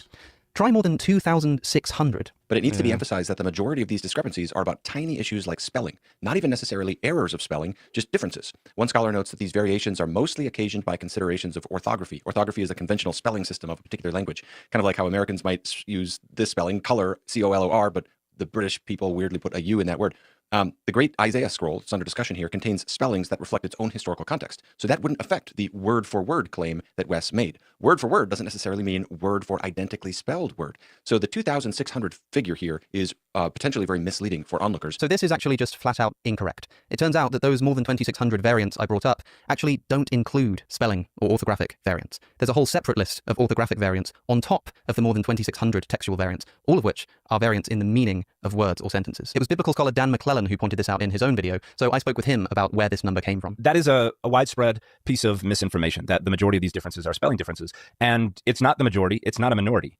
It's none. This list of 2,600 variants is found in volume 32 of a series called Discoveries in the Judean Desert, which is the official series for the publication of the critical editions of the Dead Sea Scrolls. I've worked for quite some time with 1Q Isaiah A, and I knew there are all kinds of variants. So I went and dug out my DJD 32 and counted up all the variants. There are 2,771 of them. And I don't remember any that were clear differences of just spelling. And so I went through the volume and found the editor's own description of what they were doing with the list of textual variants. The editors clearly specify, as you can see, that this list of variants only counts those which differ, quote, in more than mere orthography or meaning-neutral morphology, though ambiguous cases are included. I want to make it clear, I made this mistake as well. I also thought that the variants were mostly spelling-related. But in trying to correct me, Gavin has reiterated this false claim, arguing that most of these variants are orthographic or spelling-related, when in fact, none of them are. And as you can see, this mistake has provoked quite a lot of enthusiastic comments, and many popular channels have also leaned on this incorrect point from Gavin's video, like Ruslan KD. Orthography is a conventional spelling system of a particular language, kind of like how Americans might use this spelling, color, and Daily Dose of Wisdom. But the British people weirdly put a U in that word. Wes himself even shared Gavin's video on Instagram, and so seems to endorse it. But it is simply incorrect to say that most of the variants are orthographic. And I made another mistake as well. That more than 2,600 figure actually includes textual variants across a variety of texts, not just the two that we're interested in. So how many textual variants are there between just the Isaiah Scroll and the Masoretic text? Well, Dan McClellan counted all of them one by one. What I did is I went through every single one of the variants. And if the M was on the other side of the closed bracket, that meant that 1Q Isaiah A differed from the Masoretic text. And I literally just counted them one by one. And how many variants did you find between the Isaiah Scroll in the Dead Sea Scrolls and the Masoretic text? 1,930. And just to be and clear, I may be off by one or two, but it's in that ballpark. So hopefully that's clarified now. 1,930 non-spelling related textual variants between the Isaiah Scroll and the Masoretic text. Wes Huff said that these texts were word for word identical. He was mistaken. And he's admitted that he was mistaken.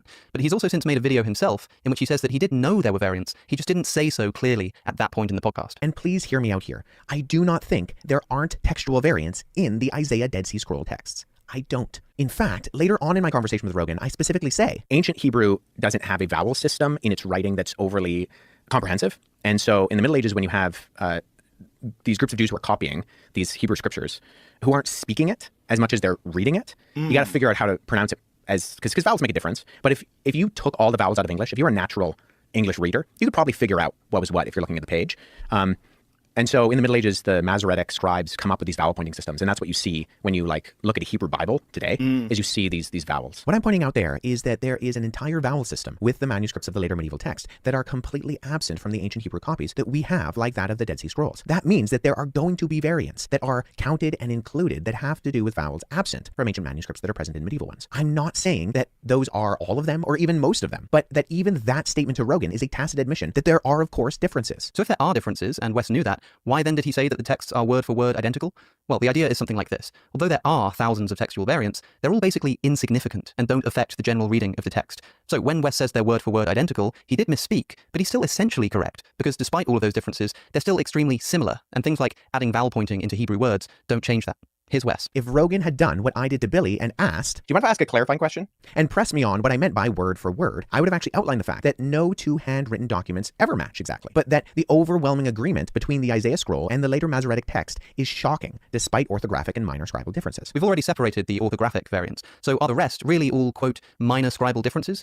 This seems to be the big question, and so for an answer, I wanted to ask someone who really knows what they're talking about. Kip Davis, who are you? I'm a biblical scholar, a scholar of the Hebrew Bible, and a specialist in early Judaism and the Dead Sea Scrolls. And those long variants lists for 1Q Isaiah A that Dan McClellan showed on the screen in his videos, I'm the guy who wrote those. Okay, we found our man. So are the textual variants really all minor scribal differences and nothing more? To that end, among these textual variants are what the editors of this manuscript have identified also as isolated insertions. The term denotes complete thoughts that learned scribes occasionally inserted into the text they were copying when they considered it appropriate. There's a total, actually, of what they identify as 2 deviations, larger sense deviations from the Masoretic text, which agree with the Septuagint, but then there's 7 more that deviate from the Masoretic text that don't align with anything. So it's not all insignificant, at least not textually speaking. Sometimes entire verses are altered, and even if some missing verses don't much affect your theological interpretation of Isaiah, textually speaking, and we are doing textual analysis of a manuscript here, is it not significant when entire verses are missing? This is much more than just the addition of vowel pointing into Hebrew words. Well, let's hear Gavin's explanation. You may recall an example I gave in my original video, but some of them are more significant. For instance, in Isaiah chapter 2, the end of verse 9 and all of verse 10 are simply missing from the Dead Sea version. They're just not there. He proceeds to quote from the digital Dead Sea Scrolls project to buttress this point, and he's correct about the scroll in question. However, there are multiple scrolls of Isaiah found among the Dead Sea Scrolls in these different caves at Qumran. And one scroll is nearly complete, that's the Great Isaiah Scroll, but there's many other fragmentary texts. The same website that Alex quotes from to get the 2,600 figure also notes around 20 additional copies of the book of Isaiah were found there. And in other manuscripts, that part of Isaiah 2:9 and Isaiah 2:10 are included. And that again is noted from the same website that Alex quoted from. This was also a popular comment on my video. Once again, Wes is essentially correct. But hold on, let's look again at the quote that Gavin just put on screen, because there's something suspicious about it. He quotes here a whole paragraph from the digital Dead Sea Scrolls, except Gavin has actually left out a sentence. If you look at the source for this quote, you'll notice that it's exactly the same, except Gavin has left out the final sentence of the paragraph that he showed on screen. Let's read the sentence. Jesus. Isn't lying and dishonesty considered a sin or something in Christianity? It's kind of weird how they'll violate their own values in order to support their belief system that says to not violate these values. Sentence he left out. This confirms that these verses, although early enough, were a late addition to the ancient and more original version reflected in the Great Isaiah Scroll. Yeah, that's right. The full quote confirms that these verses are a later addition. Why would Gavin leave that sentence out? You know, the sentence which agrees with the argument I was making. It is incredibly misleading, and at best, a big mistake from Gavin. And in Gavin's response, he actually cuts me off a bit short. Here's where he cuts me off. The end of verse 9 and all of verse 10 are simply missing from the Dead Sea version. They're just not there. He proceeds to quote from the digital Dead Sea Scrolls. But look at the very next thing I said. Are simply missing from the Dead Sea version. They're just not there, which tells us that they were a later addition. That's the conclusion of my point. That's why I brought it up.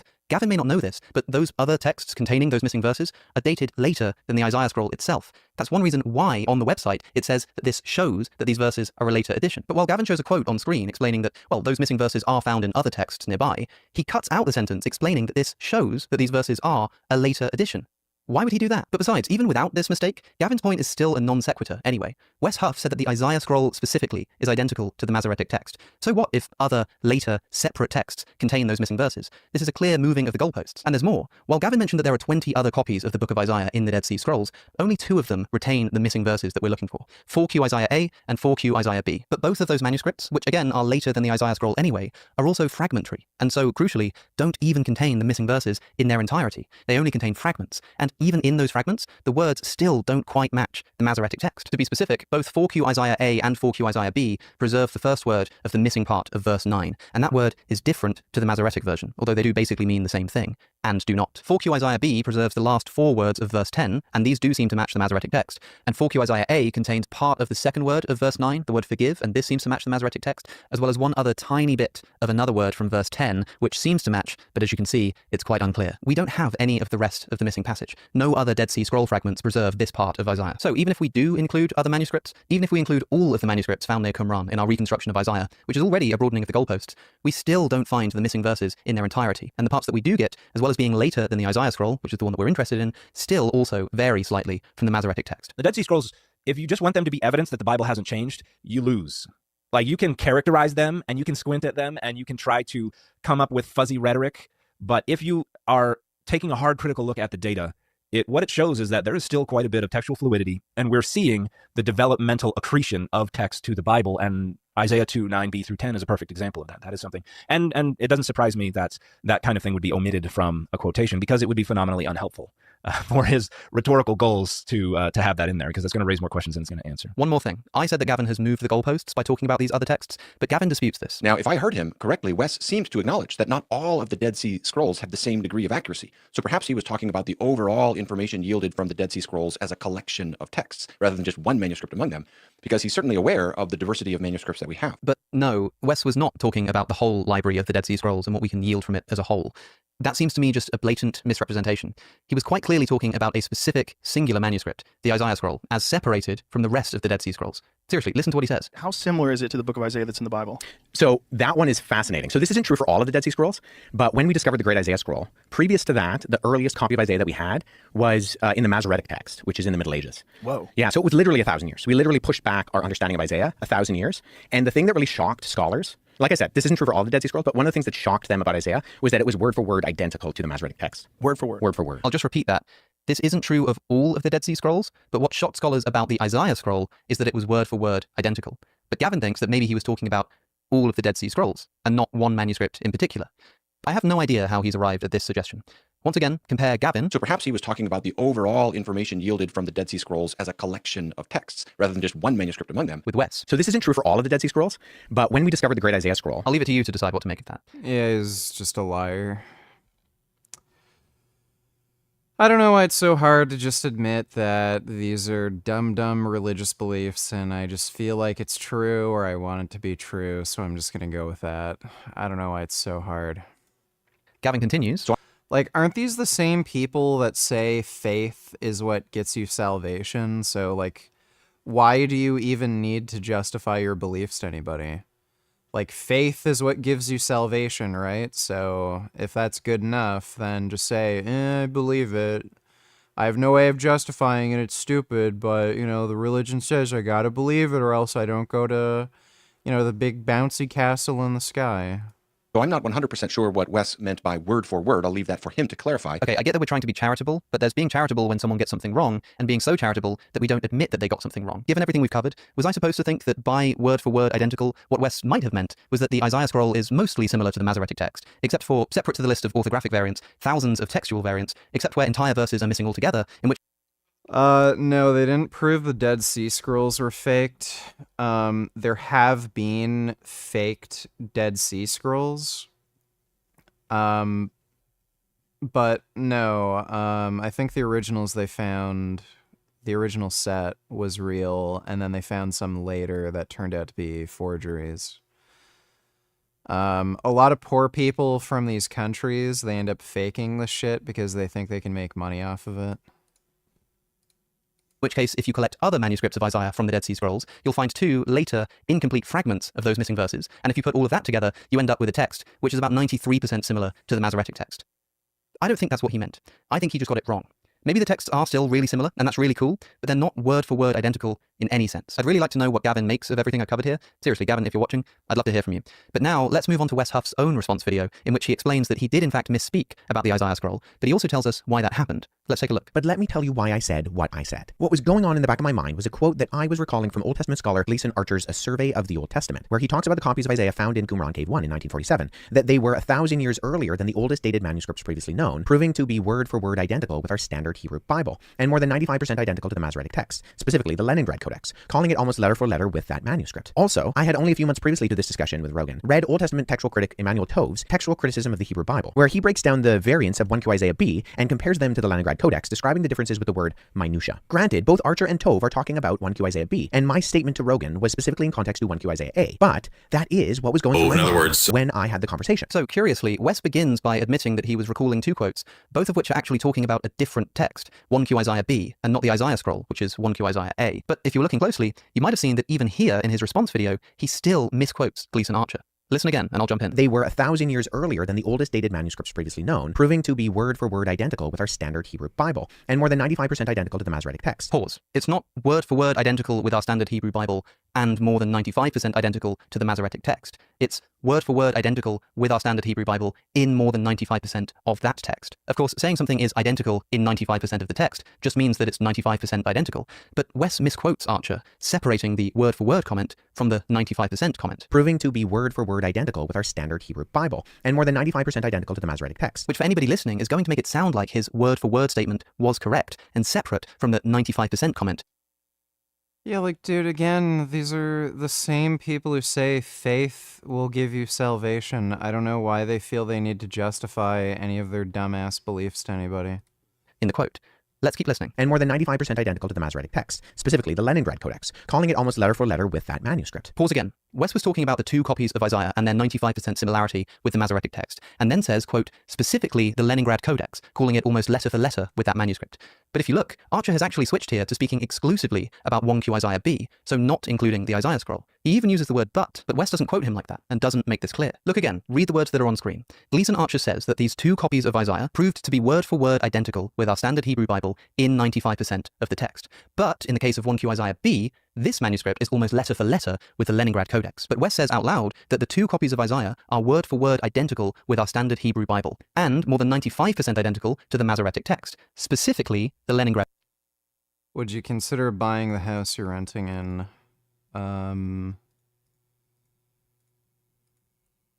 Well,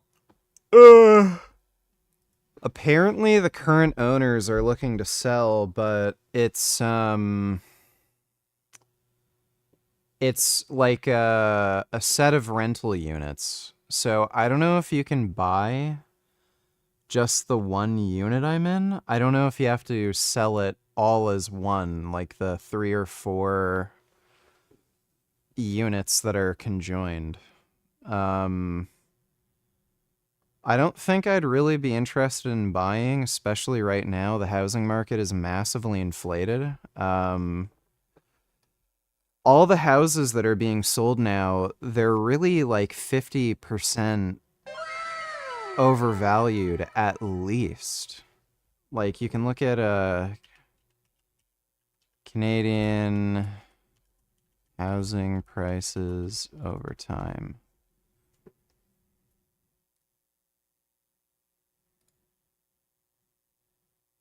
So, yeah, this is a good one.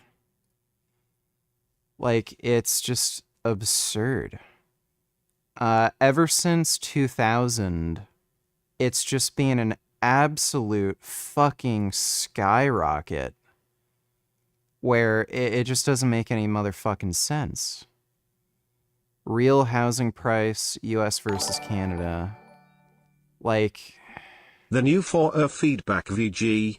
I was hesitant to make the switch to nursing until I realized that being an RD is not worth it. Low pay, so much debt from schooling, little to no respect, etc. I lost faith right after the 2024 election and PPA wanting RFK Jr. for DHHS. Yeah, I mean, you might as well become a nurse. There's a big nursing shortage too, so... You know, if you're a registered nurse, you can like really work anywhere in like any country. So it is a good degree to have.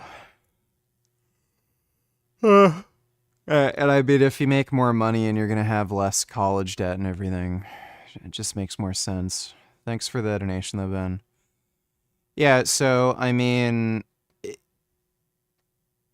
the housing prices are at least 50% overvalued right now. If there's going to be any kind of market correction in the next decade, it makes no fucking sense to buy a house right now. You're just going to get fucked over financially. You're going to be paying a ridiculous amount for a mortgage for a house that's like, you know, half the fucking, you know, value. It just doesn't make any sense. So I'm not interested in buying a house anytime soon anyway. Like if I win the lottery and I've got, you know, tens of millions of dollars to spare, sure, I'll buy a house because it just doesn't fucking matter. But there's no fucking way I'm gonna spend money right now on a fucking house that is going to like have in value in the next like decade or two.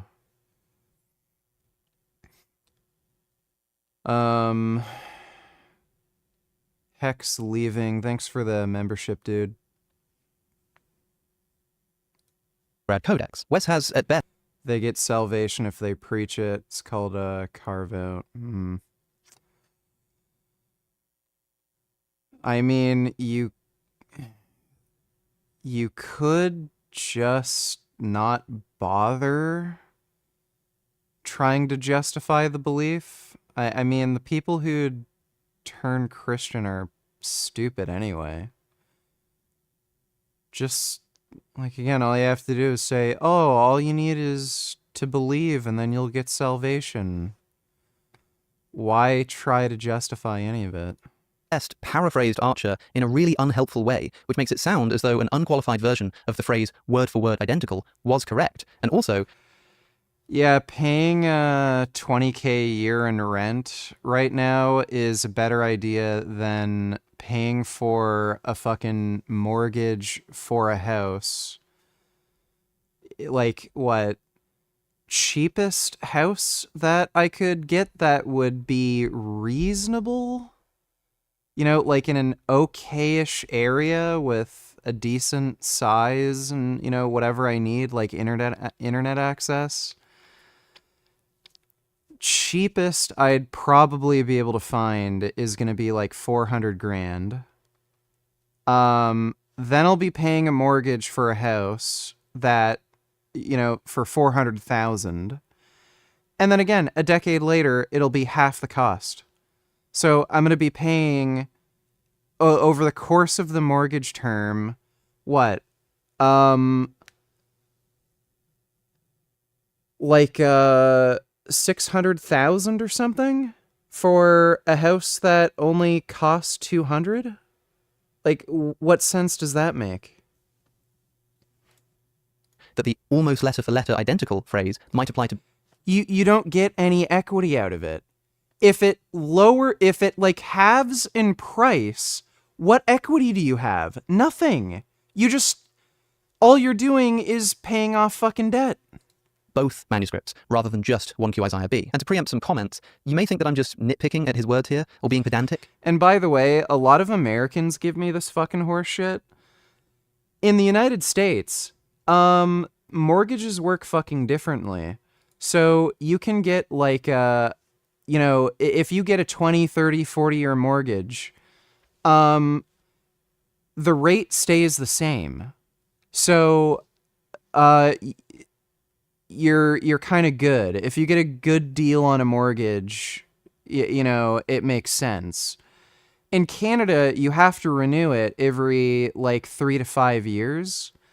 So they can completely change like fucking rates on you. It has to always be renewed.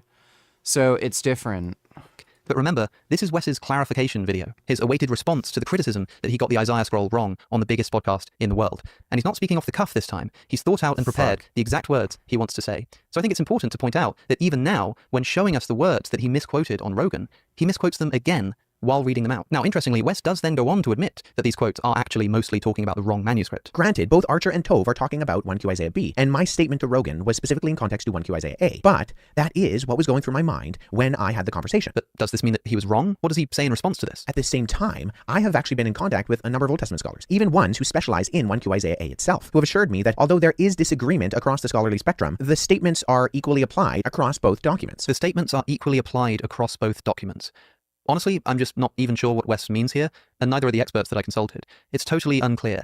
By the statements, I presume he means the quotes that he put on screen. Maybe that's why he altered Archer's quote as he was reading it out, because it does make it sound more like it could apply to both documents. But what does the statements are applied equally across both documents actually mean? Does Wes mean that the letter-for-letter identity that Archer applies to 1Q Isaiah B can also be applied to 1Q Isaiah A? That wouldn't be correct. Does he mean that the Masoretic text is 95% the same if you count both 1Q Isaiah A and B? That's a totally different claim to the one he originally made. Does he mean that Emmanuel Tove's statement, which was only about 1Q Isaiah B, is also true of 1Q Isaiah A, and so applies equally across both documents in that sense?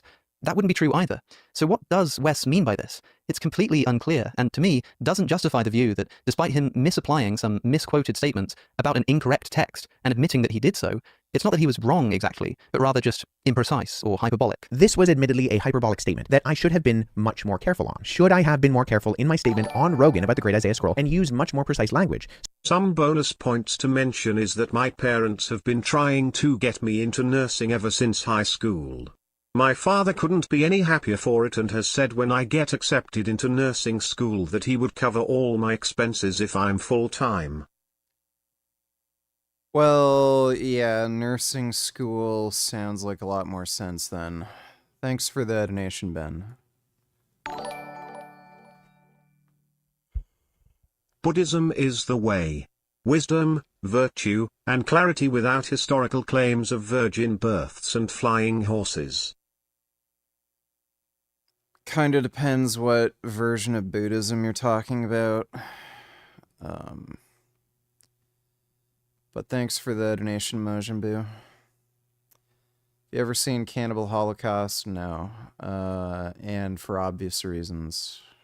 Something to the effect of nearly identical, rather than word for word identical, in order to not bring unnecessary and unfortunate scrutiny upon my discussion with him. Yes, but I hope you can see why I said what I said, and forgive me for my lack of precision. And to be clear, the problem is obviously not that Wes got this wrong. We all do that, especially in high-pressure, unscripted environments. The problem is with the response. Is it perfectly understandable that he misremembered something because he was commenting on something that he was not particularly well informed about and was not his specialization? And we should give people grace for that? 100%. I'm totally in line with that. That happens to everybody who is engaged in this kind of public scholarship where we have to try to be generalists. And sometimes we find ourselves commenting on things that we don't know incredibly well. And sometimes we misspeak, sometimes we misremember. That happens. But how you take accountability for it, I think, says an awful lot about what your priorities are and what your ultimate goals are. And I don't think accountability has been adequately taken here. I think the attempt is still to salvage the apologetic goal of reassuring the audience that their dogmas are safe. But okay, just one more thing to finish this video off.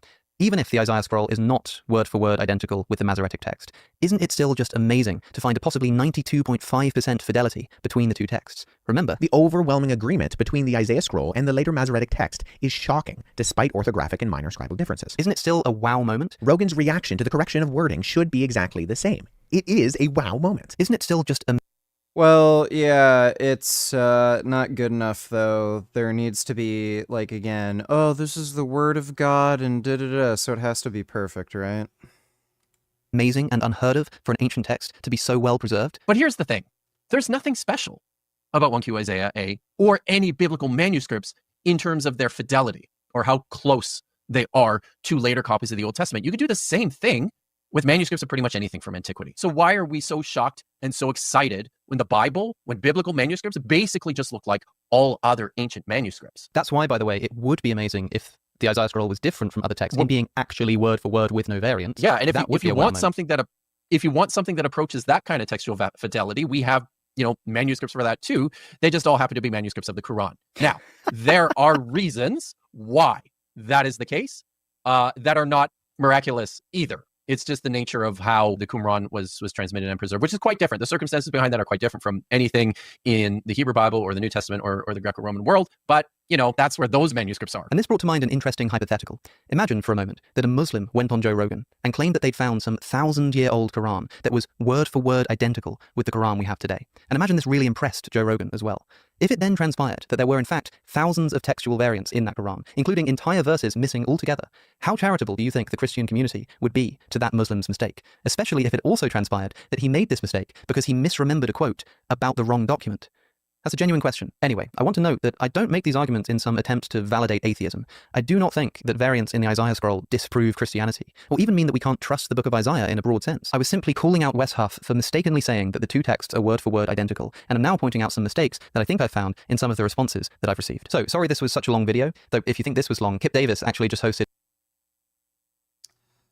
Jay Dyer gets wrecked. In other words, knowledge, the external world or something like that, knowledge of objects, identity over time, that assumes a self, right? So that's one of the transcendental categories. So I think that all the transcendental categories are interrelated. And that's why I think that really it's a question of Christian metaphysics. So I would rather put Christian metaphysics into that section. And that's what leads to the notion of God that we have. So, but I agree, like if you left it as just something like, I forget what example you use. What'd you say? It's something like pick your logic. Right? So ability to have knowledge, something like that. Yeah, I think that might be a little ambiguous. So I like to say the entire Christian paradigm. I guess with that is, you would have to add quantifiers into I debated Jay Dyer with Ask Yourself, and he just rage quit. the argument there, because then you'd have to have something like for all transcendental X. God's a necessary precondition, or that transcendental implies God. That's fine. You could do that, but I guess it would be the same question then, kind of Well, that's why I always say that I think the argument is better as the entire paradigm. That's what's going in there. And then usually people then are just trying to figure out who disagree. Well, can you even put an entire paradigm into an argument? I don't see why you can't. But so you kind of don't really endorse this argument because you don't think that arguments work for this kind of paradigm talk. No, I think they do work for paradigms when you put paradigm into the correct place.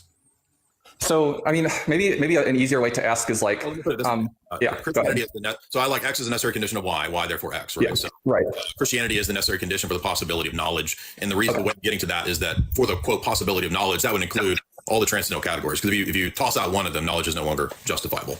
Okay, so then we can kind of fill in the variables here, and it's necessarily possibility of knowledge implies I guess, do you want to say Christianity or God's existence or something like that? I want it to be specific, not just God's existence, because God's existence might be all kinds of different theisms that I don't think are compatible. And a big part of the argument is having the right metaphysic, and that includes the Trinity. So you need the essence and distinction. You need this kind of orthodox. So maybe we fill in for X this kind of orthodox Christian worldview. So necessarily the possibility of knowledge implies the orthodox Christian worldview. Okay, so then I guess now that I'm clear about what the variables are here, then the kind of original question was how do we motivate this? What do you mean? What's the argument for this premise? Well, it's an argument about the possibility of arguing at all. So the way I argue it has two moves that we make. So depending upon who the So there's just presuppositionalist nonsense, and he can never give a fucking argument for it. Argument is against, it's an impossibility to the contrary. And then the positive side of the argument is the Christian metaphysic and its claims. You're just not talking to anybody in particular. You're just kind of writing out what the support is. Always, but the very necessity of the argument, it's an argument of comparison of paradigms. So it has to have some argument that I'm comparing against, some position, some worldview. So what's your position? Well, look, suppose that I had a position, you showed it to false, that wouldn't help to show the premise is true. That's kind of why I'm asking, supposing that you're not talking to somebody, how do you motivate this? I just said it has two parts. That's what I just said. No. So the point is, I just said it's not just a matter of demonstrating the impossibility of the contrary. It's also the positive of positing and arguing for the Christian metaphysic. Right. So then that would be what I'm asking for is what is it that tells you that these kind the possibility of knowledge necessitates the Christian metaphysic, and kind of showing some other specific view to be false isn't going to help you there. The thing I said at the beginning, which is that the transcendental categories necessitate a certain type of world, a certain type of view of time and space, history, the self, etc., which the Christian metaphysic gives an account for. I was just telling you, if there's the possibility of knowledge, then Orthodox Christianity is true. Because the Christian metaphysic and orthodoxy is unique, and it deals with every one of those transcendental categories. Well, I'm sure it is unique.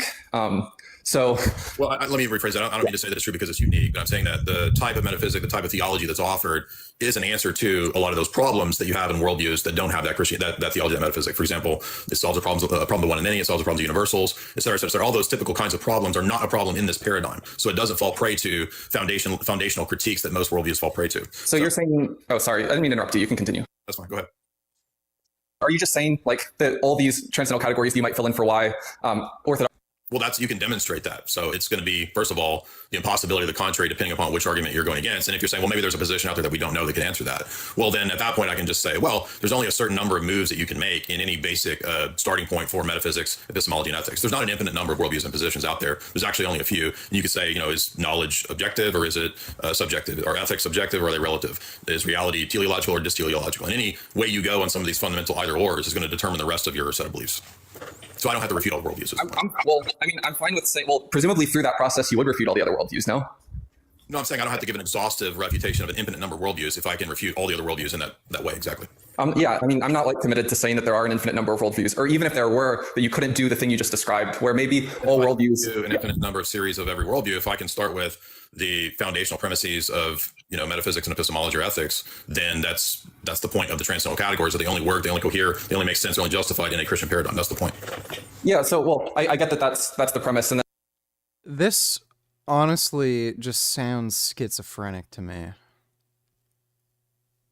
Like, it's just gibberish nonsense, and like he makes it sound so fucking complicated when all it comes down to is, I think God is the only way we can, think of things.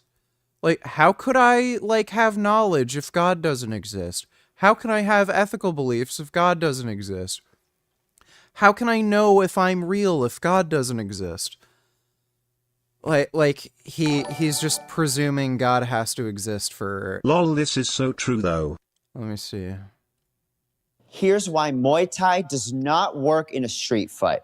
Look, he can't pivot his kicks if he's wearing shoes on concrete.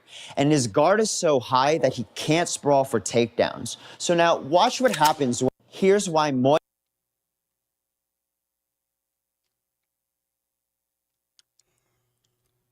I mean, self-defense should revolve around weapons, because if you live in an area where you can have weapons, I mean, why wouldn't you just carry a gun? Thanks for the donation, Tool. And then you're saying the way that you would motivate that is you would show, like, look, there's a kind of finite amount of permutations of ways that you answer certain fundamental questions. And the Orthodox Christian worldview answers this finite set of fundamental questions in a way that can account for all these transcendental categories. And every other worldview answers these questions in a different way than that, which doesn't account for these transcendental categories. Correct. And not just that it doesn't account, but actually the answers that they give actually make knowledge impossible. Yeah, and I'm just wondering if you can lay that out. Yeah. So again, you mean going through the basic fundamental questions? I mean, like, all he needs to fucking do is make an argument. All he needs to do. And we're already 8 minutes in. He just keeps asking for an argument, and he won't give it. And then he just keeps saying over and over and over again, well, God is required for knowledge. I mean, we can re-ask the questions that I just asked. So is the universe, is reality teleological or disteleological, right? There's no, like, you got to pick on that, right? So it's either meaningful at a universal scale, grand scale, or it's not. And then you want to say that there's only one way you can answer this question that would allow for some transcendental category. How you answer that question will then dictate the other things that follow from that, right? So if you say that it's teleological, as that it has meaning and so forth, then you're going to have, well, then there are things like intentionality and purpose, meaning to history and so forth. So it's going to necessitate other beliefs. We can kind of give the argument that only Orthodox Christianity answers these fundamental questions in that way, and that no other worldview does. Today we'll be going over the probably watch that later. So you cut out there at the beginning. Say that again. Oh, I'm wondering what the argument is that only Orthodox Christianity answers these questions in a way that kind of allows for the possibility of knowledge, and none of the other worldviews answer the questions in a way which does allow for the possibility of knowledge. So again, we would walk through different versions, different steps, different takes. So why don't we use your worldview as an example? Yeah. So it's false, and then I jump to not Orthodox Christianity because we've not showed that premise is true. Do you see the problem? You cut out. Can you say it again?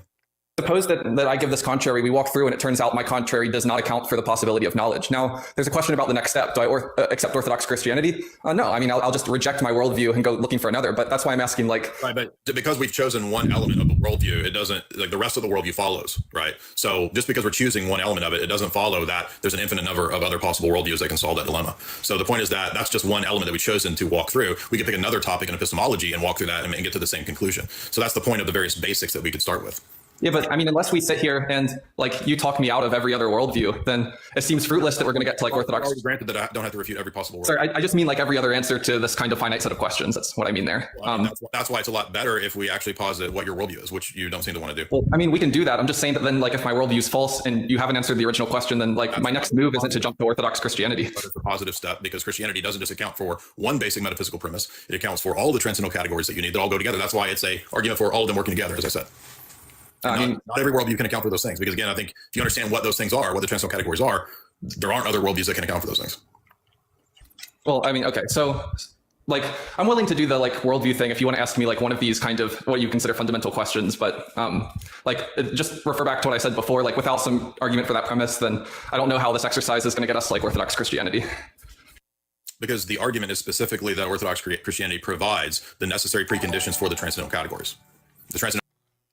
Oh my god, dude. Jay Dyer is like actually psychotic. Tool donated $3. Here's a combo that will finish any fight right away, guaranteed, okay? So you're gonna start with the jab. You're gonna slip the cross, and then immediately, here's a combo. Yeah, you might as well just pull out again. Thanks for the donation, Tool. Categories are the preconditions for the possibility of knowledge at all. And then like talking to me and then like showing my view is false wouldn't like make that premise true, right? Right, and that's why the other transcendental categories are part of the discussion and part of the debate, even though as finite human beings, we have to choose one thing to talk about at a time. Right. But like this exercise isn't anything in support of that premise. You agree with that? In support of which premise? That necessarily for the possibility of knowledge that implies the Orthodox Christian worldview. Process or in the argument in terms of how I make it. So that's why I said that possibility of contrary doesn't necessarily mean that my position is true. That's why it also includes the additional arguments for the rest of the worldview, the metaphysics, and so forth. Well, I mean, if you accept classical logic, a possibility of the contrary would just imply that your worldview is true. Well, it would imply that no. If you look at like modern epistemic debates, even impossibility, even retorsion doesn't necessarily prove my position. I mean, classical logic has like negation introduction. So if like not P implies Q and not Q, then that implies P. Yeah, but this is addressed in Quine. This is addressed in modern epistemology. So you're trying to play a game here. I know. Wait, what was addressed in Quine's?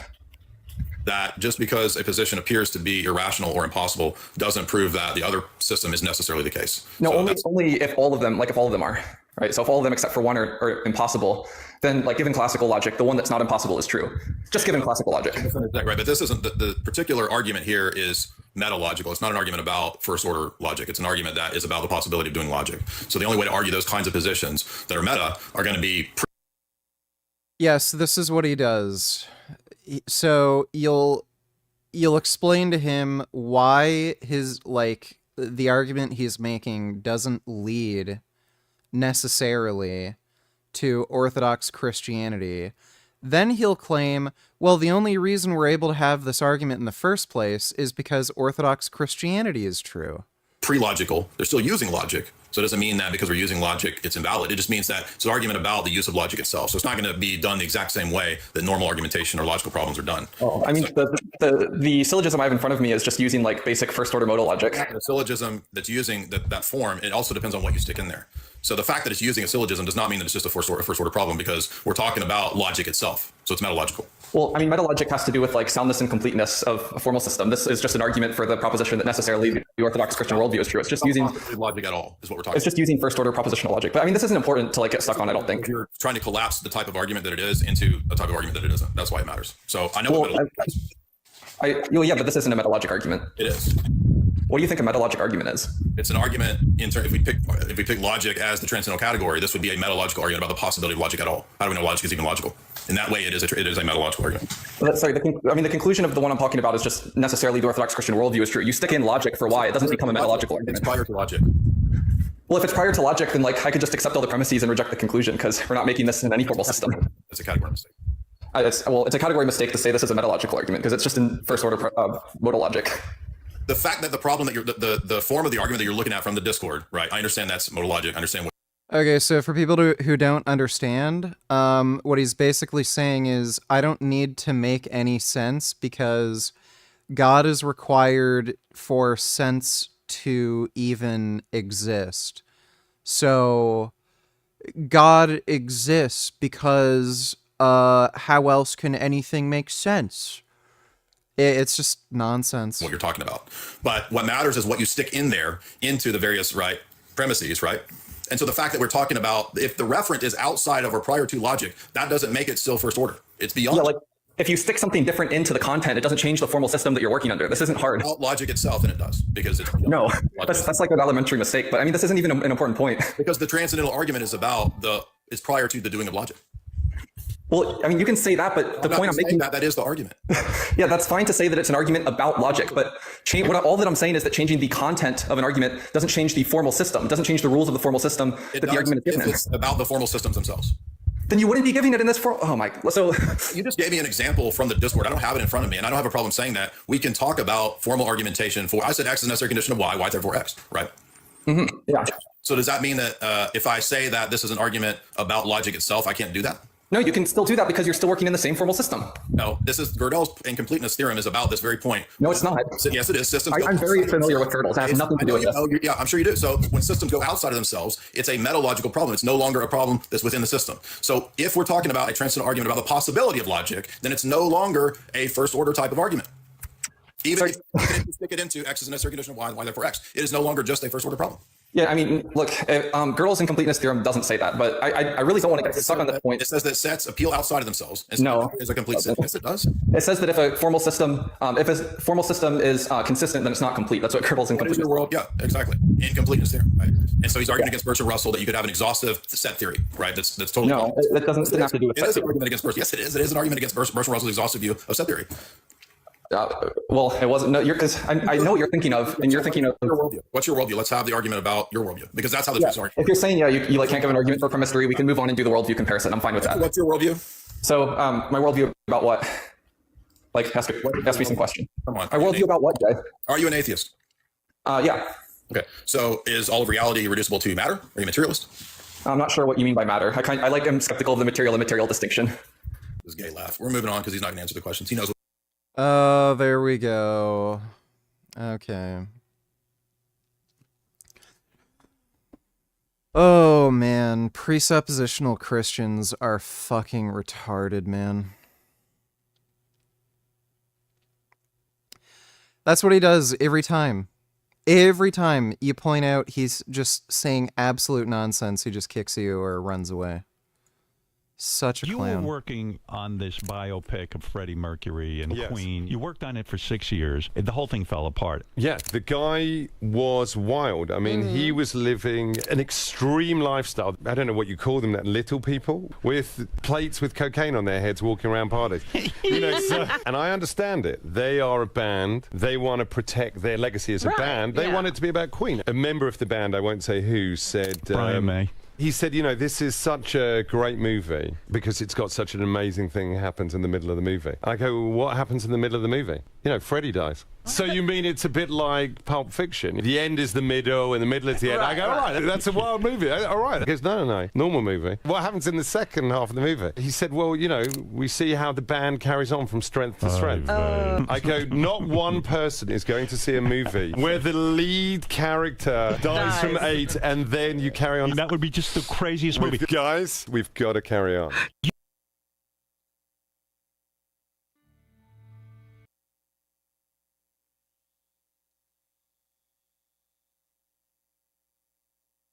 The Lord of Storms and God of Fertility, Baal reigned over the skies and lands of the ancient Middle East, symbolizing both the creative and destructive powers of nature.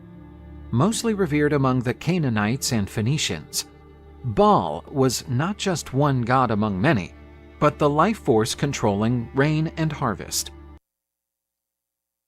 Did you know Jubilee just came out with an episode of Surrounded with Alex O'Connor versus 25 Christians? Just came out an hour ago. I can't react to it. They copyright shit for you know, people reacting to it on stream, so.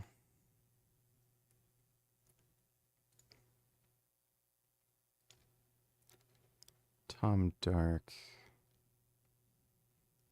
All right. He uploaded that one 53 minutes ago.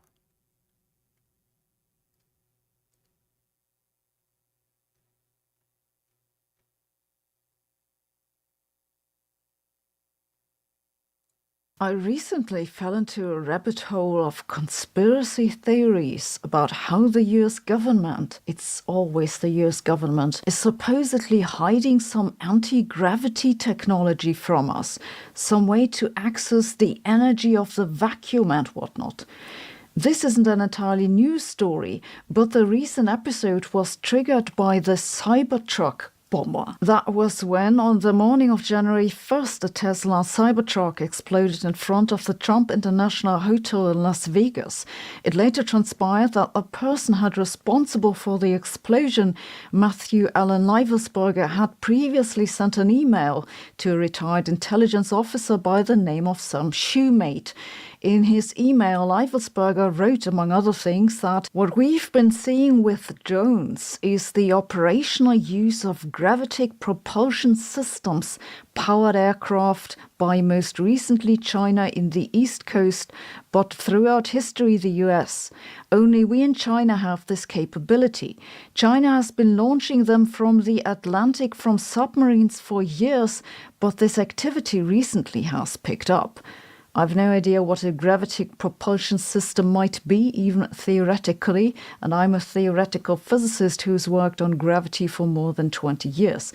Of course, that may just be proof that I'm a secret agent of the US government. That German accent is all fake. The idea that there's some conspiracy going on to hide new physics has been a theme on social media since Mark Andreessen quoted someone associated with the actual US government saying that they'd made a lot of maths disappear during the nuclear era. So Ben basically said, look, it doesn't make sense because to regulate AI at the technology level, you're regulating math. And of course, we're not going to do that. Like, that doesn't make any sense. And you'll recall that what they said was, no, actually, we can classify math. We can classify math. And literally, this is verbatim. This guy is a fucking retard. Oh my God. Like, by the way, you know, the Manhattan Project, developing nuclear bomb, that is all math.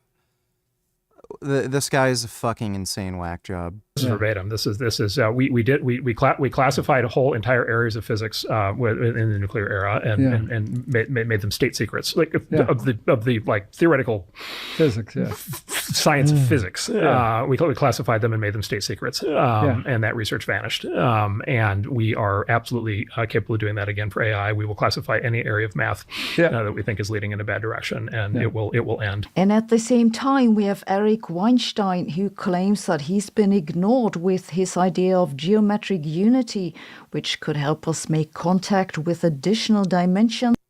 How many milligrams are you going to take of edibles? As much as I need to sleep. When are you getting them? I might get them later tonight.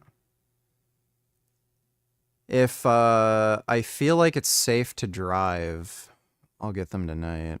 And greatly advance space travel. What kind of power would have to be generated? Like, what would be involved? So what wouldn't be involved is getting an entire planet to put a tiny dent in space-time, because that's not going to work. It would be a question of saying, I know about more degrees of freedom. Are those degrees of freedom accessible? Maybe the new degrees of freedom are things we can play with at the engineering level, and maybe they're inaccessible just the way we can't play with up quarks and down quarks directly. If we can play with it, then we've got so many new toys, you have no idea. New forces, new matter, new possibilities to flit in and out between dark and light matter. But from an engineering perspective, how would you make any of this happen? You would build something based on new plans that did something that nothing else could do. So today I want to try and put these things into context. Can you actually make maths disappear? Do you enjoy getting high off of edibles? No, not really. Is it conceivably possible that someone has made the maths of some super propulsion devices in particular disappear? To answer the first question, yes, you can make maths disappear. That's undoubtedly happened in the past and is still happening. But it only makes sense if that maths isn't something that many other people could easily rediscover. In the early days of the nuclear era, there was a lot that physicists didn't understand, and the maths was genuinely new. Just exactly how which nuclei decay into what and how much energy does this release and Richard is my favorite psycho. Don't need chillers react to this. So the Destiny situation is. Wait. So the Destiny situation has definitely been. Yeah, I guess we can. In one of the crazier dramas that we've covered recently, and today we found out. Thanks for the donation, dude. That apparently Ethan Klein has decided to call him out and condemn him. What did you think, bro? You're sending it to a random 19-year-old? Like, the chance that that gets leaked is pretty high. Meanwhile, Dan Saltman, the co-host of Anything Else with Destiny, one of his longtime friends and someone who's helped him out with a lot of different content, is apparently sticking by him. If Cherry's accusation holds water, will you cut ties? No, because there's things that happened years ago. He knows he f***ed up. If those things are true, I assume they are. Which is, I mean, it's a decision he's making. He will get a lot of flack for it, but that's a decision that he's decided to make. Destiny, the liberal consent expert. So today, we're going to get into that and more in this episode of the Destiny Allegations Update. Short stream today. We're going to get right into it with the epic React content, okay? He said me getting ready for my return stream, and he's got the Dr. Disrespect outfit on right there. So very interesting response. The first thing he said on Twitter about any of this. So I don't really know what is even the terminology for this. It's like, kind of want to say based, but also like he did something really bad. So like not based. I guess it is funny. Pardoned? Yeah, he's pardoned. Donald Trump has personally decided to pardon Destiny and Boblax. That's what I heard. That is what I heard about what's going on here. With that being said, Ethan Klein has decided to call him out of all people, which is interesting because Ethan's been kind of allied with Destiny over the past little while here, right? They've kind of been in the same camp. You know, they've been united against Hassan. Why doesn't Canada have the requirement for the Prime Minister to be a natural-born citizen of Canada? I've read that some were Scottish or English. It is because it's a Commonwealth country? I'm assuming that's the case.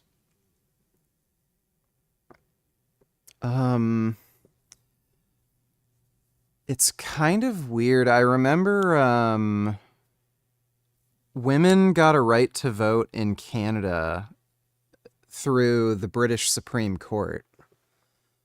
I don't know if we had our own Supreme Court at the time, but yeah, in the early 20th century, women got a right to vote, and it was appealed to the British Supreme Court, and that's how they got it.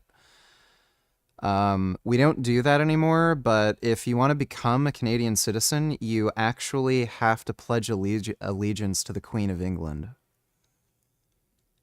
When Jasmine got her citizenship, she literally had to pledge allegiance to the Queen. I have no fucking idea why we still do that. I'm guessing it's just some stupid procedural thing that we haven't updated. But, we literally don't really have any connection to Britain anymore. But yeah, I'm guessing it's just another one of those, you know, old things that have carried over from, you know, ancient tradition. Thanks for the donation, Tattletale. They haven't really been working together, as far as I know, but they've kind of been allied publicly. And now it seems like that allyship is gone. That ship has sailed. And I know Ethan's planning a content nuke against Hassan pretty soon. So I'm assuming that's not going to go quite as he expected initially, but we're going to take a look at this and see what he had to say. Although I'll say Hassan is having quite a week. He's doing a victory lap as Destiny, his arch nemesis, was like completely and fully canceled / exposed this month. He seemed like someone who could like sail through any cancellation because he's like edgy and he doesn't give a fuck and his fans don't give a fuck. But this was actually so bad that I don't think there's any coming back from it. And I think even his fans are like, dude, what the fuck? Yeah, I'm surprised how hard his fans are taking it against him, but I'm sure he'll sail through it. Someone made a decent point about this. Yeah, dude, they don't make 3 milligram edibles. 3 milligrams will do nothing for you. I don't know what I've taken edibles before. I don't know why you're giving me a recommendation on how much to take. on his subreddit. They were like, it's interesting to see how, because Destiny built such a, in their words, good community, they're holding him accountable for his actions. Whereas like, you know, where someone like Dr. Disrespect, when he did what he did, not that it's the same exact thing or anything, but when he did what he did, which is another case of sexual misconduct and propriety, whatever you want to call it, right? When Doc did what he did, you had a lot of his defenders in chat, right? Just, you know, straight up being like, Doc didn't do anything wrong. We don't have any proof. But even though the proof is so obvious, right? But with Destiny, I haven't seen like almost any of that. With Destiny, I haven't seen like almost anyone defending him from his community, being like, this is a good thing. Like you'll get like one random chatter here or there. But in general, pretty much everyone that I saw was just like absolutely, I mean, I don't even know what the terminology is for it. I mean, I don't think disappointment quite describes what these people are feeling. We got a few posts from him as well from his offline chat. Nick says, Destiny's crashing out. Genuinely never seen this before. His motto is always stream through it. And here we have him saying, I've never done anything maliciously or as any of the insane lab Mr. referring to Mr. Girl, Jew stalker allegations say. That's retarded. My only crime is being too much of a gooner in 2023 and earlier 100% sure. Though again, I can't say anything specifically because everyone wants to come at me in court now, I guess. So seemingly he's acknowledging what's going on here. What GPU did you have in your PC? Did you build it? I did not build my PC. No, I did not. I'm never ever gonna spend time building a PC. It's just not happening. I'm sorry. Jew stalker is crazy. Well, that is his YouTube channel name, Jew stalker. So I mean, he's not really being weird here. What would Destiny have to do for you to forgive him and be friends again? The thing is, it's not about him personally forgiving me. Like it's not like I don't feel like he didn't do anything to me. He didn't do anything to me. It's not about like forgiveness for me. Like the forgiveness is up to Pixie. I just don't want to be around his shit based on what I saw, based on what's happened. It's not like some forgiveness thing. You know what I mean? Like even if he somehow like makes it up to Pixie and they're all cool, like I'm probably not gonna want to stream with him again just because it seems like a fucking absolute liability, even on top of the moral reservations. Here he says there's a huge revenge porn angle for sure, but that's from the guy who dumped everything publicly. Anyone saying anything different is actually murder. So here he's saying it's not revenge porn. He's saying it's not malicious, and what he did was basically degenerate gooner behavior rather than malicious. But I mean, I would argue like even if it wasn't intended to be malicious, right? Like you still did something so unbelievably fucking stupid. Like. What's my favorite fruit? Definitely cherries. Cherries are the fucking shit. With the consequence, like it's like malicious retardation, right? It's like, sure, you didn't think that it was going to get out as a result of sending it to this other person, but like you had to have thought that that would be a consequence, right? If Destiny wants 50 Shades lifestyle, he needs to pay the women before he abuses them. Yeah, true. That's true. Here he says, anyway, I dumped all the Israel vids to August so those can finally get uploaded again. Pepe. Here he says, Pixie and the people behind her just want money, so there's no point going after the hacker. He's probably some broke loser anyway, so they aren't even mentioning him. So he seems to be saying here that he thinks Pixie just wants money and isn't even hurt by what happened. What does he mean hacker? I haven't seen anything of there being a hacker. He literally just sent messages. Which I don't think is really true. Even if she does want money, I don't think there's anything wrong with her wanting money. I don't think that's all that she wants, right? I think there's more to it than that. I don't think it's as simple. Here's my tribute of shekels to you. Thank you very much for the shekels. I appreciate it. If you hit someone drunk driving, it's still your fault. Yeah, I mean, maybe you wouldn't call it murder, but you would at the very least call it like, I mean, manslaughter, right?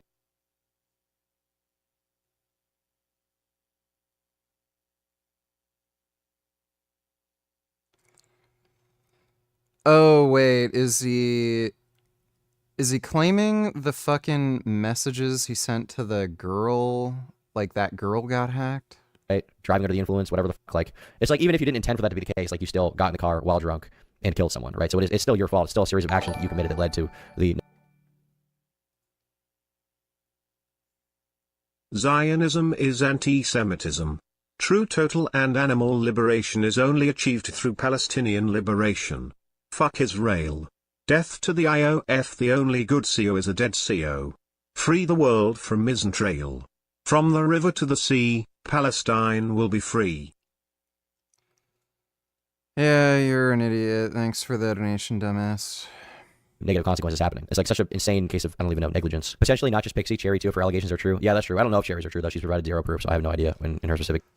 Hey, your consciousness, can you shut the fuck up and stop giving me advice on how much drugs to take and shit? I don't need your fucking help. I've taken edibles before. I know how much I can take and what they do to me, so shut the fuck up. Big case. With Pixie, it seems pretty dead to rights, but with Cherry, like, I literally have no idea what's going on there. Anyway, I dumped all the Israel vids August. No, that's not true. Men are never damaged by any of this stuff. In fact, it's actually super epic and hilarious when vids of guys get leaked or when you tweet out random sexual details like 15-2 to epically own them publicly. Anyway, like I said before, I've definitely made mistakes and fucked up. All I can do is promise to do better and change behavior going forward. I'll figure out and settle what needs to be settled in the background. If it's too much, then leave. If not, then welcome to 2025. So here he's, I mean, basically admitting once again to what he did. He's saying if it's too much for you, leave his community or whatever. If it's not too much, then here we are. Crazy. Very different approach here. Because typically the way that he behaves in these situations, keep in mind I watched a lot of Destiny, typically the way that he behaves is he drops like a fucking giant manifesto, right? Absolutely massive manifesto on someone. Hacked is a classic excuse. Okay, Lauren C., with all due respect, I don't think you understand what the term hacking is referring to here, so I don't think you understand what's going on. Whoa. No, Pixie might want money, but that's ignoring the other purpose. Hitting Destiny where he'll definitely care about. I mean, yeah, in her words, it's like the money will possibly cause some kind of punitive action towards him, right? Here he says, the naturalized citizen one is pretty sweatsy, but I haven't read what any legal scholars saying about it. It's a little spooky to this, blah, blah, blah, blah, blah. Okay. Someone recommended he needs sex therapy. He said, lol W, like I said, if I need sex therapy, then so do 100 other streamers. The reality is, ever since I've started, my vibe and my desire for any types of these situations has fallen off a cliff. That's why all this shit is pre-2024. It's like, wow, dude, 2023 is so fucking long ago. It's like 2 years, not even 2 years ago, like a year and a month. It's like, oh my God, it was 2023, guys. It was 2023. Pre-2024, dude. Come on. Who are these other streamers he's talking about here, by the way? Who are these other streamers? Who are the 100 streamers? Who are they? Who are the 100 other streamers that have been leaking people's dues at the time? You? Yeah, it's me. True. True. Harry said, I don't care. People can describe things however they want, like we did in 2024. My only real area of interest is politics and stuff going forward. I've been out of the drama and interpersonal game for a long time. They can all do that on Jew Stalker stream. So that's what's going on there. Let's see. That is total bullshit. He's been having stupid high school drama bullcrap nonstop with people. Here. He says, in fact, it's actually super hilarious. Well, we read that one. So that's what's going on there.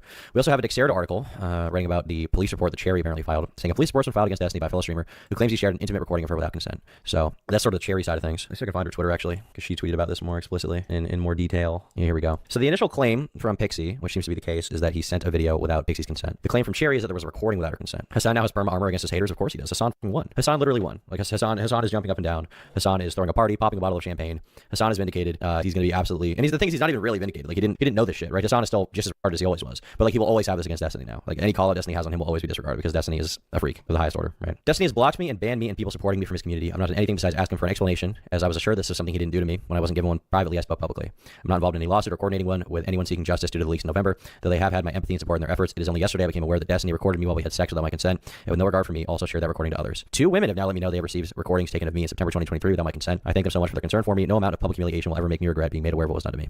I'll be filing a police report and pressing charges. So that's what she's saying. I don't know if that's true. We have no proof for what she said. I know she filed a police report, but just because you file a police report doesn't mean you're telling the truth. And on top of that, like police report is not evidence of a crime. It just means someone's trying to report a crime. So I don't know if this one's true at all. But the Pixie thing at the very least does seem to be pretty accurate. I would say that much. We know that much. So that's the situation with that particular allegation. But we'll get back into what Ethan had to say. So, with his fans. I think anyway, so. There's always a certain amount of fans that will come back no matter what the fuck you've done. Right. That's true. I would imagine the only fans that are going to be able to come back in the situation are people who don't know about any of his personal stuff. Like I assume that's that's it. So the first thing that happened, he has this friend, Pixie, who is a girl. I don't know much about who these people are. I've seen her, but they're friends. I've seen them in videos a lot together. Should we talk about that news article Dan pulled up? What news article? What are you talking about? I don't know what you're referencing. Oh, hey, Gum Gum. What you doing? What's my Gum Gum up to? There. For what is your schedule? It was really good until today. I have to stay up late for an unspecified reason, but yeah. Oh. Oh my god. Oh my god, guys. I got a cat. The cat comes right to me. I don't even have to hunt down this cat. It just comes right to me. I love you, Gum Gum. We spent a lot of time in bed in the morning. We were watching The Simpsons together, and he was lying on me. It was really nice. I love watching cartoons with my Gum Gum. Oh my god, he's so beautiful. You know, I love you so much. Mwah. You are the best kitty, and I love you. Oh, he is so handsome. Oh. Guess who Patrick David's going to have next on his podcast? Can we react to it after it's live? Oh, that is gonna be fucking painful.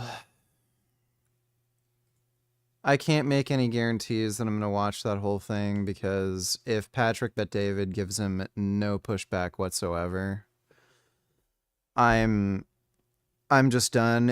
I really have no interest in watching Paul Saladino ramble about nonsense for like 3 hours straight. Thanks for the donation though, Grey Knight. I'm assuming Paul just paid him. Apparently Patrick charges people to be on his podcast a lot of the time, so I'm assuming Paul just paid him. I can't imagine him going out of his way to invite Paul on. Thanks for the donation though, Grey Knight. Yeah, I'm not going to be streaming. You know what's funny? The predicted shortage of nurses in the US is going to be so huge that employers are even considering on handing out work visas to immigrants to fulfill the demand. Hopefully I won't have a tough time since I'm white and male and handsome. Yeah, you shouldn't have a problem.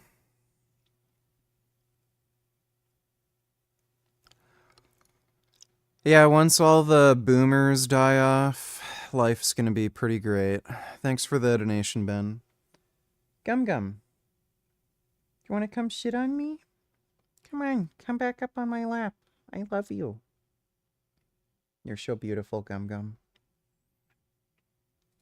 all night, to be clear. I'm doing a short stream, 2 hours in and out. But yeah, I don't know what the thing is that Dan pulled up. What were you talking about with Dan? Did Dan do a stream recently about this? Dan can't stream. I have not seen anything from him. I don't know where I would find that. And they apparently have a amorous past, and he has a kick. Anything else? Looks like he's live right now, I think.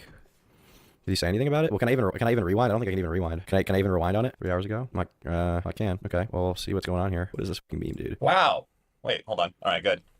I had to use a really shitty fucking intro video that never made the cut because it's all that I have here on this. I asked Dan on Kick like an hour ago about if Cherry's claims hold water when he cut ties. He said no. Really? Did he really say that? Interesting. Well, shit. On this shitty laptop. That's it. Yeah, you got a blue line. Looks like fucking garbage. I don't know if I believe that. I don't know if I believe it unless I see it. It is what it is. Sorry. Yeah, I don't even know how to make this blue line. Tom, I got hacked. Our vids got leaked. I'm sorry. That's okay, buddy. Go away. That's just, we're just gonna have to deal with it. That's it. So, you know what? I'm keeping the blue line. I don't give a shit. Okay. So, anyways, how you guys all doing?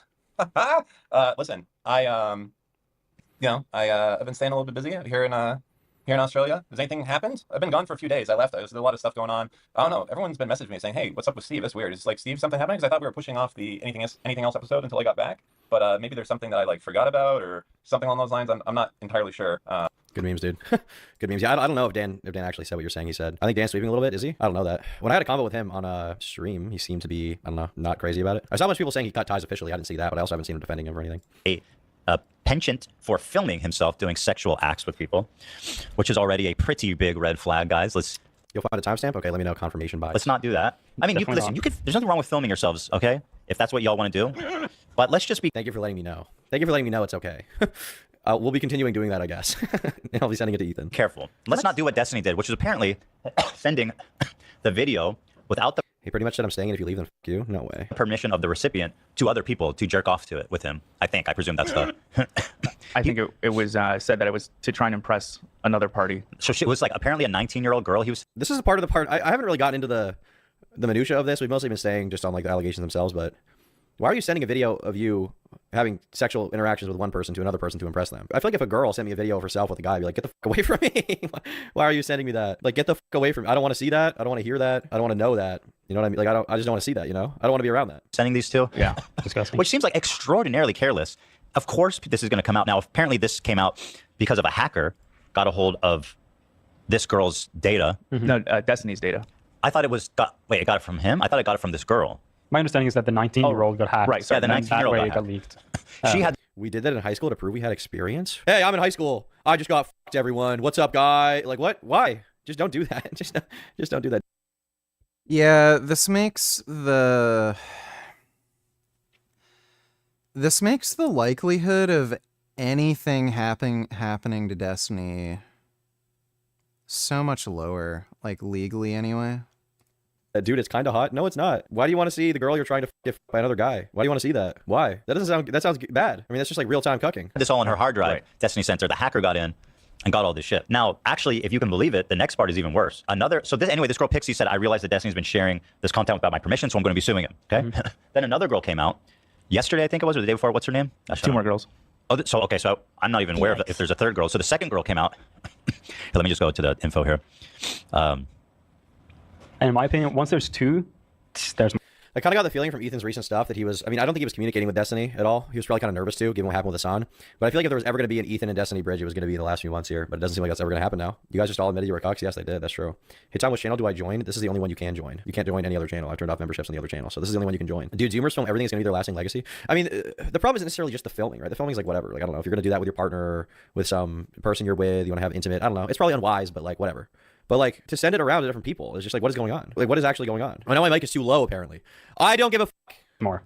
In my well, these are real. These are people that are internet personalities that he knows, that we know he's had relationships with. So it's there's not even really any room for doubt. Right. Also, Pixie showed screenshots of him being I'm so sorry if there's anything I can do. If I can pay you to. Oh, Destiny? Yeah. Oh, wow. That's steaming. He said stuff like, I don't know if it helps, but here he is offering to pay some of her bills. He says, this feels super lame, and I don't at all want to imply that somehow just giving you money helps anything go away or fixes everything for you. But if you have any bills or owe money or anything, or have financial stuff I can help with, I can at the very least chip in and help with any of that. So it's at least... Lord Gaines. Will you still take roids? I thought you were not because of the mental side effects. What changed your mind? Also, if you do take roids, you should make amazing rage bait lifting videos on Instagram to get carnists like Joseph Everett enraged.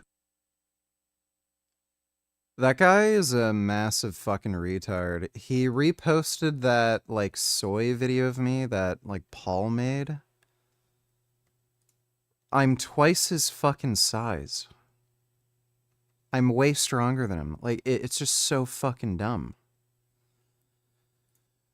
But, my mental health is pretty much perfect now, so I'm not really worried about the mental side effects, and I'd only take testosterone. Thanks for the donation gains.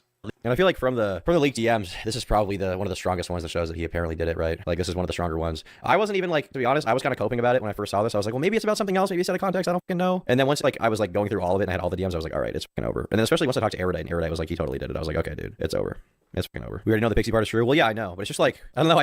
Part of me still thinks, like, maybe he'll pull a rabbit out of a hat or something. Maybe there'll be, like, some epic reveal at the end of the tunnel. And he'll have some kind of epic defense or something. I don't know. It doesn't seem likely, but I don't know. Some little part of me is thinking, like, maybe somehow he'll come out of it on the other side and be okay. Tom, people say the Erudite interview was really bad on her part. What do you think? I mean, I think that the thing she wanted to clear up, she did clear up. The thing she wanted to clear up, seemingly, was this idea that she was, like, trying to cover for Destiny and, like, prevent it from going public. Yes, I have seen his newest tweet. We went over that. It seems to me like, you know, she was trying to clear up the idea that she was trying to prevent it from going public or cover for him. And I think she did clear that up, but I don't think she cleared up the fact that she's still working with him, right? She's still working with him. They're still doing content together, seemingly, based on everything I've seen from her. I mean, she did put out that response on Twitter where she said, if the Cherry stuff is true, she'll be done, right? Which is what she said in my thing as well. She put out a statement. She said, I only ever looked into the leaks and reached out to Pixie because I was concerned for her well-being. After I spoke with Pixie in person, she made clear her desire for me to bridge the gap between her and Steven, and her desire for as little attention on the leaks or anything identifying her as possible. One, both my involvement in the silence for Pixie's request. My greatest concern this whole time has been her well-being. Here are the logs, and we already looked at all the logs. I've not been interested in shutting down conversation about this topic, only mentions that narrow the question of who it could have been leaked again at Pixie's request. In the FQ message, I explicitly tell her to leave her comment up just to remove that part about mutual friends because this further increased the likelihood of people knowing it was Pixie or going through the trouble to verify the mutual friend in question. If I just wanted to remove the comment, I would have. Yeah, come here, Gum Gum. Oh my goodness. That's a good Gum Gum. Yeah, come sit on me. Oh, that's a good Gum Gum. I love you. Have done so. I would not have reached out to FQ. Upon learning of the leaks and Pixie's potential involvement, I investigated privately, contacting Aaron. I then spoke to Pixie and Steven in person separately. I never defended, supported, or minimized Steven's sharing of Pixie's intimate images. Most of my conversations with Steven about this topic were in person and confrontational. I fought with him and advocated for reconnecting with Pixie. My mediation for Pixie ended when she opted to reach out to Steven directly because I felt unable to navigate her monetary requests. I viewed him as genuinely remorseful and acting to fix the harms he had done, which is why I remained in business partnership with him. I'm very disappointed and angry with him that he opted not to reconnect with Pixie. I learned of the allegations Cherry made yesterday. I support her and Pixie's decision in the lawsuits and charges. I've paused Bridges releases, canceled guests, and will evaluate business relations as I learn more. I asked Steven for information, but he's uncomfortable sharing due to his legal involvement. But before we go any further, a message from me. If you like these videos and you want to see more of them, then become a member on the channel for just $5. He recorded her reluctant 7. I don't know if that's true, the Cherry thing, because she had no proof, right? Pixie had proof with the DMs and all that stuff, and you know, it seemed to be very sort of from stuff Destiny said, basically confirmed it, right? Erudite confirmed it as well. As far as Pixie, or sorry, as far as Cherry, we just don't know how true that one is, right? We just don't know how real that one is. At least one less thing you have to worry about or stress over while you're worrying about getting through this. Now, I had heard this leak happened, and I thought it was just... Am I the only person that thinks all this shit is overblown like crazy? Like, it's shitty people acting like Destiny assaulted Pixie or something? I don't think it's overblown. I mean, obviously, it's a huge violation of trust to do what he did. I mean, on top of that, this is also... You gotta keep in mind, like, Destiny is not Fresh and Fit. Like, if Fresh and Fit had done this, I doubt they'd be in any shit. I don't think anyone would care, right? They'd be like, that girl deserved it. But Destiny's built a community where he's advocated for positions that are like definitely against what he just did, right? Like, he would be tearing someone a new asshole if it was anyone else. If Hassan did this, he would be, oh my god, he'd be fucking jumping up and down on the grave of his career. So, I mean, like, part of it is like, I'm not saying the hypocrisy is the worst part. The worst part is what he did. But, you know, people are also going to be hitting on the fact that he is hypocritical. Memes and stuff, because apparently there was like a picture or video of him like sucking a dude off. Everyone thought that was funny, whatever. And then apparently there was also like a video of him that was leaked with like his ex-wife and this girl Pixie. I didn't know how graphic or what was in it. But I didn't know behind the scenes there was apparently... Does Fresh and Fit advocate for this behavior based on what you just said? I don't think Fresh and Fit does. I heard Fresh and Fit was defending Destiny, funnily enough, or at least one of them is still left. I think Fit is the one that's left. But I wouldn't say they necessarily advocate for it. But what I am saying is, like, Destiny's in a very like pro... Not really sure what my favorite cat breed is. Like, I just like cats. Cats are just awesome. Penis Gains, $22. You didn't answer the last question, the one about making rage bait videos. You have so much potential for Instagram. If you don't want to bother with retarded comments, just make someone else run the Instagram. Or limit the comments to followers only. I don't know what you mean by rage bait.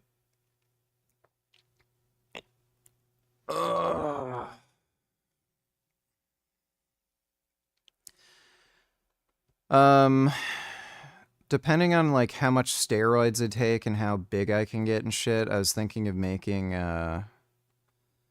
like a Tofu King account where I basically be like Liver King but call myself Tofu King. Thanks for the donation though, Penis Gains.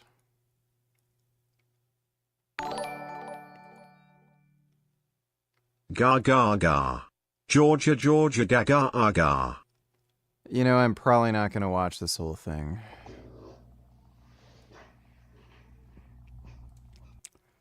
Yeah, I'm just not going to watch that at all. Thanks for the donation, dude. Feminism, pro-woman community advocates for whatever the right, marginalized communities. Obviously, that kind of community is going to be more sensitive to this kind of thing happening. 144 on Kick, okay. If Cherry's accusation holds water, will you cut ties? No, because there's things that happened years ago. He knows he fucked up, if those things are true. I assume they are. And I don't believe he's that person anymore. I don't think he's going to make that again. And he's going to pay the fucking iron price for whatever it is. I'm pretty surprised by that, to be honest. He's a changed guy. It was 3 years ago. Okay, dude, I don't even know. He's also built a personality around the fact he's a weird, boundary-pushing, horny guy. I wouldn't say boundary-pushing. Weird and horny, sure. In my opinion, if you're consenting to being videoed, doing a sex act with that person, you're signing away the rights of that. I completely disagree. I think if somebody tells you that they're not going to send that video around, you have no reason to believe they're going to necessarily send it around. I totally do not buy into that. That's retarded. No. If you consent to filming with one person and you guys have an agreement and then they betray that trust by sending it to someone else, like obviously that's going to be like you lied to them, you broke their trust. And like the ultimate thing about it is like it's not like a thing that you can just get away from instantly, right? Because the news ended up getting leaked in the end, like it's a price that Pixie has to pay forever. Beware, the crazy toucher is here based. An insane amount of stuff brewing that was happening. So there's that. And then this one really was like, for me, let me just pull it up. Let me make sure this is the one I'm talking about. Wait, so this is his, hold on. This isn't an accuser. This is his friend, Eurodite. Right? This girl isn't an accuser. I think there's just one more accuser. My statement with the info so far, my opinion. Do you like British short hair? I don't know.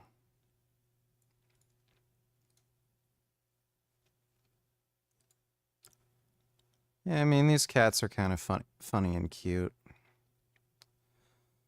Wouldn't say it's my favorite type of cat, but they're cute. Wow. That's a nice looking cat. Well, update as information is available. Yeah, Destiny's always acting like the morality police. That's the problem. We always knew he was a sexual degen, but he always shrouds himself in feminism. I don't think that's the problem, to be honest. I think the problem is what he did. Right? What he did is bad enough. I don't think the context matters. Obviously, like the fucking backlash will depend on like the community around him partially, but I don't think that's the problem. I think the problem is unconsensually sharing a sex tape with someone. That is the true problem. She's not. Okay, maybe there's some confusion there because Pixie said she knows that there's at least 3 other. As far as there's only been one other person that's come out, and that one is extraordinarily terrible. But this one is his friend. I think she was in. I don't want to speak out of turn. I'm not 100% sure, but she's just expressing her opinion on the situation as someone that was close to it. Now, so the next person who came out was Charlie. Mm-hmm. And here's her statement, which kind of left my jaw on the floor a little bit. So she says, Destiny has blocked me and banned me, and people supporting me from his community. I've not done anything besides ask him for an explanation. As I was assured, this was something he didn't do to me. This didn't do to me being sharing videos of them with other people. When I wasn't given one privately, I spoke publicly. I am not involved in any lawsuit or coordination with anyone seeking justice due to the leaks in November, though they have had my empathy and support in their efforts. It was only yesterday I became aware that Destiny had recorded me while we had sex without my consent. That is so. That to me is like the worst. That's like a go to jail type of. And then sharing it on top of that. This is what I'm saying. It's like people are like the hypocrisy is the worst part. It's like, I mean, I guess, but like, is that really the worst part? It's like, you know, it's like that Bill Burr clip, or not Bill Burr, sorry. It's like the Norm Macdonald clip when he's talking to Jerry Seinfeld, right? And I think Norm Macdonald is referencing a conversation he had with another comedian, I think Patton Oswalt, where they were talking about Bill Cosby being a rapist, right? And they were like, you know, the worst part is that he advocated against rape in his comedy, and then he ended up doing it. And then Norm was like, well, I think the worst part was the rape. And it's like, what do you mean? And it's like, well, you know, typically most people aren't going out and being like, I love and I just fucking love it. It's just so good, right? Like most people aren't doing that. Like the hypocrisy is implicit, right? It's like most people aren't going out and saying like, I love doing revenge porn, right? Is the worst part the hypocrisy or the part that he did it? I would say the worst part is that he did it, probably. It's distribution. Filming without consent is like, it's a terrible crime. It's just a terrible crime. Yeah. So yeah, that part blew my mind. And with no regard for me, also shared that recording to others. 2 women have now let me know that they have seen the recording taken of me in September without my consent. Jeez. I thank them for their concern. No amount of public humiliation will ever make me regret being made aware of what was done to me. From what I've heard, there's only an audio recording, so I don't know why anybody would fucking care. It was consistent. I mean, I guess he would get less backlash from his own fan base, but I think people still wouldn't like it.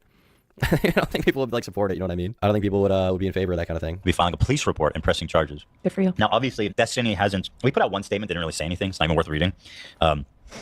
but I'm assuming he's going to have something to say about this new statement. So he hasn't said anything about it yet, but from what I can tell, there's really no space for questioning or I don't know. I can't imagine what Destiny could bring that would make this any better. Besides like a fucking recorded phone call of him being like, yes, you can film me and share it with people. Yeah, exactly. Which is not going to happen. So I don't know, man. This is fucking terrible. And of course, Hassan is doing a victory lap because his arch nemesis took the fat. Hassan is having a good day. Hassan is having an excellent day, dude. Is it an audio recording though? Cherry seems disingenuous. Okay, first of all, whether it's an audio recording or a video recording, is still, if you're recording audio or video of someone against their consent while having sex with them, that's pretty shitty. Okay, that's pretty fucking horrible. Sending it around is still pretty fucking horrible. Okay, that's not a very good thing to do. And like Cherry seems disingenuous. I mean, maybe, I don't know, maybe Cherry's a history of lying. I really don't know enough about Cherry. The only thing I know about Cherry is that one time she made some tweet complaining about how when she was with Destiny, she didn't come enough or something, and he came many more times. And I think I responded and I was like, skibidi, and then I got blocked. And that was like a year ago, I want to say. But that's the only thing I really know about her. So what she's saying now very well could be true. It could be. I think that's my only interaction with Cherry ever. Fucking L, and L being the law, breaking the law, and being law-suited. He's so dumb, dude. Because all these girls gonna try to sue him, and like it seems like they have good fucking. To be clear, I'm pretty sure that Pixie's the only one that's suing him. Cherry, meanwhile, she filed a police report, but I don't really know if that's going to go anywhere. But she did file a police report. But Pixie's the only one that's suing him. She raised money for it. I don't know what the legal perspective on it is. I assume that what he did is illegal in some capacity, but I don't know how illegal it is. I mean, even beyond that, I mean, she's taking him to court civilly rather than, it's not criminal court, it's for civil punishment. So she's seeking like emotional and reputational harm compensation. So I don't know how much money she's going to be able to get out of that, but I mean, Godspeed, I guess. And evidence too. Yo, forget being sued. That's a fucking serious. He wants to sue Kiwi Farms too. Good luck, dipshit. I mean, I don't know if he does. That's what that tweet from Sv3rige said, or was it a tweet? It was like a Discord DM that Cherry tweeted out. She seemed to be implying that there was some desire from him to sue Kiwi Farms. I assume for hosting the material. That's why, but I don't really know. Serious crime. Yeah. Oh, that tweet will be a criminal. Police report. I think that's probably a foregone conclusion. If Cherry's proven false and any others that come out will just kill the situation, will this muddy the waters for Pixie's case? I mean, maybe in the public eye it could, but I don't think it would. Like, let's say Cherry gets proven wrong. Pixie could still be right and have all the evidence on her side legally and still win, right? I'd be way more worried about the police. Yeah. In civil court is just money. Yeah. He could go to jail. I hope he does. Damn. Crazy, dude. Ay. It's just endlessly remarkable to me that this keeps happening, Like, what did you think, bro? You're sending it to a random 19-year-old? Like, the chance that gets leaked is pretty high if you're sending it out that willy-nilly. Yeah, like that's what I'm saying. Like, whether or not it was malicious is like just the levels of like negligent gooner behavior. Like, you had to have thought that like it could get leaked, right? Like, whether or not that person gets hacked or whatever, all of it gets leaked, all the different news that got leaked get leaked, right? With all the various people, whether or not it all gets leaked, like you have to think that if you're sending it to some person you don't really know, it could get leaked. And even beyond that, like even if let's say there was no chance that it would get leaked to the public based on sending it to that person, they were totally trustworthy, right? It's like it's still wrong. That doesn't negate the wrongness of it. Like you still are sending it, without Pixie's consent. Did you not expect this to happen? What the fuck are you doing, man? Are you that horny? Like, are you that horny? Is your brain that fucked up when you start jerking off? I think it is actually. I think his brain is that fucked up. Like, what? He's just like blindly fucking gooning. Dude, the gooning is ungoonable. Wonder how many people he sent recordings to? I don't know. I mean, we only know about one, but I wouldn't be surprised if it was multiple. Probably one of those things are you don't just do it once. It's typically a pattern of behavior, right? I've never been gooned before. This has to be like a record, yeah. Okay, so I'm sorry for the misunderstanding. I was reading it more. So there wasn't a second accuser. His previous allegations were brought up of his ex. I thought Destiny said it was Rose's ex who did it. Who the fuck is Rose? Wife, confirming revenge porn rumors that were done to her without her consent. She said. Oh, is that the Discord e-kitten? Did he say that? I never saw that stated anywhere. Rose is a 19-year-old. Did he say that? I haven't seen him say that anywhere. So did the e-kitten get hacked or did they post it? I guess that's the question, but I mean we just don't know. Or at least I don't know. To be honest, I don't really care to know. That's what it was. Ay, man. This situation reads to me like a guy who's gotten away with being a predator for a really long time, and now everything is catching up to him. And I hope that if more people come out, they feel empowered too. I mean, there's already enough, Right? I hope there aren't more. Yeah. I hope everyone feels supported. I hope so too, yeah. Yeah, a lot of the times when shit like this comes out, you just go, how the fuck do you think you would come away with this? But it's like with power, with like doing even all the power slight creep a little bit every time. Yeah. Even with all the power and coercion in the world, it's like you can't keep a fucking random 19-year-old from getting hacked. You know what I mean? Yeah. There's a lot of people that hate Destiny, Yeah. Fuck me, man. I did see a few other pieces of memes here. We had this guy said, "Don't be a Destiny, follow the hat. It will be your guide." With this beautiful piece of artwork here with the Stop Gooning hat. Nice to see that permeating the culture a little bit. And then we also saw this guy. I don't know a lot about this guy. I think he's some kind of Twitter troll, I assume. But like, he says, "Dear the Omni Liberal, I've just cleared my entire schedule for February. Ready to fly into Miami to do bridges anytime you need." It's just like. This guy said, "Drew, have you been offline for the past couple of days?" He said, "What happened?" This guy says, "Destiny's getting sued for sharing a sex tape of him and Pixie to a third person, which third person leaked or was hacked and then it got leaked. Podcasts and Destiny YouTube channels are frozen at this point." And then Drew says, "The same Destiny? You mean Steven?" And this guy just shows this picture. Destiny, the liberal consent expert. This guy just says, "I think his schedule might actually be free too."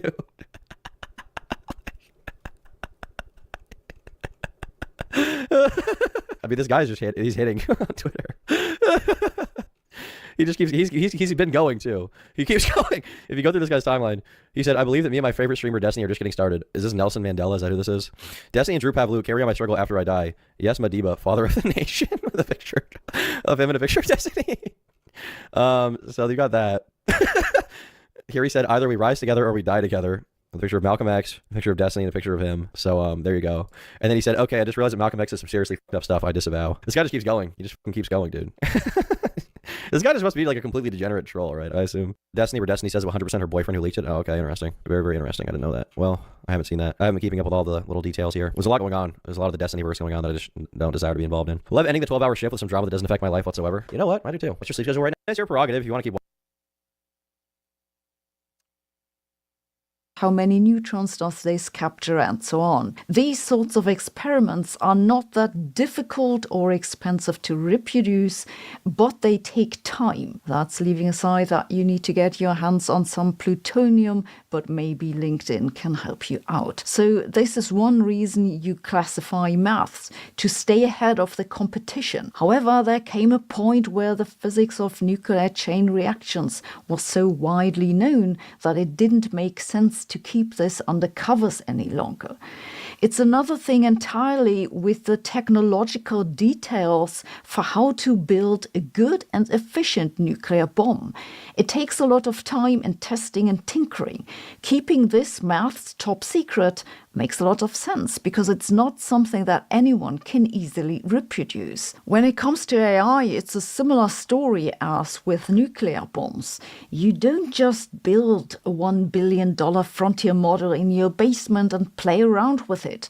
If some big AI company works out a way for how to make their models super intelligent, it can make sense to classify that maths exactly because it's not talk about the gravitic device or the idea that some grand unified theory will help us travel through the cosmos. If you want to go a very long distance, one possibility is that you do something very energetically expensive. But the other possibility is grow the ruler to shrink the distance.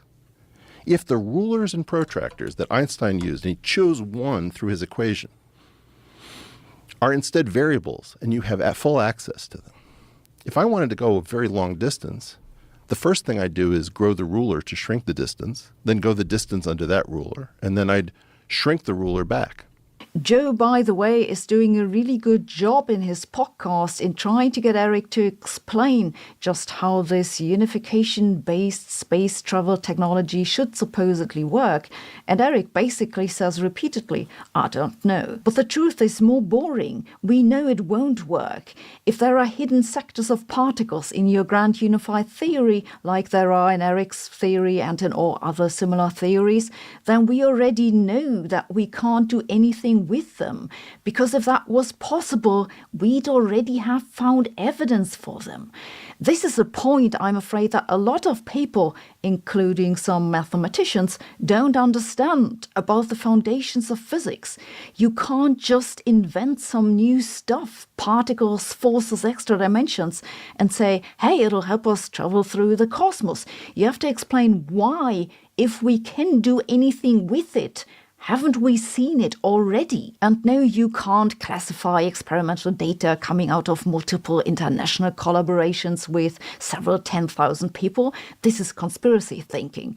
If physicists had seen anything new at particle colliders that didn't fit into the existing theories, we'd know about it. What we do know is that if there is any new physics left to display, or that's very heavy and so on, why do you think this was boring.